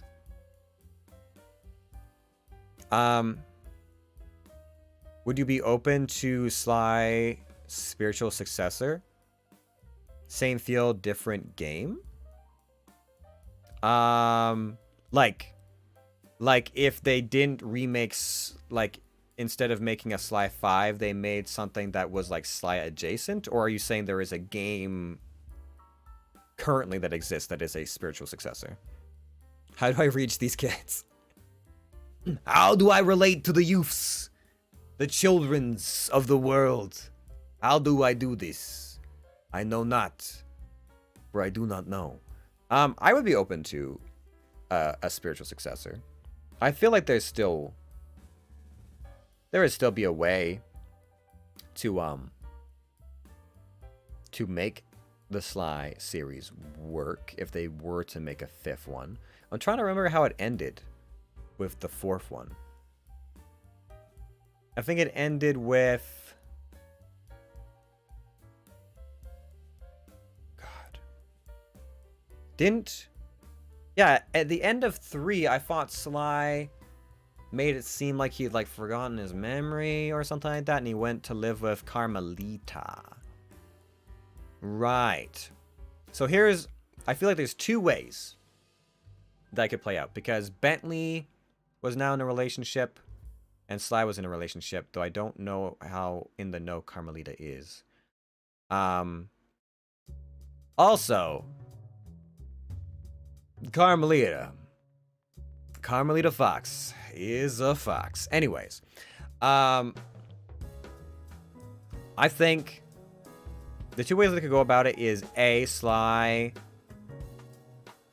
kind of like it gets pulled back into another heist, which is I think similar to what they did in the 4th one, but maybe this time Carmelita's in on it. Is Carmelita in on it in the 4th game? I can't remember. I thought it'd be cool if she was part of the crew for whatever reason. That's one way they could play it, is now Carmelita's also part of the gang. You know what? Oh, yeah, they could do like, what if it's like corrupt, like police officials or like, you know, government officials and that sort of stuff. And Carmelita wants to like take these guys down, and she recruits Sly and the gang to help her like get dirt and expose these people. That'd be one way to do it. The other way would be Sly and Carmelita now have a kid or kids or whatever, and it's Sly next generation. You know, they inherit the Thieves Raccoonus. He's teaching his you know, protege how to be the next Cooper gang. You know, that could be another way of doing it. A way of like rebooting the series and that sort of stuff. So, I mean, I don't know if that's considered Sly adjacent, but I'd be open to a Sly adjacent game. Does that mean it's developed by like Sucker Punch? Does that mean it's made by a different group? I don't know. I don't know. What do you think a Sly adjacent game looks like? Because like, I mean, I would just have fun like this era of like platformers with fun characters and cool worlds and stuff like that. God of War Sly Cooper. That's what that looks like to you? I mean, listen, God of War. Actually, you know what? That is another one. God of War is another PS2 era game with some, it's a hack and slash, but it's also a platformer in some places, puzzle mechanics. It survived. It rebranded and survived, and now it's thriving. I probably won't be able to play the new God of War for quite some time, but I hear very good things about it. And I'm happy about that. I'm like, way to go, Santa Monica. Good on you for taking the time to make a good, polished product. I'm a fan of God of War. I have been for some time. Most of the games are pretty fucking good, and I'm excited to see where they take it. For a game about just beating the shit out of enemies and stuff like that, I feel like they have really strong stories. God of War Sly Cooper, Steel is boy. So are you saying that Loki becomes it's an adventure of Loki and his heists, stealing things from the gods?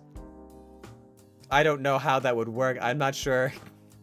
I'm not sure if it would fit exactly, but you know, I'd at least give it a shot.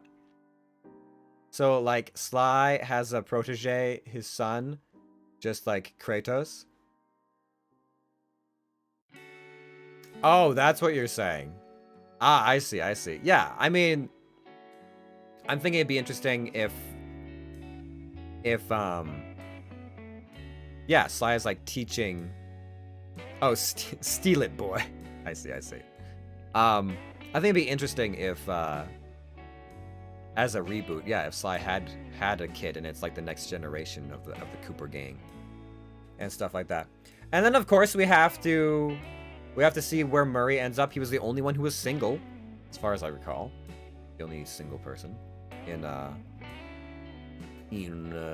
of the gang.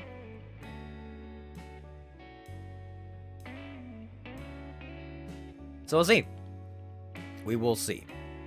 But yeah, I don't know.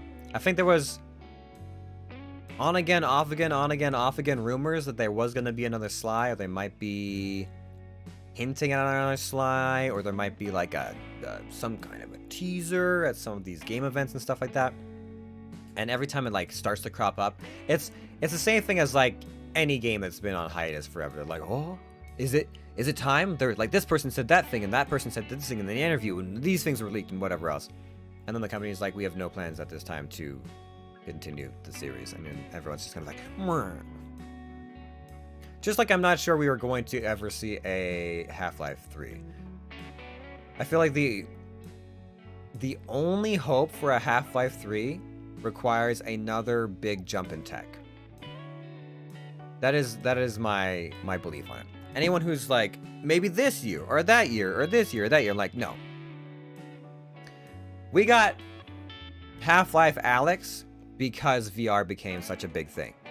The next Half-Life game will come with like the next advancements in VR or something. Like when you can play like even better immersive VR or whatever's next, like when you can smell VR or whatever, is when the next Half-Life will come out. I feel like they only release new Half-Lives when there is a big tech jump. Right? Because it was like the original Half-Life came out, and then it was like, it was revolutionary at the time, and blah, blah, blah, and then nothing for years and years and years and years. And then it's like, what?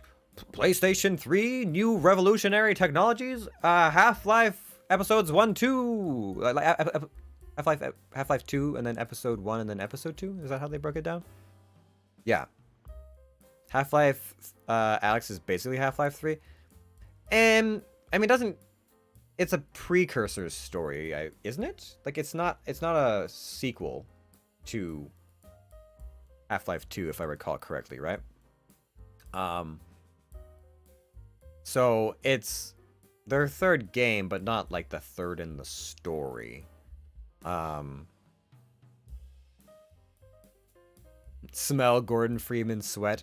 Yeah, you know, when you get stuck by one of those, like, what is it, like the ceiling monsters, the wall barnacles, and you're being like pulled up towards his mouth, you can smell all the rotting bodies that thing has ingested. Or you get, you know, when a head crab hugs you, you can smell that whatever a head crab smells like. God damn. You know, maybe not. I feel like Gordon doesn't go to good smelling places. He's usually in like water drainage areas and run down cities and broken subways and all that stuff. It probably doesn't smell very good. Although when he goes to the countryside in episode 2, before he goes underground to the like giant ant things, that's probably better. It's probably more fresh air out there, you know. Yeah. I don't know how we got on this tangent, but I'm fine with it. Ooh. Okay. Was there anything else? Was there anything else we were planning to do for this stream? I mean, listen, we did tier lists, we did meme reacts. We didn't get to dubbing or making our own memes, but I mean, we basically shot the shit for 4 hours. I feel like that's pretty good. Also playing Half-Life with Gmod weapons. Such a wild time. It's yeah, Gary's mod had a lot of good game modes and stuff like that. It's unfortunate that it eventually, I'm sure there's people who still play, but it's not nearly as popular as it used to be. Not nearly as popular.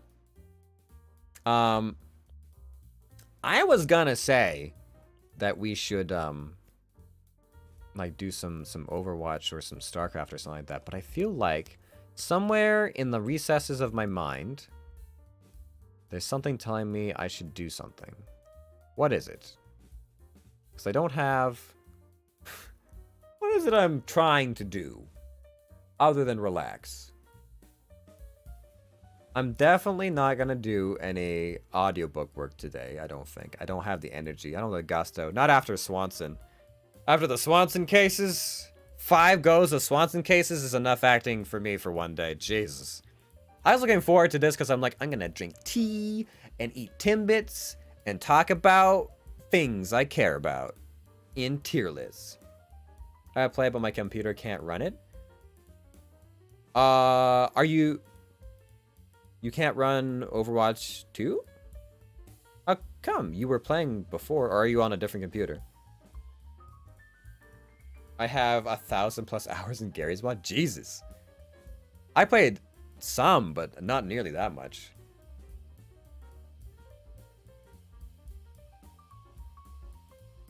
I remember I had a lot of hours in TF2, but only PlayStation TF2.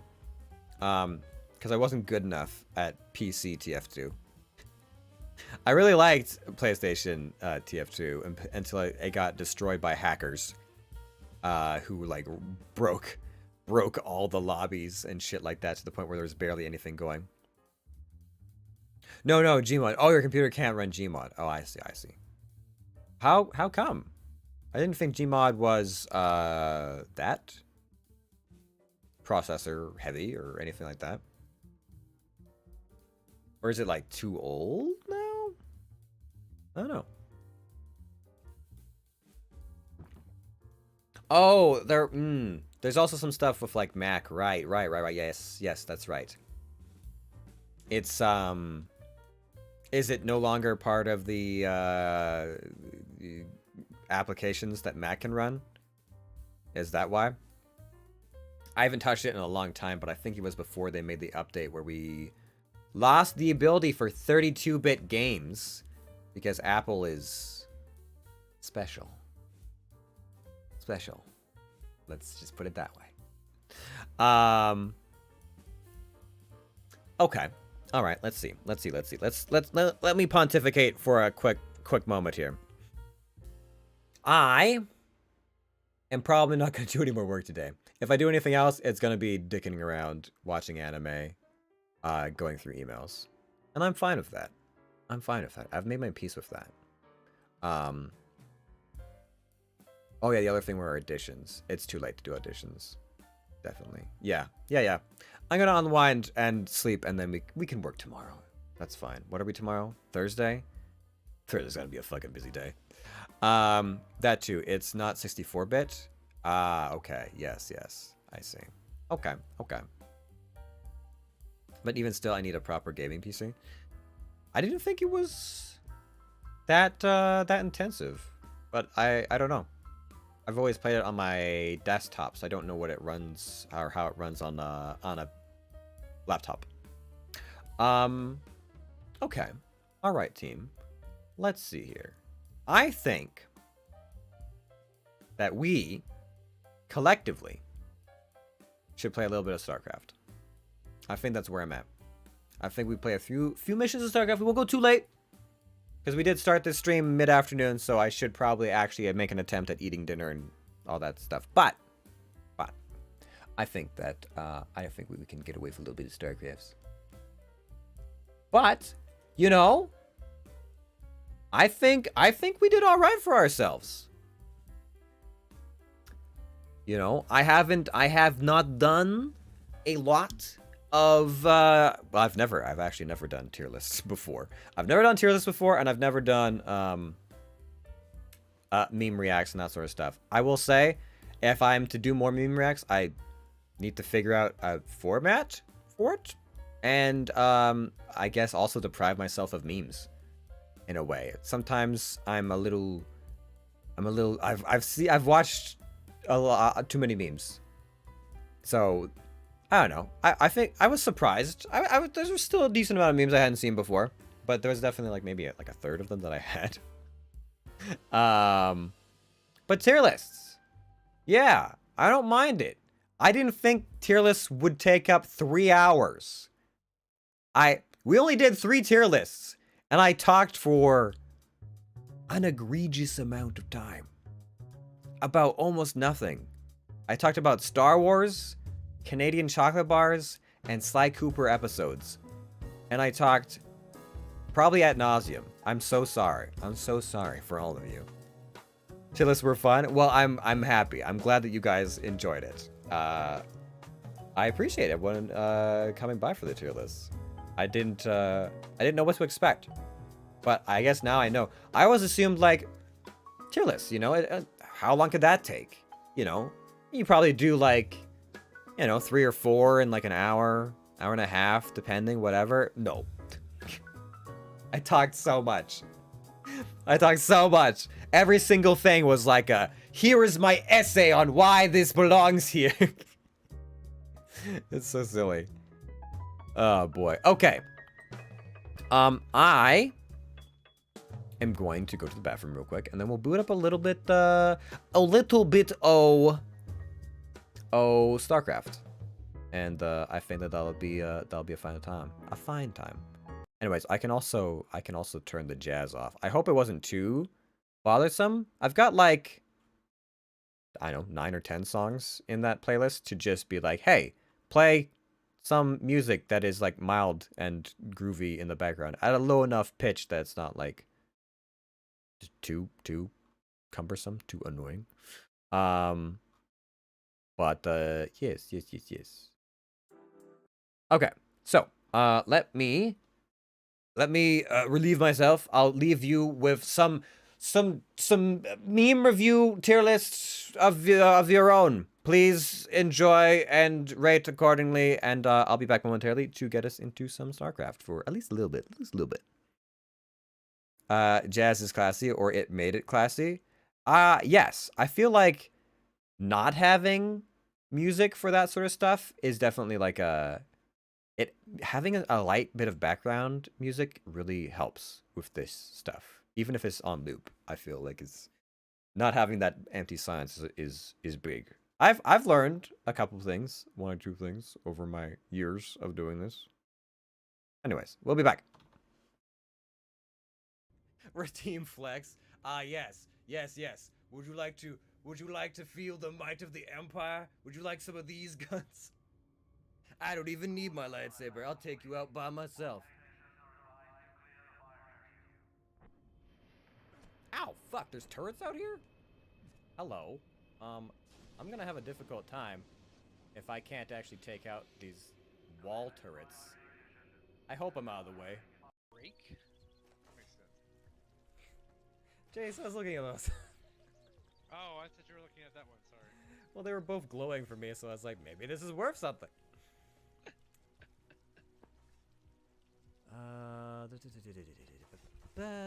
Those are all resistances. What does it give me? So, Josh, can you take us back to the tavern when everybody's done? God, you son of a bitch!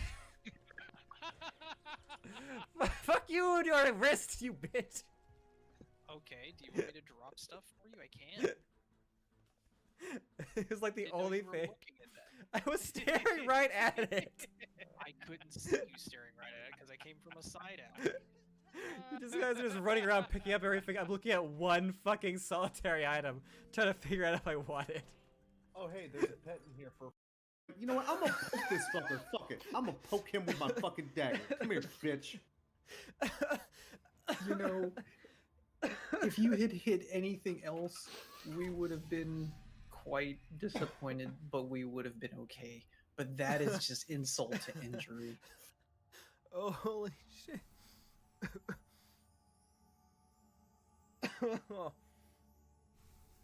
Oh, Jesus fucking Christ.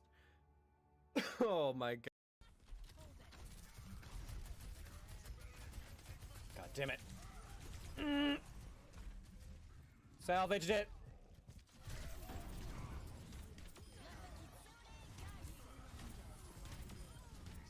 Oh my god. The place. Fuck you, bitch. Fuck you.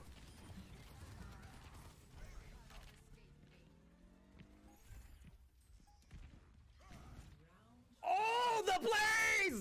The blaze! The blaze! I've always wanted to be loved. And yet, if one word could accurately describe my entire existence, it would be loveless. The pain that seizes my chest is almost unbearable at the mere thought of it. Never once have I felt loved. Never once I felt like I was worthy of affection. Not even the closest person to me back there really loved me. She left, didn't she? She left. But why? But why? The only fault I ever committed was not being enough, wasn't it? The memory. That's probably when my heart began breaking. Let it burn. Yeah, now you're running into the issue I ran into. I had nowhere to put anything because somebody kept throwing shit at me. Station.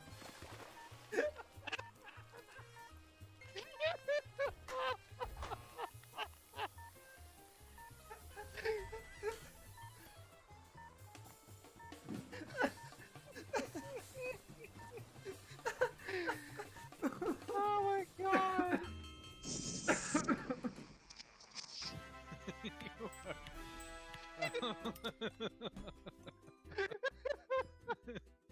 Why?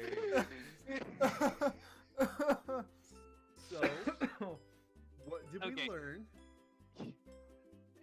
Always listen to Jace. Oh my god. Just What? the fucking visual of Patrick trying not to burn something and putting it on another person. God knew damn that it. was gonna be Well, if I had Athenian boy fucking, I would have won too. Holy, oh, okay, all right, that.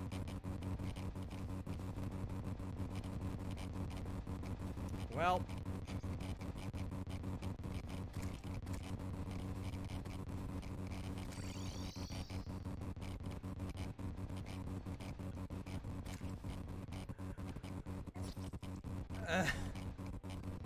I think I know where my game is lagging. All right. How are the clips? Sometimes I feel like I come back to whenever I turn on the be right back thing, that it like plays the same clips sometimes. Like there's probably dozens and dozens of clips, and somehow it always seems to pick like the same like 5 to do, and I don't know why that is. It never really quite made much sense to me why that is, but for some reason it just feels like it does that some of the time, most of the time, all of the time. I don't know. I think I saw a few new ones though. Nice clips, hell yeah, brother. All right, let's quickly update the titles on this, because we're not just chatting anymore. We're moving on to the next thing. Basically, instead of, what was it, tier list, memes, and more, I'm gonna add we're on more. We're on more. Update.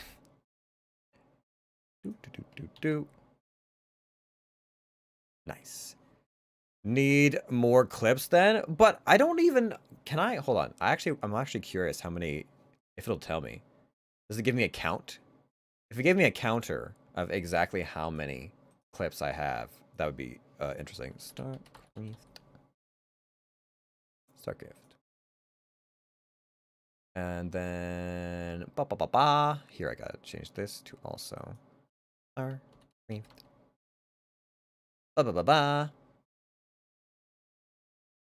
Can I update the thumbnail?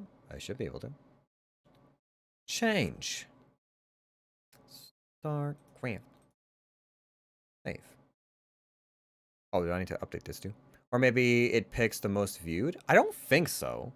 Although, I will say it tends to pick the one from, oh god, the Terraria one, which is definitely old. It picks the Terraria one. It picks some of the ones from, oh god, I'm blanking on the name now. On the visual novel. But the Saris one pops up, and I don't think that one has too many views. I don't know. Let me check. Can I quickly bring up, I want to bring up my own, I'm going to bring up my own Twitch. And I want to know how many, will it tell me? Let's find out. I'm not looking at this. I want to look at my, like, videos page. I need to look at myself. I just need to look at edit videos. Can I just manage videos? I'm going to view all clips. View all. Does it give me like a number or amount of pages? Top 30. I mean, I don't know. 1, 2, 3, 4, 5, 6, 7, 8, 9, 10, 11, 12, 13, 14, 15, 16, 17, 18, 19, 20, 21, 22, 23. 23, and those are all within like the last month. So, I've been doing this for a long time. I wouldn't be surprised if there's not like, oh god, I don't even like yeah, I'm scrolling through here over the months, 7 months, last year, last 2 years. Oh boy, yeah, there's a lot. There's a lot of clips.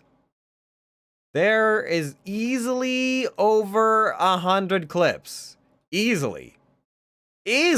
God, there must be like 200 clips here. Yeah.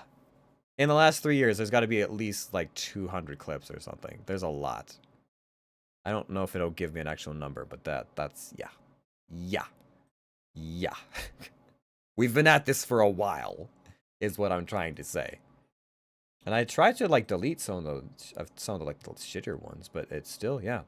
Still goes back. Okay. Anyways, enough about that. Enough stalling. Enough dawdling. I have things to swarm. I have to for the swarm. Right now. Right now. God dang it.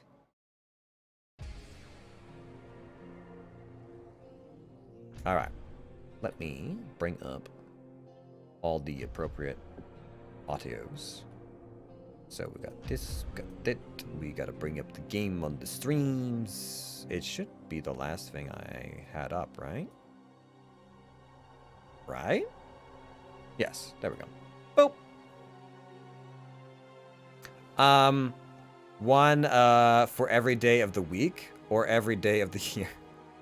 I mean, at this point, I get on, I think on average, I probably have like 5 to 6 clips a week has been what we've been averaging out for a while now, or quite some time now. All right, I think everything should be good. Let me know if there's any like audio balancing that needs to be done, anything like that. I'm not sure how long we'll play, but we'll get through a few Zerg missions. We'll chip away at the old Zerg, the old Zerg hive. All right, all crews stay frosty and keep your eyes peeled for our target. Remember, not only are we up against the Zerg here, but our old pal General Duke may be creeping around too. Let's hope this trip wasn't a big mistake. Okay. Can I still? No, I can't. Okay. All right. Let me try and remember what it was I was doing. So we've got Hinderless. Right. I want these guys to be like my scouting bodies. We've got a lot of defenses over here.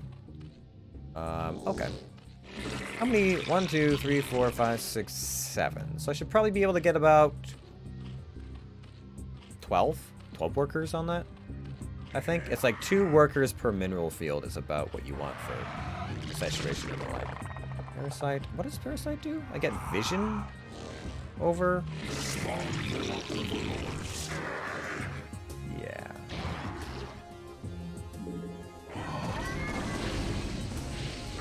Back up, back up, back up, back up.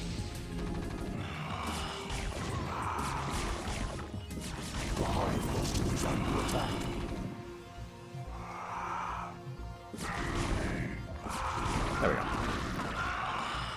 Oh, don't die. Whatever you're thinking of doing, please don't. I think that gives me vision. Right? Wherever they fly. Yes, the Parasite gives me vision over the enemy, and that lets me scout stuff easier. Gotcha. Okay, I need a lot more of you nerds. And I should probably bring these guys down, and I should probably build a creeped colony there.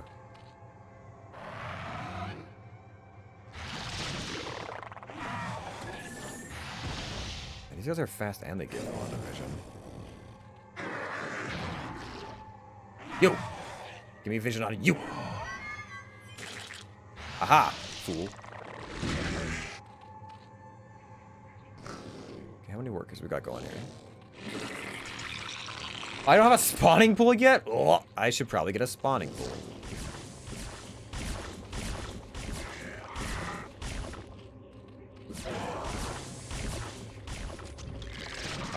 Sir?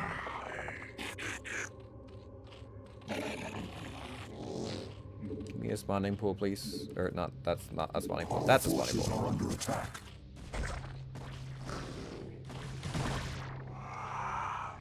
Alright, we're doing this. Shit. Can I please get a spawning pool? I can't actually build any more people until I get that done. Thank you. Thank you.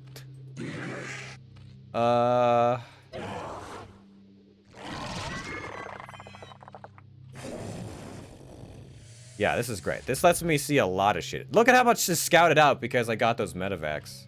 Or not even medevacs, just transports? What are they called? What are you called? Terran dropship.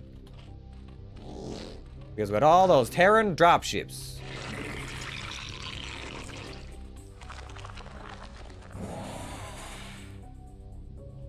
Yes, I remember this. Did I disconnect my server? Did it drop?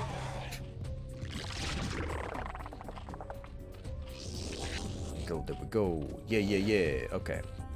Lots of workers working.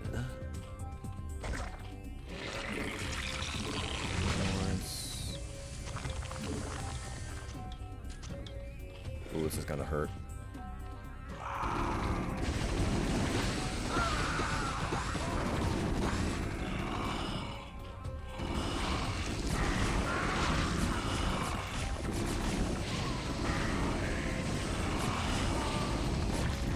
Suck it, nerd.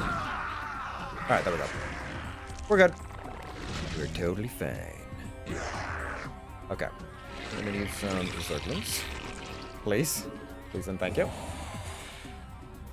Is there one I don't see? Yeah, this is one dropship I don't have vision on. Rolling around here somewhere.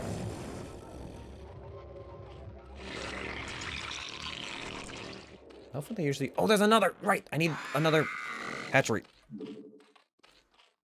There. Yeah, yeah, yeah. Yeah, yeah, yeah. Yeah, yeah, yeah. I'm not gonna have enough. Yeah, I'm not gonna have enough. Can you kill that, please? It might get in the way, and I don't want it to be in the way, ideally. Okay, we're fine.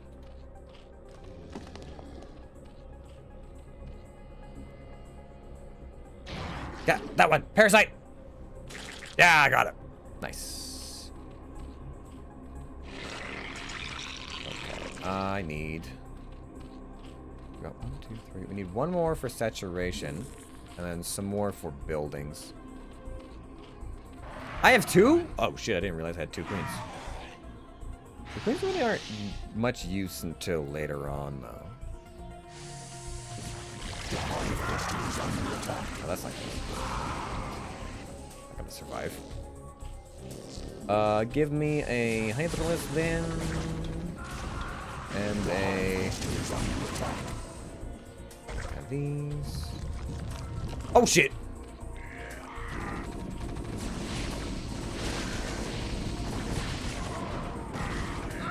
Out of here. Coming in from the top. Okay. I'm gonna need some more advanced buildings, so I need a few more workers. Also, it wouldn't hurt to have more workers because we're about to get another place to grow from.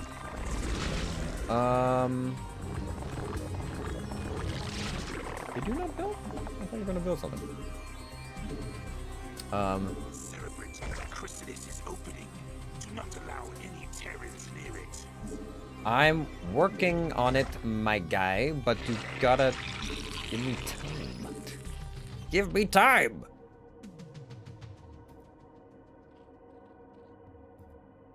And by time, I mean, like, you know, another 5 seconds? That's fast. Arise, my daughter. Arise. Kerrigan.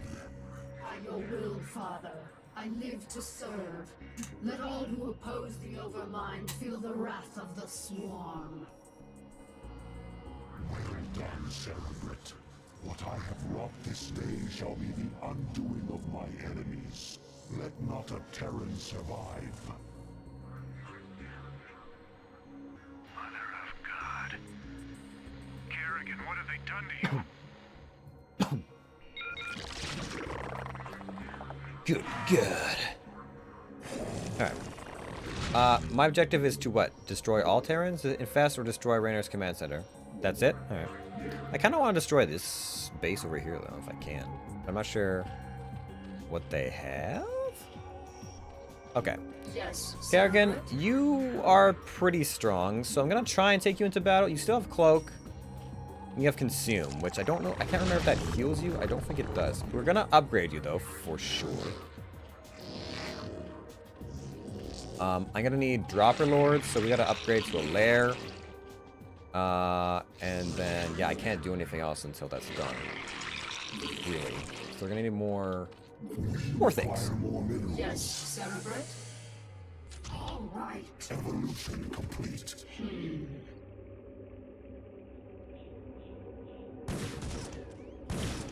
What is it now? On my way. All right. Can't remember how well this does. How fast do you heal? You heal like okay, at an okay-ish speed.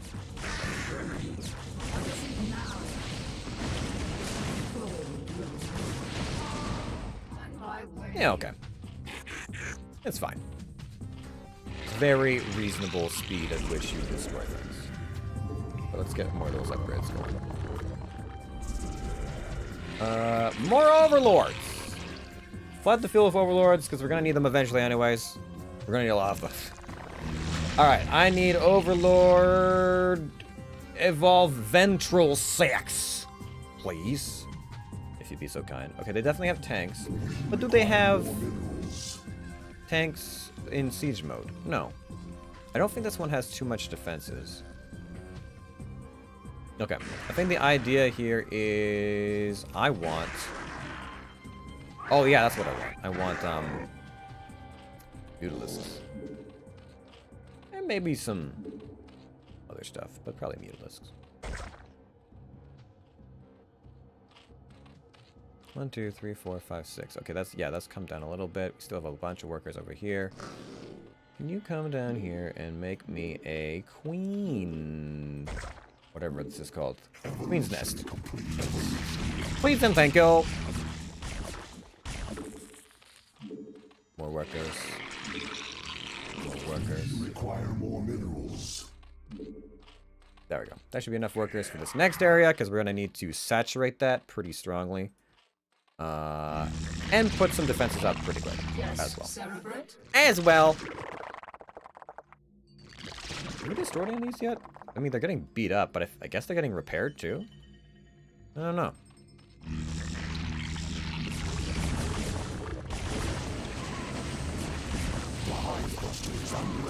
Yeah, that's fine. Honestly, just these defenses are kind of enough to keep Kerrigan safe without much help. One brewing, snare, boost. I want that one, but first let's... Oh, I don't have it yet. Whoops.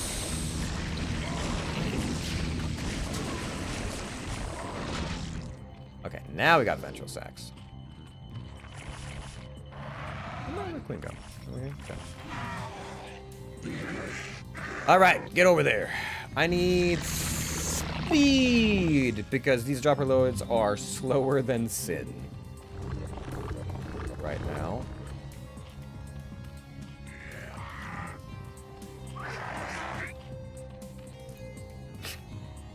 How's it going?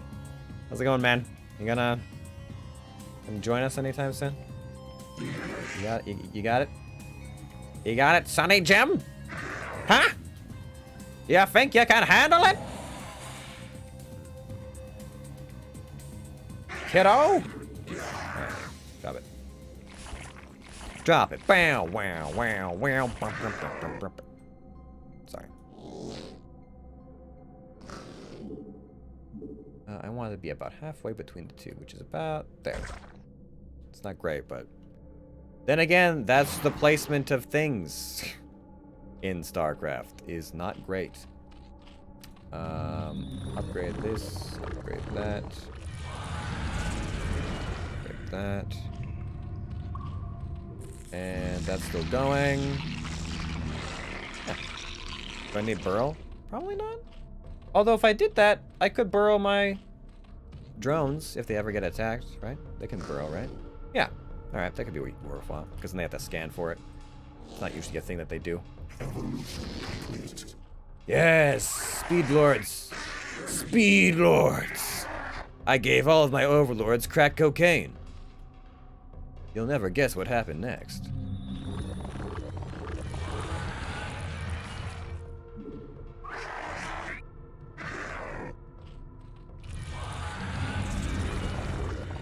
Okay, That's all done, that's all done, that's all done. Increase sight range. Sure, why not? We're nearly there. Build me that, please, while we're waiting. And then we build some static defenses, and that should be fine. That should be able to defend itself. The one thing I have potentially against this StarCraft is that it's a little the world hopping, you know, I'm gonna fly over here and it's gonna take 7 years. 4 score and 7 years to get there. Just put these here.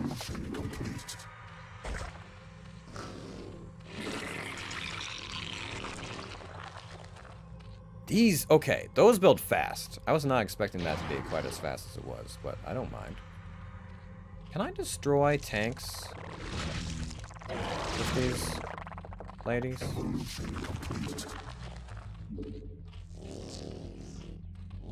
Okay, there we go. Alright, that should be pretty solid. So, now I need... They're not parasited. How dare you! Come back here, you! You can't escape! Think you could run from me? Not enough energy. Oh, okay. Oh, I need to get to the next tier of that, don't I? Yeah, okay. Let me see something here. I'm gonna fly some of you guys over, because you should be able to... Shit! Burrow!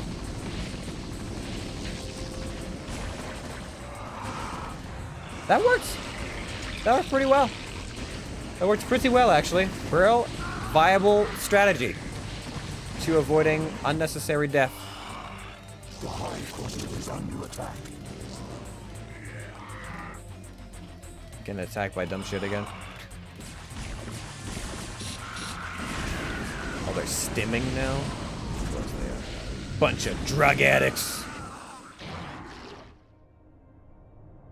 Our forces are under attack. Oh, it does kill tanks. Ooh. Ooh. Okay, okay, okay, okay, okay. That could be very useful then. Our forces are under attack. What the fuck? Get out of here! Stop that! Stop attacking me!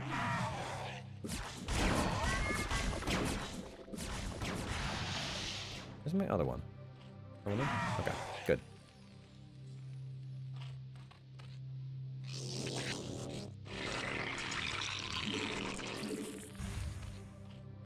Okay.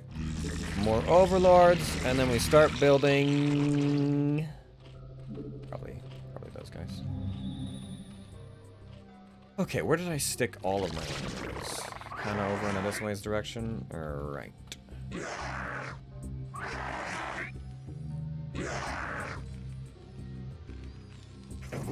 Okay, we should definitely be able to take that. Parasite! Aha! Fool. Yeah, we're gonna want a bit of an escort, which is fine. And then we're going to need all of our, Are you guys gonna be our defense force? I guess I should leave you here for now. And then grab everybody else. Like you guys can be my shield. My wardens of the north will be something. Highless, you guys can be mutalisks. We're gonna send you over there. These guys. How many mutalisks is too many mutalisks? I think if we had like 9 would be probably a good number, right? 9's enough to like take out turrets and stuff. Right? Those are all upgraded, those are all upgraded. Yeah, right. There's nothing left. We have it all. Can she burrow? She cannot. She has 4 armor as compared to... Oh, yeah, okay. So she definitely has more armor than anything else. Right!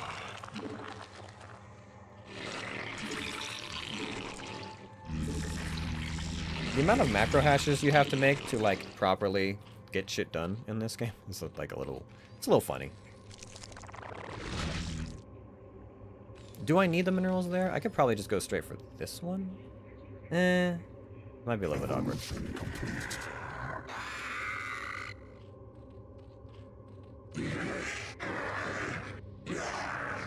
Evolution complete.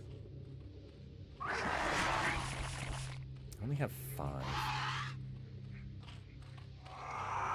Yes, Cerebrate. Do layers make things faster? I wonder. I wonder if it says that anywhere. I don't think the layers produce faster, generate faster than hatcheries, basic hatcheries, as far as I'm aware. Our forces are under attack. Ha, nerd. Get shat on, bitch. Okay, I think that's probably enough Hydralisk now. What do I got? Maybe more. It's probably enough Mutalisks.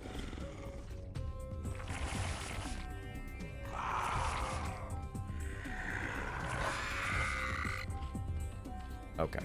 Yes, Cerebrate. Oh, that's right. I got the Kerrigan too. I can't forget about that.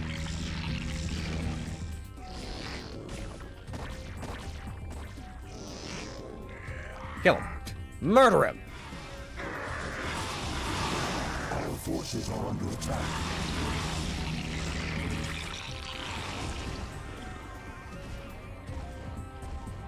What? No, shit. Fuck.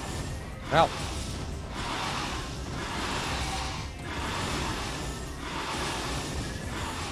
That wasn't even all of them. Okay, yeah, the Mutalisks are definitely doing their job. We can probably take out this outlying area, actually. Even without them. No reason why? Oh yeah, I just told them to wait up here, didn't I? Yes, I did. Okay, give me some more Overlords. More Dropper Lords. And then this was finished, so we should give them another armor upgrade, I think. And then, kill. And then murder!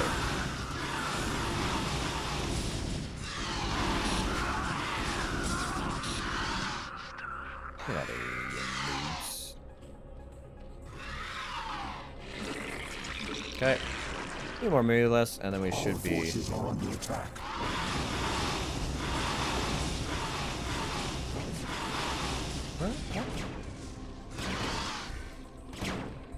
Oi, Rogue! Rogue! Good thing these guys don't have, cloaking. There we go. Alright, you guys. Back to work, you bunch of lazy bums. Did I miss anyone? I don't think so. This game also doesn't have a idle worker thing. So that can be a little bit awkward at times. Okay.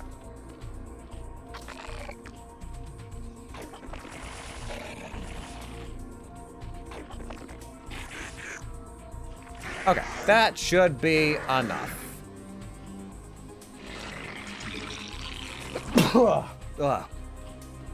Oh, God. I'm allergic to island missions.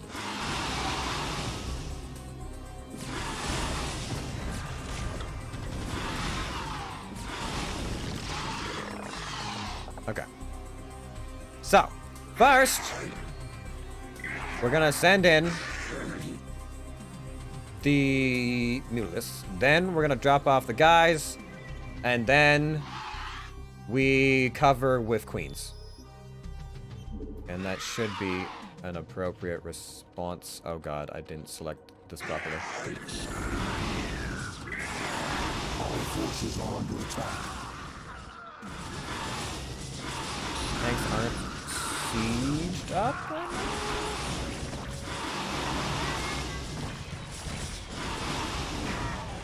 Our forces are under attack. Where's Kerrigan? Kerrigan? Kerrigan? Our forces are under attack.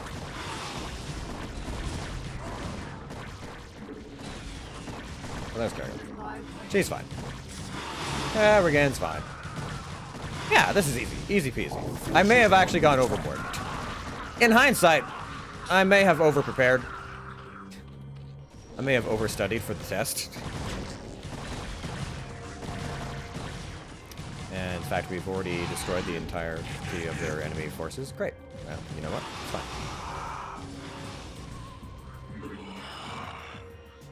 Alright. Collect yourselves. Let's build this base and then move on. Oh, I can't see. I can't see down there. Blech. Also, do you guys want to see the mini-map? I don't know if that's vitally important to your viewing pleasures. I know my face cam is hiding it, so I'm like, is this important? Do you feel like it's important?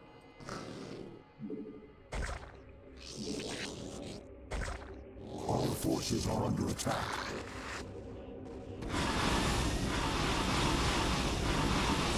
Why are we over here?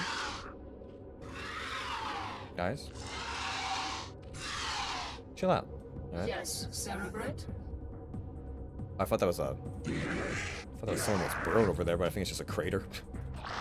I think that's actually just a legitimate crater. Alright, we should definitely have enough to bust through this. Easy peasy. I got my queens over here, though.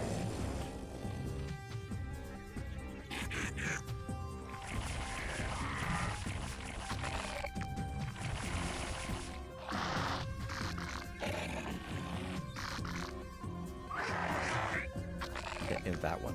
That one's full? Oh. I didn't think it was. Our forces are under attack. What is it now? Ow, bitch!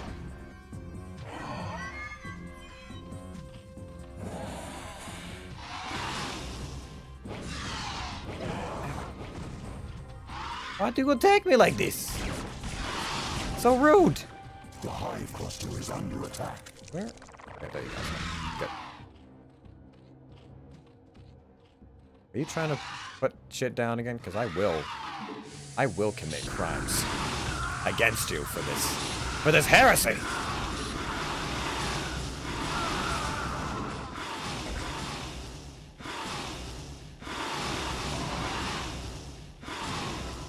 All right, there we go.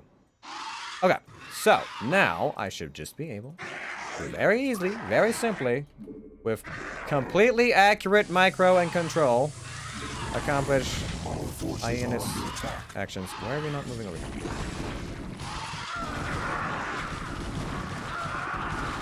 Is this not? I hope this is connected. If it's not connected, I'll be upset.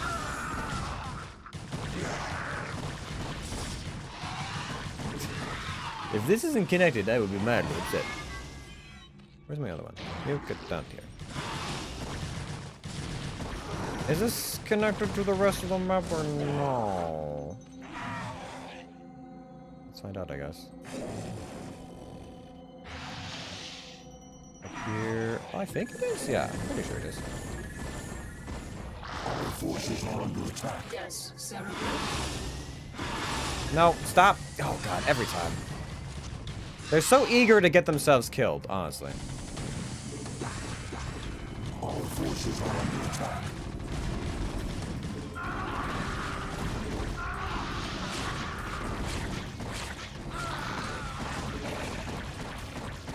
Okay, everybody! Hey everyone! Get in here!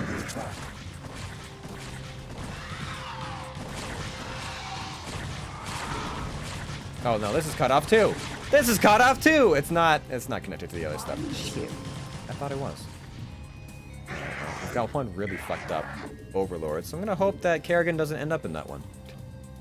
In fact, I should probably make sure Kerrigan doesn't end up in that one. We don't have that many ground units left. We got a lot of air units, but... Where are you, folks? Kerrigan? Give him that one. That one, yeah, that one's full health.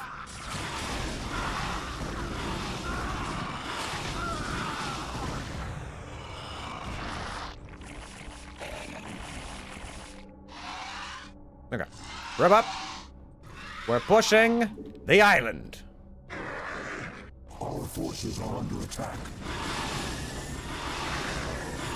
I want this staging ground yesterday. We're coming in. Also, where's my... Yeah, I want you guys to infest. Rainer's Command Center.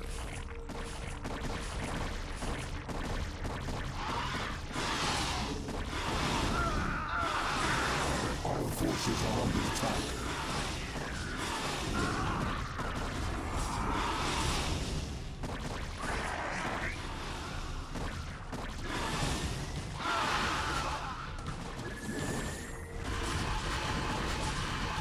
Ooh. We don't need to be getting shot full of holes like that, team. Doesn't need to happen. Doesn't need to be a thing. I know you think it does. Does not. Does not have to be a thing.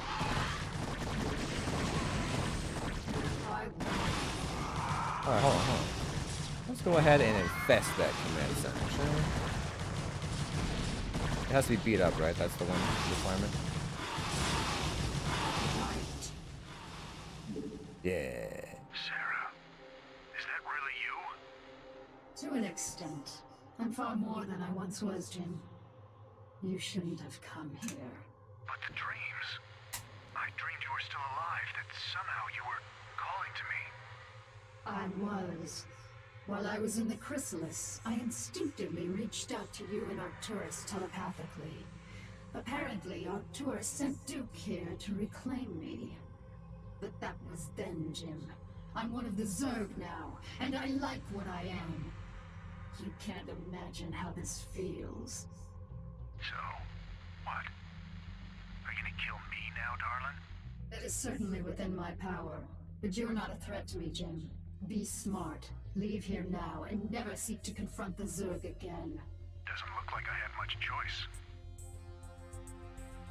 Poor guys. Really got their butts kicked on this one. Raiders didn't much like the idea of going up against Kerrigan after today.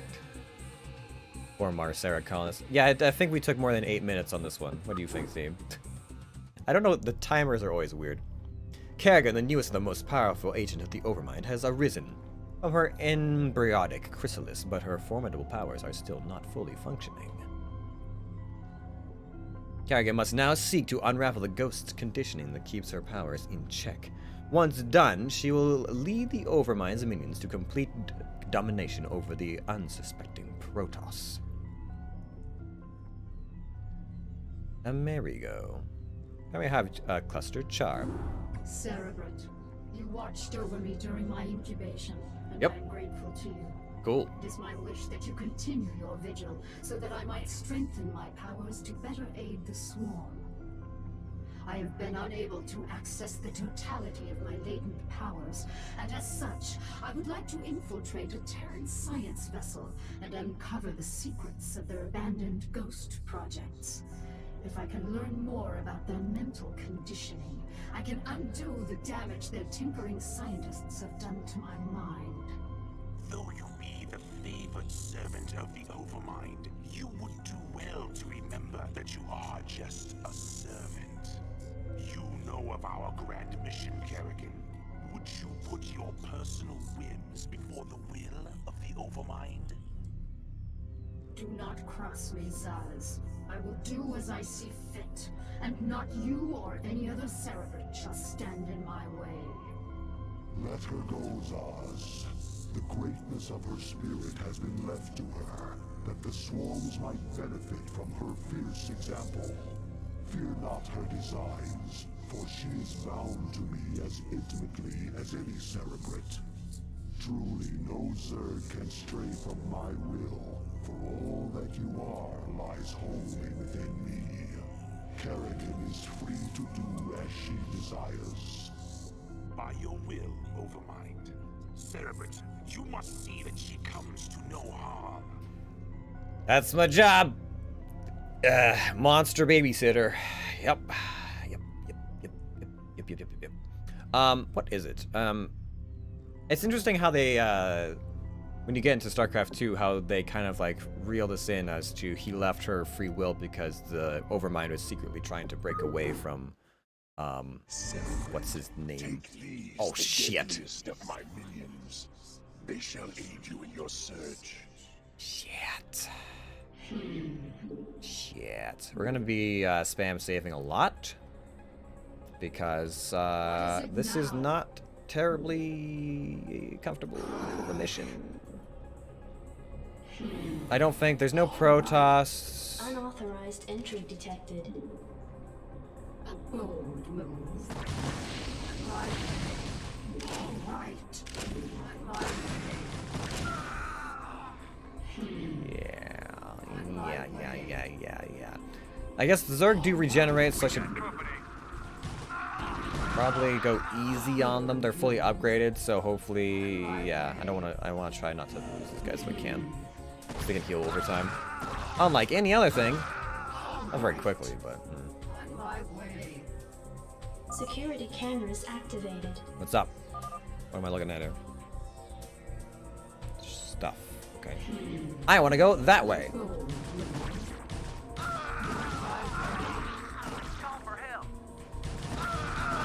Yeah, no. These poor civilians, man. Oh, so they had a StarCraft Ghost game, which is a first-person shooter. I think you played as Sarah, I want to say. I feel like that would have been a good time. Hunter Seekers, kill.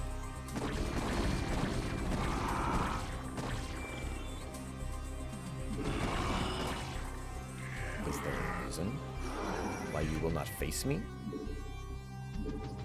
Other than being little bitches?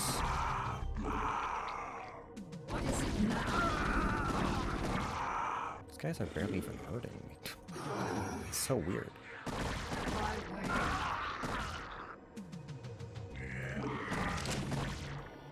Why are you running? Why are you running? Why are you running? Yes, bunch of bitches.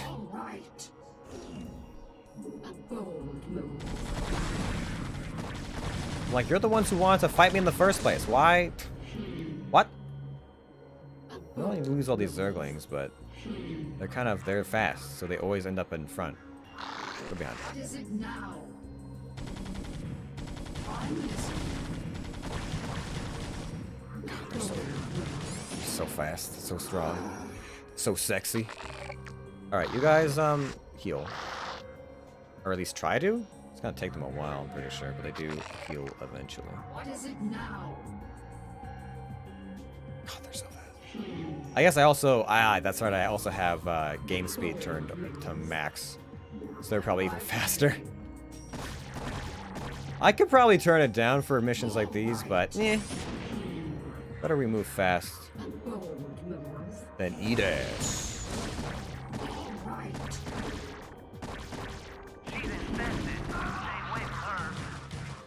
You say that like you have a choice.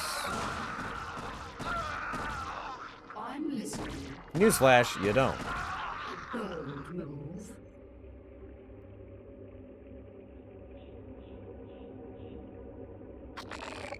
Oh, nice. We're already here, fully healed. Alright, that is definitely a good idea for a Zerg.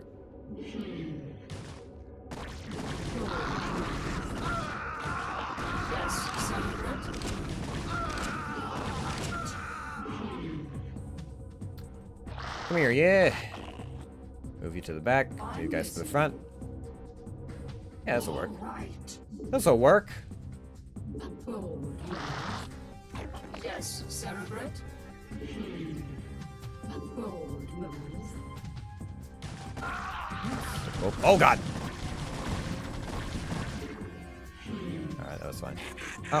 Is there something at the end of this? I can't remember what it was. Zergling, investigate! No, there's not. Good to know. Yes, Cerebrate. Alright. I could use Kerrigan stealth probably a lot more than I have been, but meh. Hasn't been necessary as of yet. I'm listening. Yes, Cerebrate. See, they ain't so tough. These critters bleed just like anybody else. Uh-huh.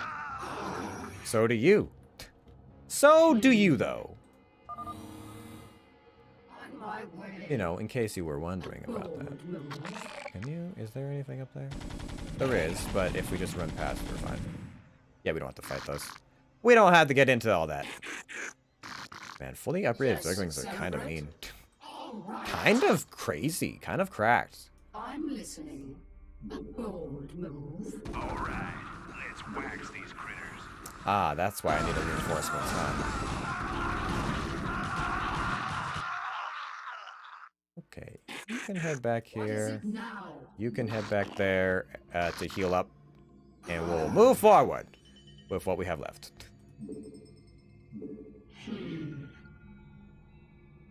All right. Always so angry. So angry. Locked! Oh, shit. How dare you?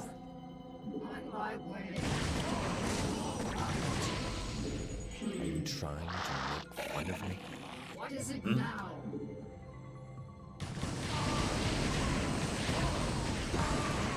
Oof. Okay, yeah, those Zerglings gotta take a breather.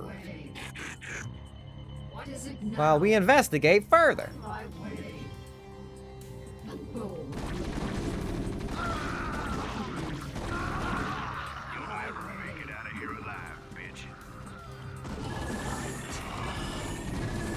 Oh shit, oh shit.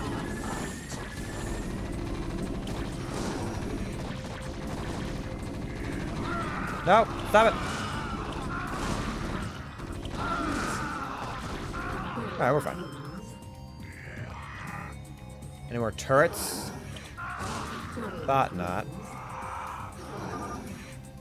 Unlock door. Security cameras activated. And what am I looking at over here? A teleportation field? Maybe? Or something else? I don't know. Also, why is there a pit there with nothing in it? Presumably it doesn't lead to anything, but I don't know. It's just a little bit odd, you know? You know what I mean? Alright, Zerglings are pretty much healed up. These Hunter Seekers are healing pretty fast. All things considered. We kept a decent amount of our Zerglings alive. I think we're doing pretty well for ourselves. That being said, as I begin to talk shit, I'll quickly save.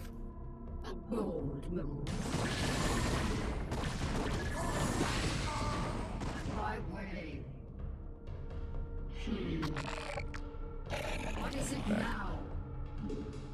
On my way. I'm listening. All right. What's up, dudes? What's up, nerds? What's this do? Is it a teleportation field? Teleportation It is? field activated. Yes, Cerebrate.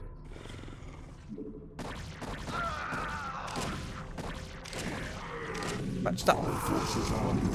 Shit. Balls. Where are you going? Stop running. God. Is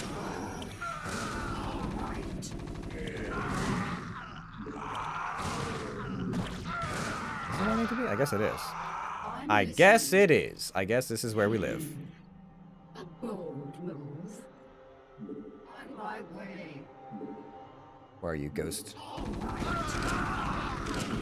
did know with that guy. Oh, now she can burrow? All right. No, but everything else can What burrow. is it now? Got it. A bold move. Ooh, that is a hefty amount of ghosts up there. All right. Look. Where is it? On my way. Yes, Cerebrate. What is it now? No detection, huh? Seems like a real shit time for you. There we go. Got it. Access into the network. I have located the records I sought. We have everything we need here. Great. Fantastic. Another mission where I can't build things completed.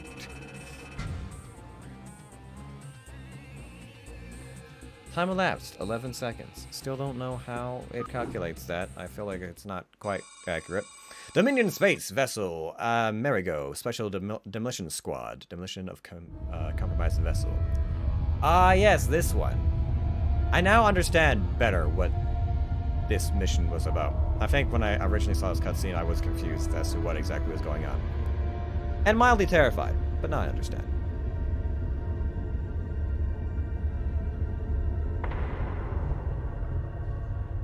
This feels so much like an Alien versus Predator. Or like Alien Colonial Marines kind of cutscene, you know? It's just me. It's the classic, we're gonna go to an abandoned vessel, and I'm sure there's not horrible aliens here.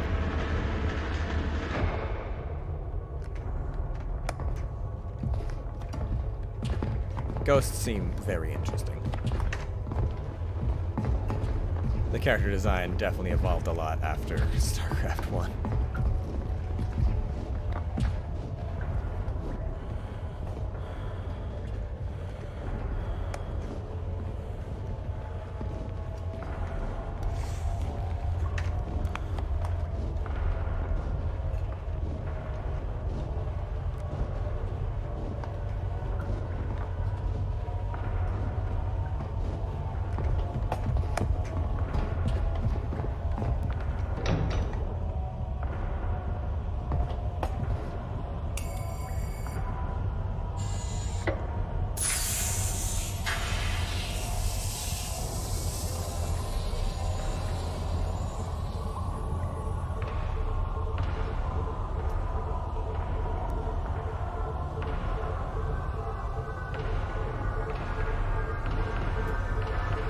Gotta love space marines. Thank God for cold fusion. Just putting their beer next to a fucking radioactive bomb. Hey, are we really gonna blow this place? Only if we see a Zerg. Yeah, I got your Zerg right here.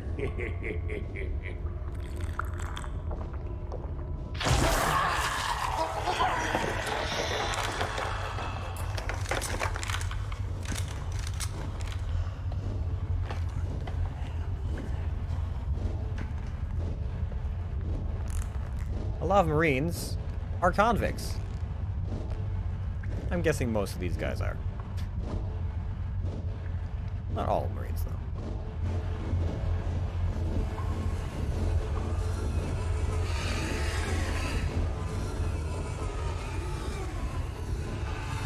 Sounds like a whole lot of pigs. See?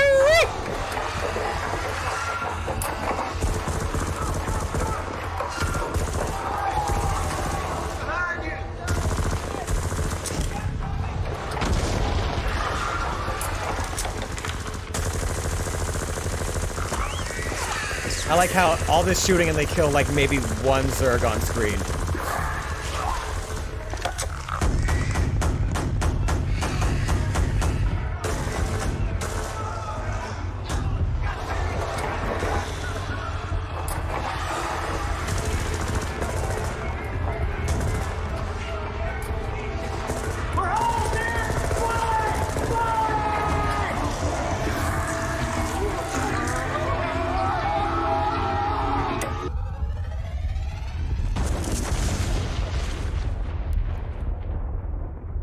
Yeah, that ghost was not... If that was a ghost, I don't know, maybe it's just a special arms dude. Not very well trained. He didn't even shoot anything. Dark Templar, I have close. Feel that, Cerebrit? The Protoss are here, on Char.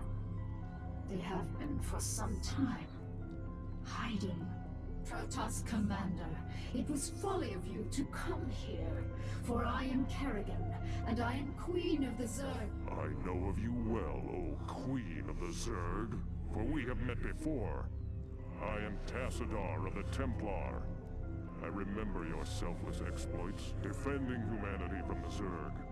Unfortunate it is to see that one who was once so honorable and full of life would succumb to the twisted wiles of the Overmind. Do not presume to judge me, Templar. You'll find my powers to be more than a match for yours. In fact, I sense that your vaunted power has diminished since last we met. Mayhap, O Queen. Or is it only that I need not flaunt my power in such an infantile test of will? Foolish Templar, prepare your defenses. I will come for you soon. Ah, yes.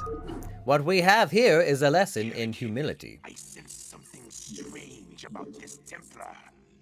Perhaps you should reconsider your attack.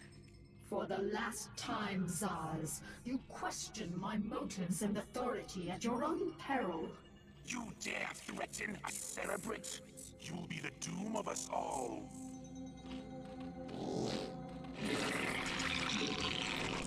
Ding. Go over here. What is it now? Kagan probably has to go to the front, even though that's not necessarily where I want her. Get some defenses in place. Okay, we need to scout this thoroughly. I think they have Reavers, if I remember correctly, which means Zerglings are shit. They do not work on this map. I don't think. We can get increased range.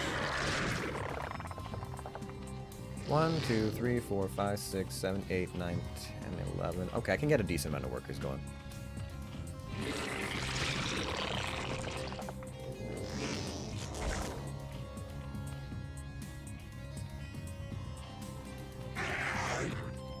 Push those out a little bit further. I want to see everything. I want to see all the stuffs.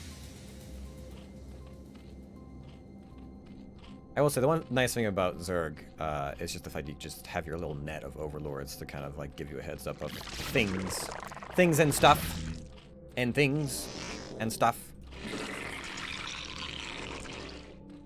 Oh, that's not Lair yet. I should build a macro hatch soon. Evolution complete.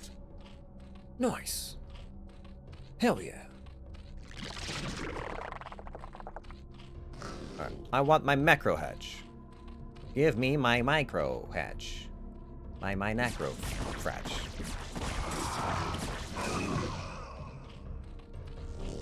Micro hatchery. There we go.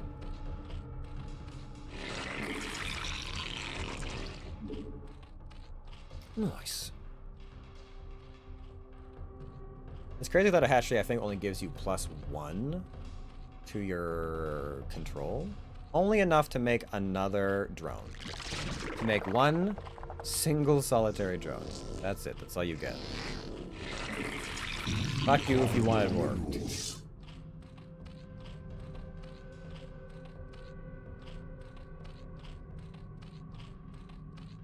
I suppose if I wanted to, I could have built that closer to the Vespin geyser, not Vespian.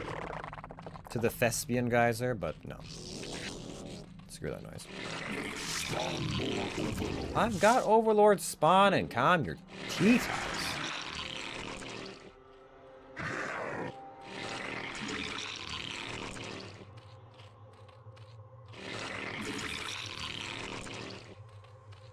I need one more worker. Oh, maybe 2, actually. Only have 2. I only have 2 working on the Vespin geyser? Damn. Got.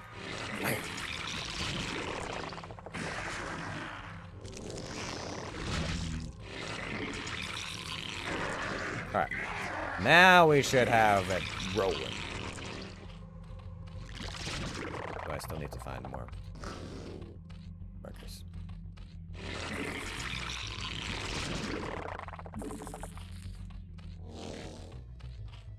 Okay, that should be enough, right? Yeah, like maybe one or 2 more, and then the rest can go towards building stuffs, which I do have to get to. Okay, so first of all, we've got a spawning pool. We've got that. We need evolution chambers. Yeah, I need a bunch of evolution chambers. We'll stick them up here. I want Overlord speed.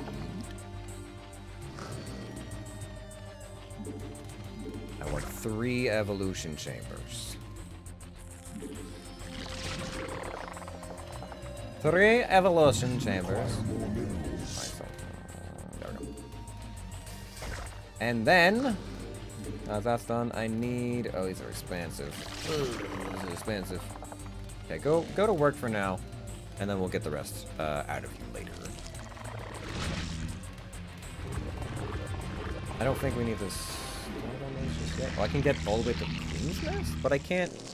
Maybe I can get to level... Oh, maybe I can get to tier 3 upgrades, but that's fine. Okay. Now then. I should probably make some Zergs. That is. Adrenal glands. Ooh, that's... Require more speed gas. That's a good one to have. Okay, so this one is done. Okay, Zerglings. I require them. I need to scout. I would like to know what it is I'm up against. I guess I could also scout with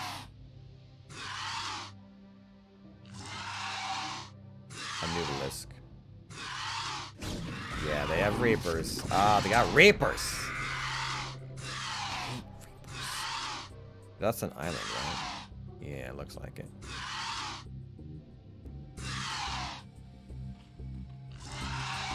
It would appear that to be the case. Site next.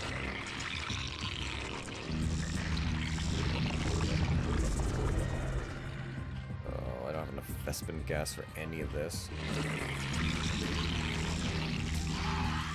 Alright, we'll build a bunch of overlords next, and then we can get the ventral sacks. Hopefully that'll be enough to get us through this. I should definitely claim this area as my own because it's an island and it's barren. There's no ramp, so we have to float there. That should be fine. I don't think the Protoss do any underhanded nonsense. Okay. How are those coming along? They are coming along.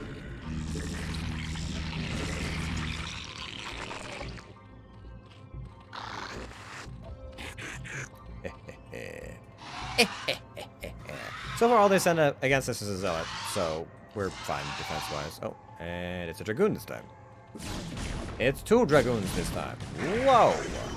That's nutty. Oh, the Reapers are gonna suck, though. I don't know if I can actually take Kerrigan into the fight if they have Reapers.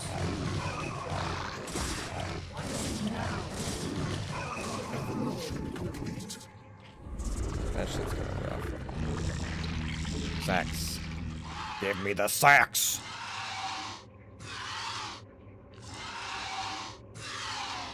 Evolution complete.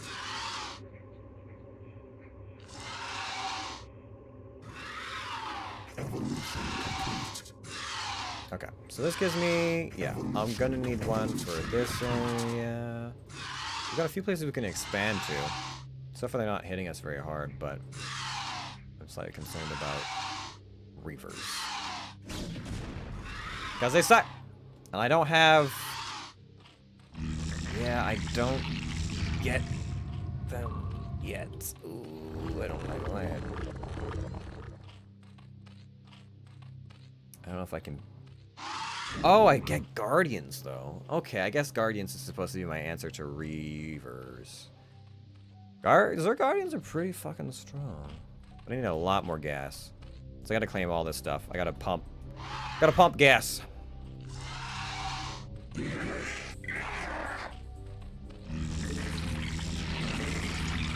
as soon as those central stacks are done, we split.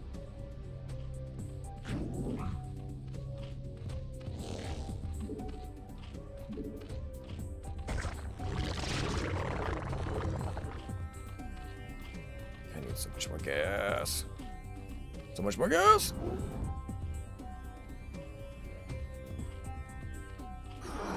Yeah, I should be able to take care of that.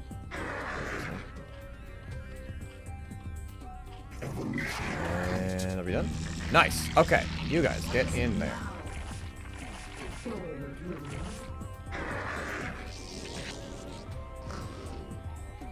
One there. One over there. Here's one over here. I think most of my upgrades are running right now, so that should be fine. Click on this, and as soon as we have enough, take a look. Okay. Alright, Zerglings. Or drones. Whatever you are. I need one of these and one of these. The other two can chill out for a moment. Upgrade that. You three need to land and take out these guys. You two need to provide back. Oh fuck! Wait! Forgot there's a Reaver at the 5. Forgot there's a Reaver over there. I forgot there's a Reaver. Reavers suck to fight. They really do. Total ass.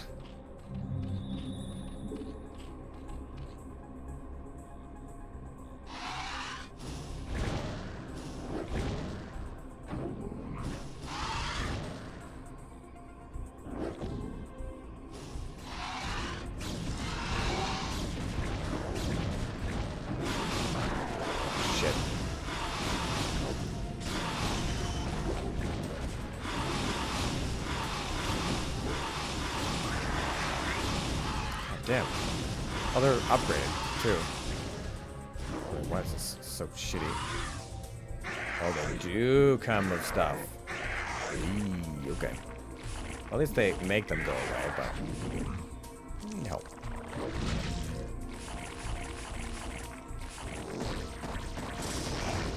Don't kill my workers! I need those! God dang it!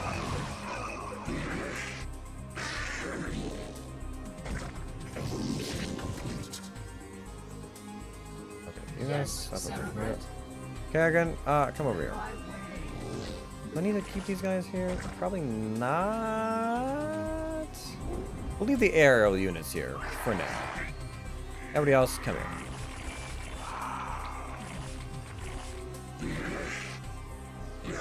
You will act as our defense at this time.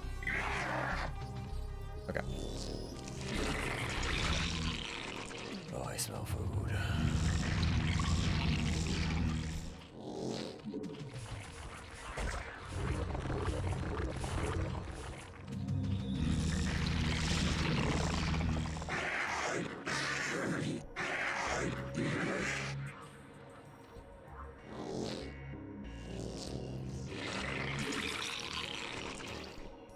Uh-oh. SpaghettiOs.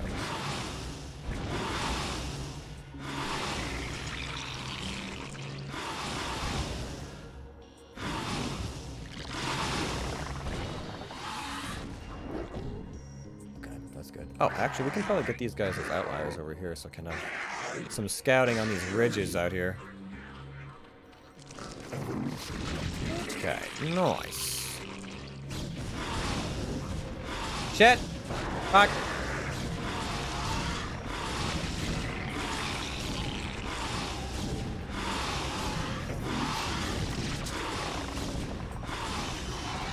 Not good. Not good! Okay, make that hive. Let's grab... Ooh, you know what? Broodlings would actually be really good here, because that would actually stop some of the bad I'm dealing with. As of right now. Build one of you into one of these. And get to work! Okay.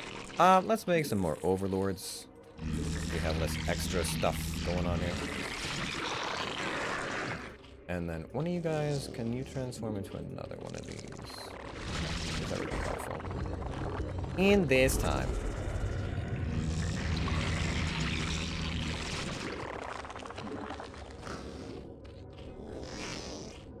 Okay, I need to oversaturate any of this, I don't think. I will need more gas. As soon as these are done, we should be good to go. What is finished? Anything? Upgrades? No. I thought something finished. It sounded like something finished. It was wet enough.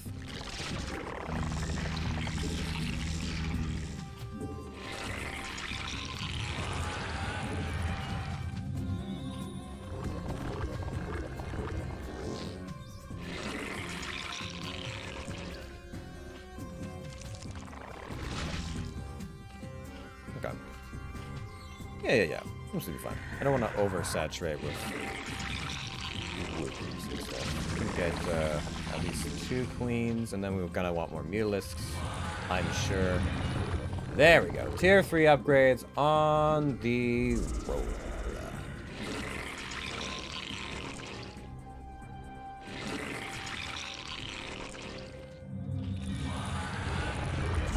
This gives me adrenal glands, which presumably will give you adrenal glands.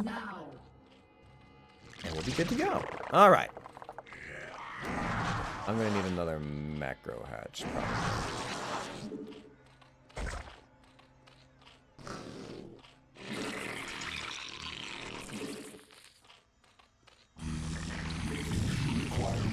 Yeah, I know. Everything's so bloody expensive these days. Greater Spire. Need one of those. Because I need guardians. And I need a fair amount of them, too.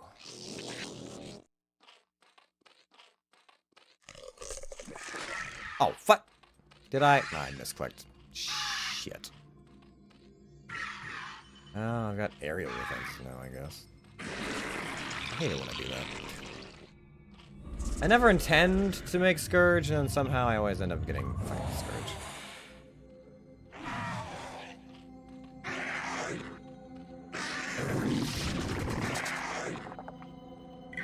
Evolution complete.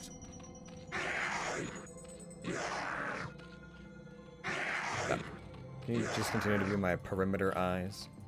Thank you. More tech. Ensnarement. Yeah, these look fucking badass. Red and glowy, like the surface of Char. Make me mutalisks. Actually, these guys can probably be mutalisks. Come to think of it.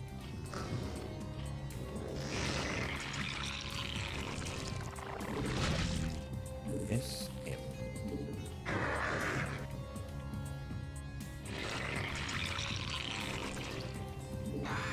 Yes, M. Alright, there we go. That should be plenty of those. All of these are finishing up. As soon as that's ready to go, we can make some more final touches. Shit, I'm already being attacked. Don't like that. Don't like that one bit. Our forces are under attack.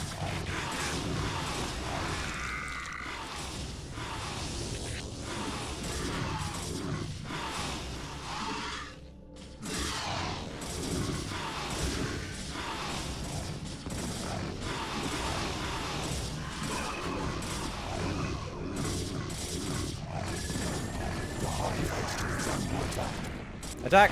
Attack, attack, attack!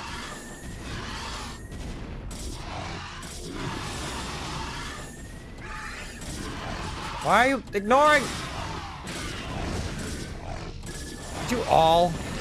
Did you really all need to go there? Jesus Christ.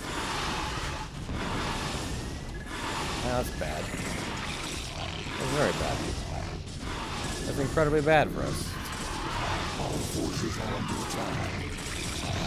No, that's gonna die now. Fuck. Dang it. Well, not complete soon enough, in my opinion.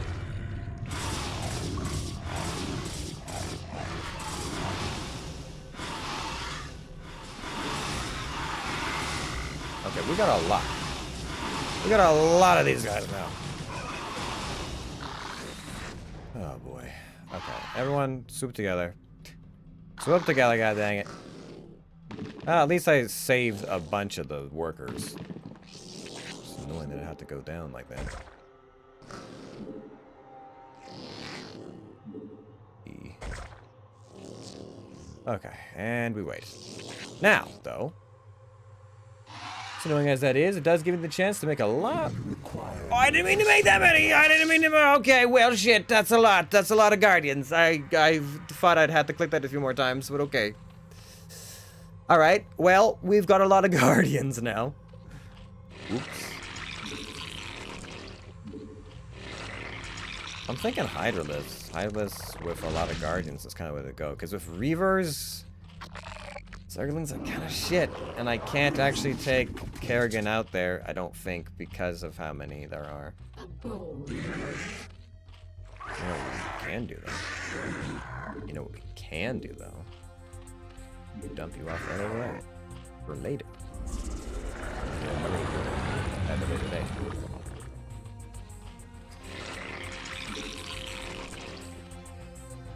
How we doing, team? Getting there? Cool. That is a lot. I was not really intending for that to go this way, but okay. I'm gonna need... Oh, yeah, because they have scout ships. I'm gonna actually need more of other things.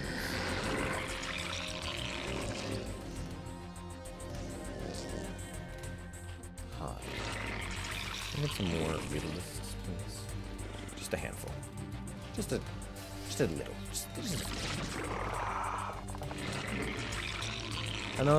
And then those can be the defense against other bad things.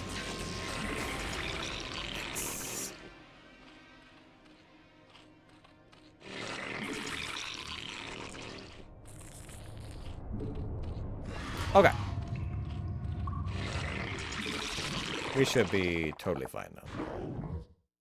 I think we've built up enough of a death wall that we can just take down the enemy. No problemo.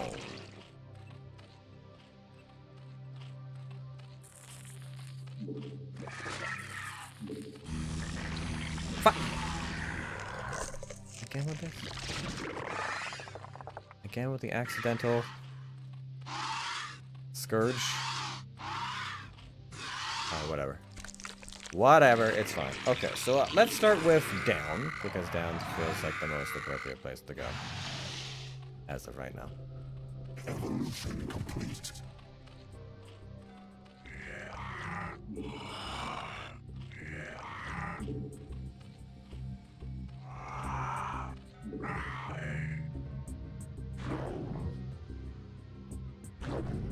These guys got pretty good vision.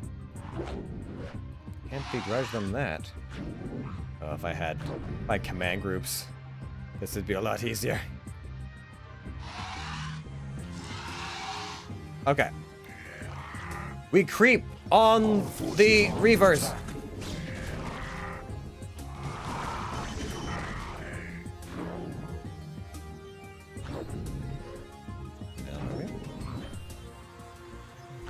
Put a base over here, I think. Right. Yeah.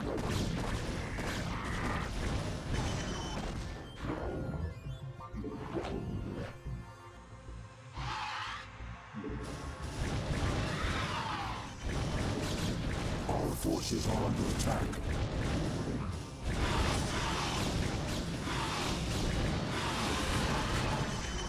Get him! Smash him! Rip out the bases! Where's my... I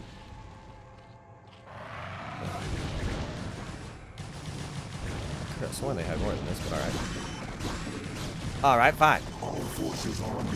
Alright, fine! One thing that Zerglings are good against is, most of these other dudes.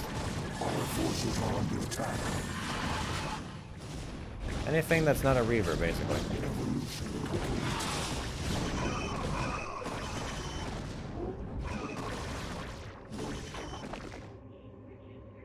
Tell me more. Tell me more. Is there a Protoss base up here? There is! Yeah, I guess it's gotta die then.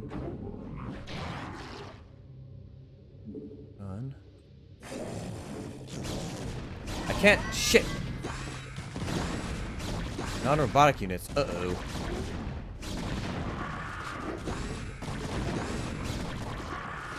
Our forces are under attack. Ooh.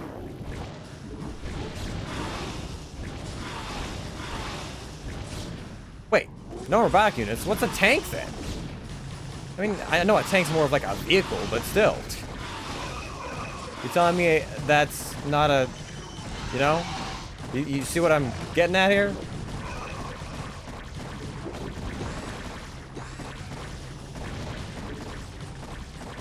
Okay.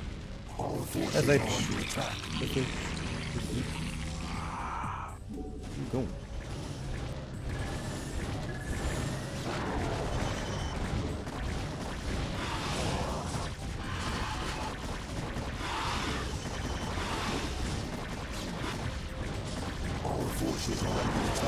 Don't you fight me on this.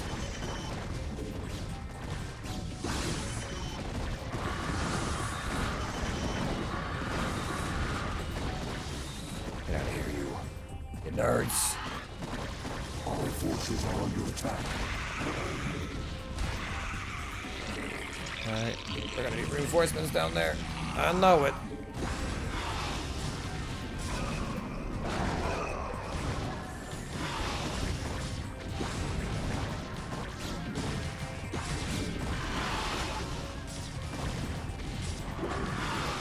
What are we doing? Oh, we still got lots of Zerg reinforcements.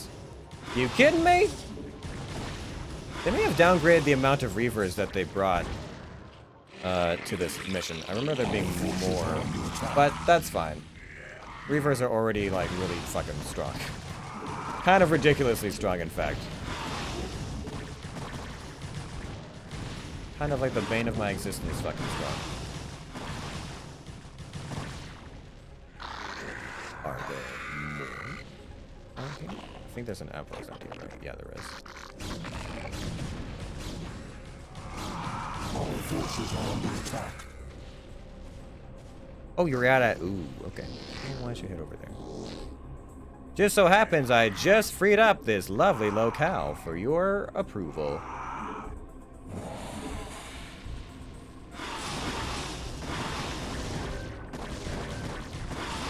Are we done?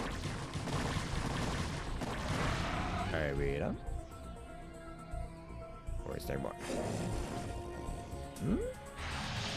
Another base hanging out somewhere and I just don't see it? What's going on here? Ah, there we go. Where are you, Tassadar? Do your underlings always do your fighting for you? This shall be our battleground, O Queen. Face me here, and I will defeat you myself.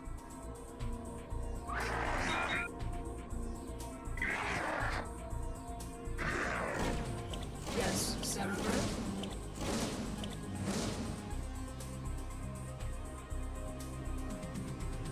An illusion?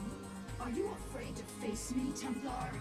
So long as you continue to be so predictable, O Queen, I need not face you at all. You are your own worst enemy. Hehe. A lesson in humility. Yep. Oops. Alright.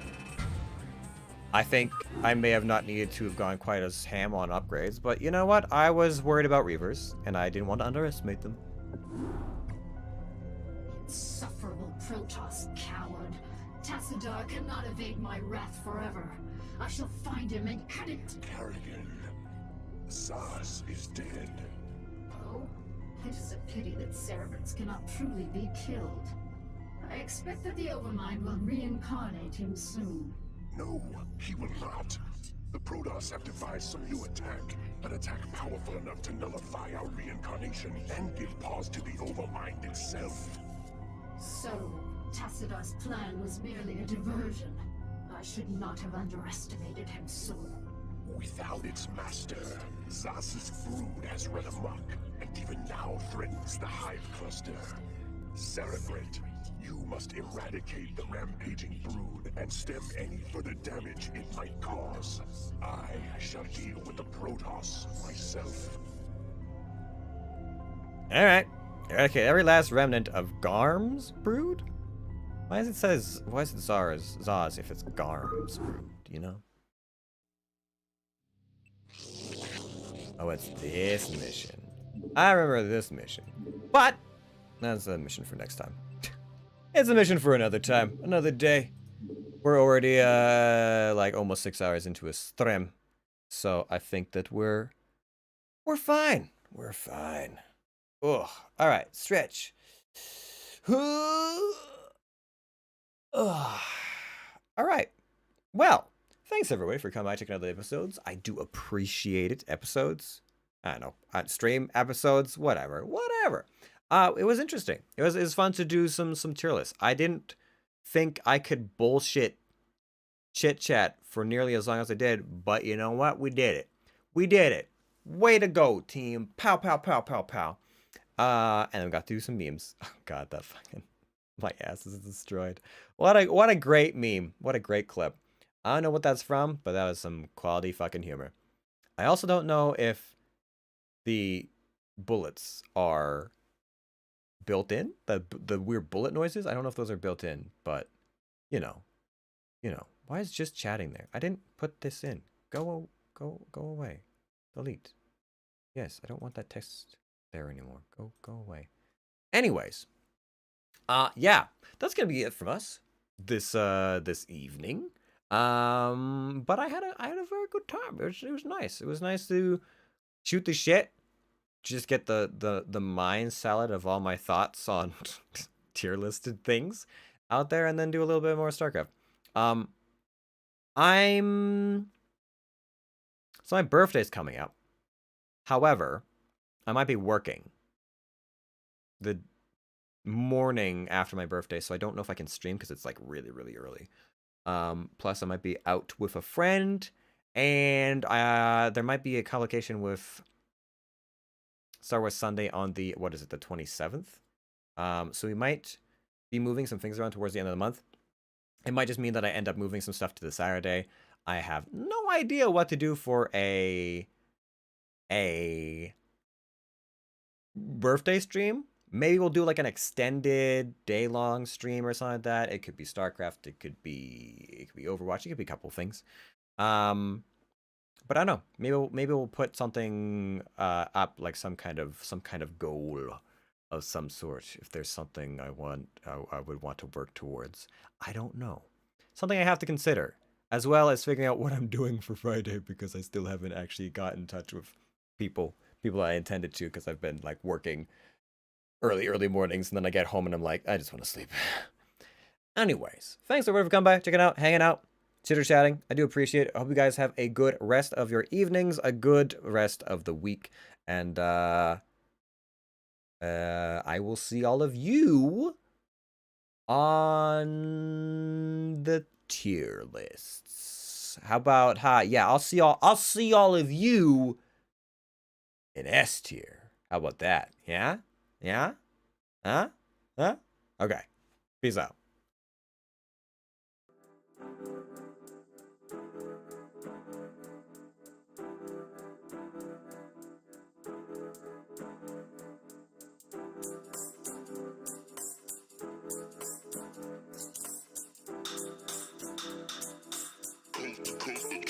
Next level.